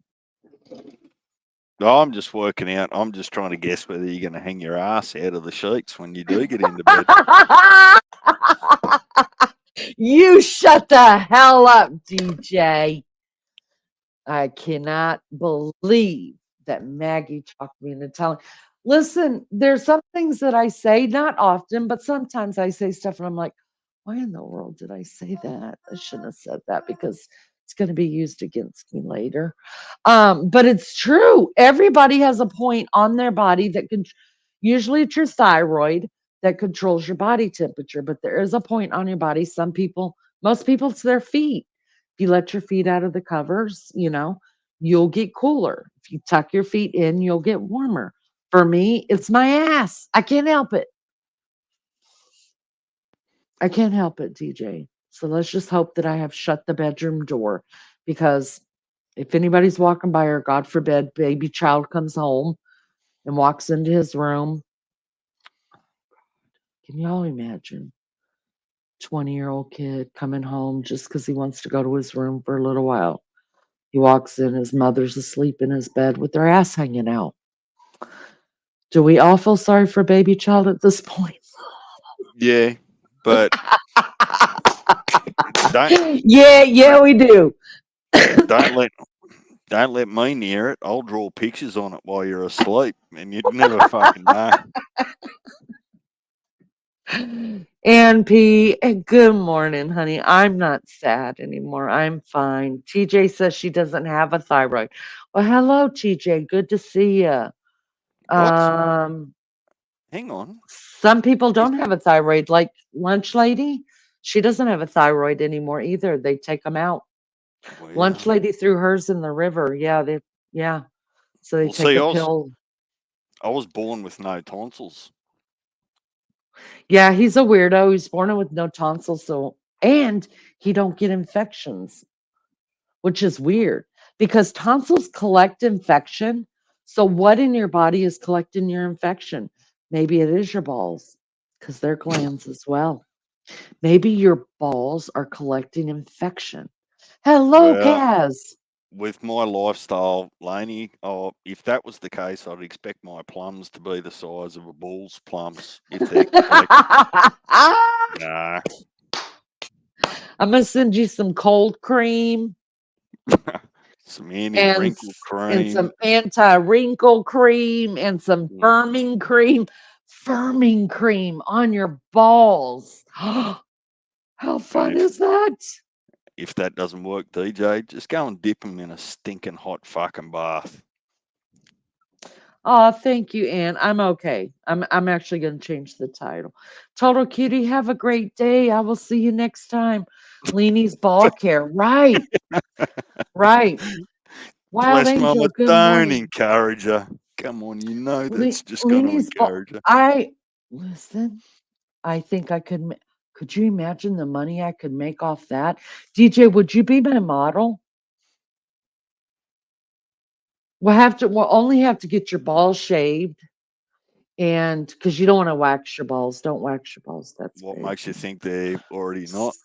Okay, so I'm just making sure. So we're gonna need some shaved smooth balls. And I will personally apply, not rub, apply the firming cream, and we'll go from there and see what happens. See what comes up. What says you, DJ? And then I could make millions. I'll give you a cut for being the model. You got nothing? No, I'm still at a loss as to how the hell. Like, originally it was pimping, right? And then it was leather or it was lace. And now I'm trying to be conned into Don't putting forget any some or weird. outie. Don't Yeah, forget any or outie. You're the first person I asked that to as well. And DJ has an innie for those I'll that want tell to you what, know. I'll make you a deal, right? I love deals. If Army So, Vet will do it, I'll do it. okay, I'm down. Army vet'll do it. He just wants somebody touching his balls. I'm your girl. Make some money off of this shit.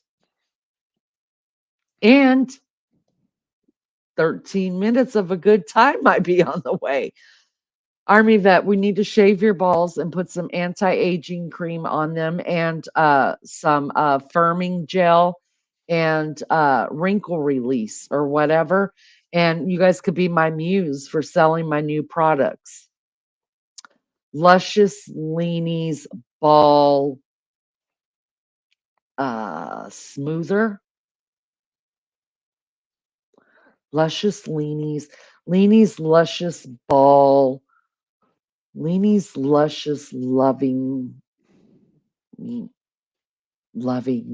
Balls. Leanie's, I'll figure it out. I'll get it. Maggie has had yes, your balls are in great hands with Leanie. Oh my God, that's perfect. I love it. Yes, that's it. What? Blessed I mama, I pleaded with you not to actually encourage her. I I pleaded. hear the whole Rocky thing happening. My hands are straight in the air.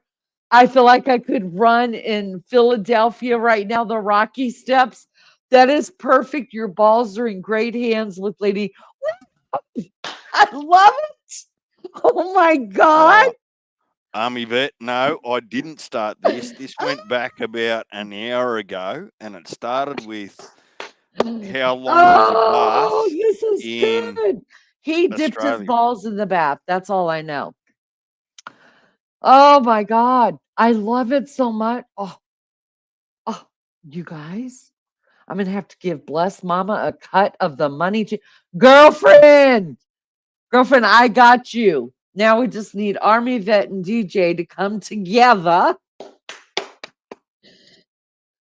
Okay, wait.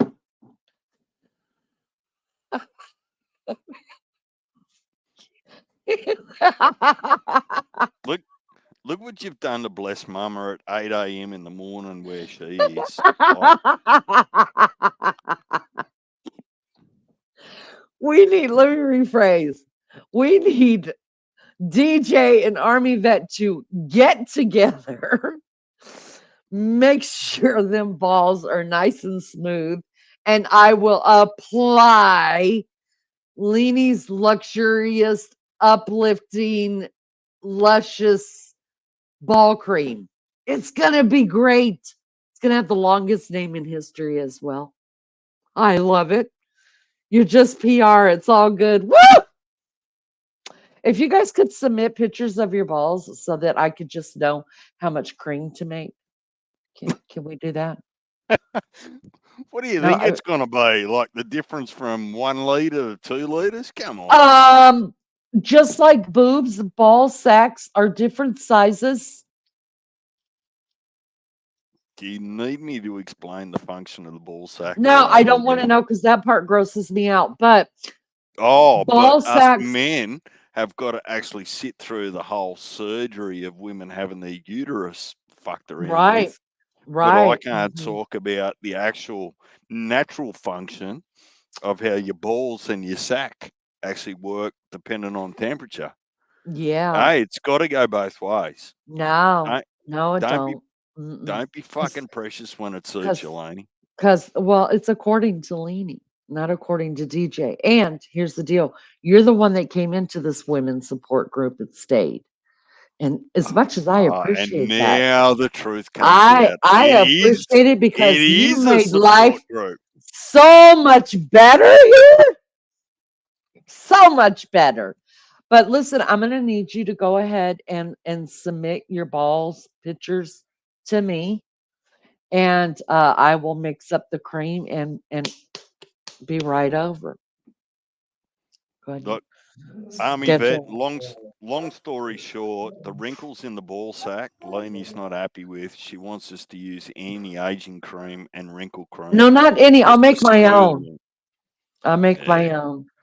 probably Mhm. have fucking chilies in it, knowing you. No, but I am curious. Have you ever put icy hot on your balls? No comment. What's icy hot? Oh, God. Ice and hot? Icy hot. You don't know what icy hot is? No.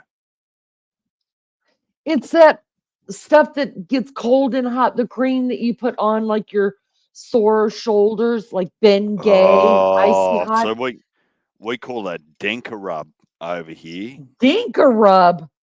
Y'all call Yes. your bippies dinkers? It's not for your plums, it's for your muscles. Well, have So you ever put it on your plums? abso-fucking-lutely not. Can you try it and let me know? Abso-fucking-lutely not.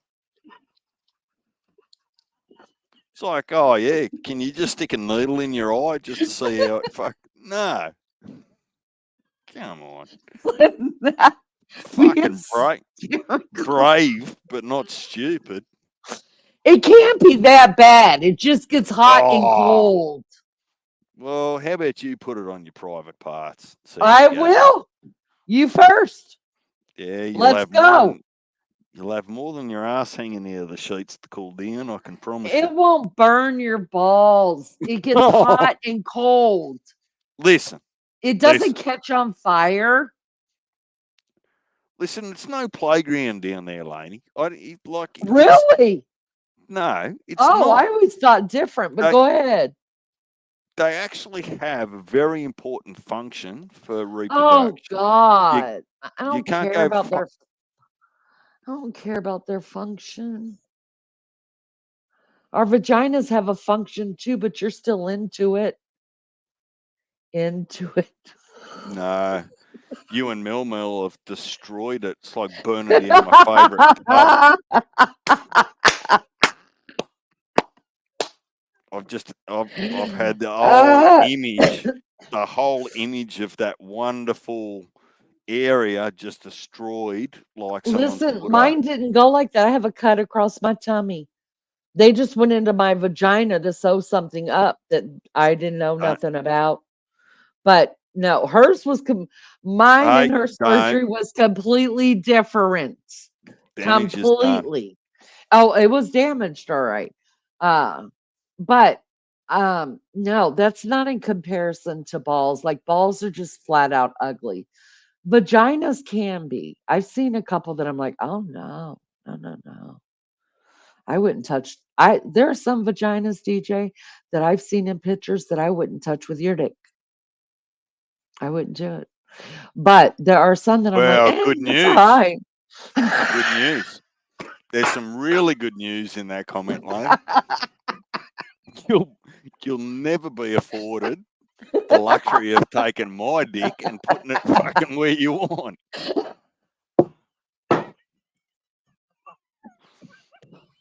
Oh, go on with you.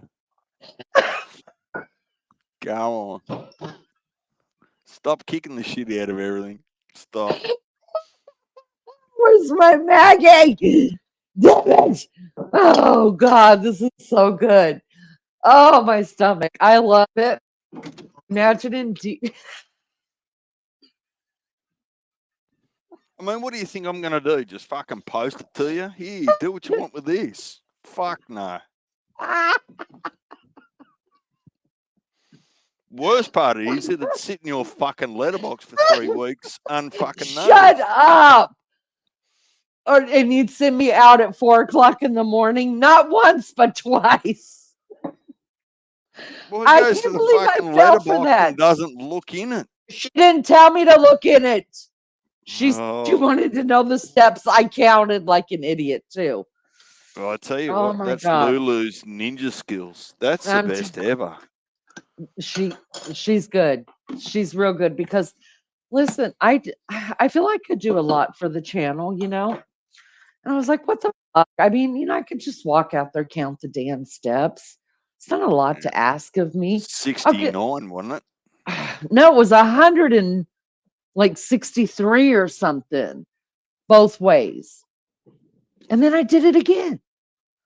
Oh Lord. Anyways, no, that was good stuff. Good stuff. Oh, I got lots to think about when I'm trying to go to sleep now. I'll be laughing my ass off in there trying to sleep. Once again, I didn't get the shit done that I needed to get done last night. But this was good. This was good. DJ, is your calendar, do you call it a calendar or a diary?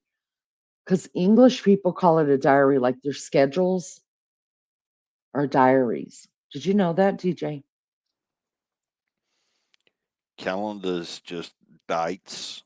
For me, a diary is something that you'll record information in. No, but like, so, or we call, or planner, I should say a planner. So they call them diaries. They're planners. Like you open it up to What's the certain month and it has, like, I got to go to a wedding on this date and I've got to go to a school play on this date. They call that a diary, right? Princess Diana did. And we call them planners. So wait, what does feet over DJ's head I look was like? just Someone reading kicking. that.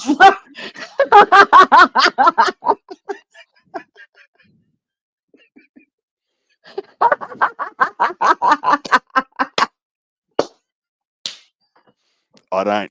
Army vet. I I've never heard that one before. I was looking for the picture. I was What's looking for the what's picture of DJ with feet over his head. like someone been kicking flour? The thumbnail above your head. Army Bet, I'm selling Oh, pictures now. I'm selling feet pictures. I got to earn some money or I got to get a job. So, um, I'm trying to stay off of OnlyFans, but it looks like at this point that's probably my only option because no damn body here wants to buy a pic of my feet here. There's some real freaks on OnlyFans, so I hear. So I'm fixing to have to open me up an account. I'm here to tell you, Army vet, they're just not that hygienic anyway because Lenny's got a thing about people touching or getting their feet touched that they're just not cleaned properly.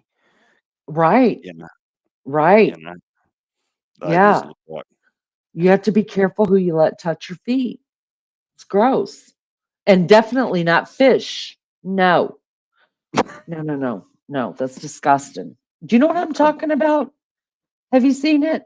I would love to show it, but I got another slap on the I wrist for know, just showing stupid pictures of Maggie yesterday. Damn it. I know exactly what you're talking about, but They look like little minnows and they're eating your feet. let them have it. Let them have it. No, that's so disgusting. It's like little cannibals and they're eating your flesh. We turn our noses up to piranhas, but yet we'll let these little minnows eat our feet. That's gross. It's the dead s- skin cells. Toma They're not. stone those bitches. Anyway, look, you're not going to do it. I won't book you in to do it. We've established that. Right? I'm not gonna do it. Just not gonna. If you booked me in to do it, I'd sell it. I'd give it away. Done that a lot, you know. I feel like you're just not adventurous in any way, to be I'm honest. I'm adventurous. Like hell. I'm not gonna let fish eat my feet. No, that's gross. But I'm adventurous. Very adventurous. All right, DJ. I love you. I'm going to bed. I really do need to go to bed. You need to go to bed. It's later for you there. Well, it's later for me because I've been up all night and Uh, I didn't get it, done what all I wanted to get done. it might be your channel, but don't go telling me what I will and won't do on my own fucking house here. All right? I'll go to bed if I feel like it. If I don't, I'll stay up. Don't be Did bossing. you know, I, what, fine, Oh, fine. great response. That just snapped me stupid. You do you. Okay. If you don't want to go to bed, don't go to bed. I'm just looking after your health. You need a good night's sleep, unlike what I'm getting. So, anyways, I'm going to go. And I appreciate you coming up here so much and hanging out with me because it's been a long time since I've heard your voice. And I appreciate it. maybe you could clear your diary and come into chat more. Just saying. Maybe I would if you'd actually just tone down your attitude. What? I don't I told practically. you, you start calling me a fucker. That's it. You're going without. Listen, I'm No, practically perfect in every way on this channel. I didn't call you a fucker in this channel. I called you a fucker in someone else's channel. how about theoretically perfect, not practically perfect? Theoretically, I'm a total bitch. I know. I No, that's know. more practical. You've got it the I wrong way around. know. Love you too, Cass. Thank you for coming in. It's good seeing you. Ball Righto.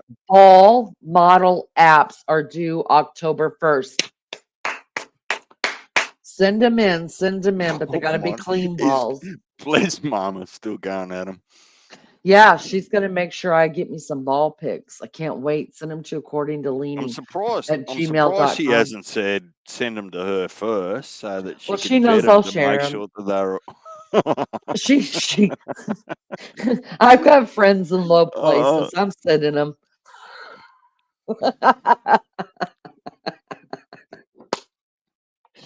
Just to a couple of my closest friends. That's all I would share them with. And at mm, least I'm honest about it. She said she don't want to see nobody's balls except for yours and army vets. But that's the part she didn't say, but I felt it in my heart. I like how she's not interested in seeing them, but she's volunteering us for you to see Well, them. because she knows I really do want to see him. You're not That's getting to just the see way them. it goes. I might see him. Might see him one day. I might catch you when you're like at a low point in your life and you'll just do anything to have me. Yeah, real friend you are. Just take full advantage of my emotional distress. Look, Damien, look, Right, you I have to, would. I would. yeah, yeah. Look, don't, DJ. I know you're having a terrible time, but what might help you is if you just get your plums out. Send me a picture. Uh, I promise it'll make you I- feel better.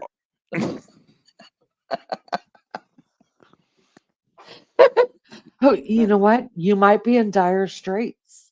History shows, if you're having a tough time of it, just get your plums out. Right, Mm. right. I agree. All right, I'm going to bed. Thank you so much. Thank you for coming up. Thank you guys for being here. I'm done. I'm tired. Leanie's Righto. done. Good night. DJ, big hugs to you. Good night, honey. Thanks, guys, for being here. I appreciate it hanging out with me one more time. Happy birthday to JB. Her birthday is tomorrow. To the mods, thank you so much for being here and keeping everybody straight and on the straight and narrow. I love you guys so much. And to Aussie True Crime for becoming a member for the 4th month in a row. I appreciate you guys so much. Not even going to play an outro because I'm too tired to sit here and wait for it. I love you guys. Have a good night. Have a good day, evening, wherever you're at.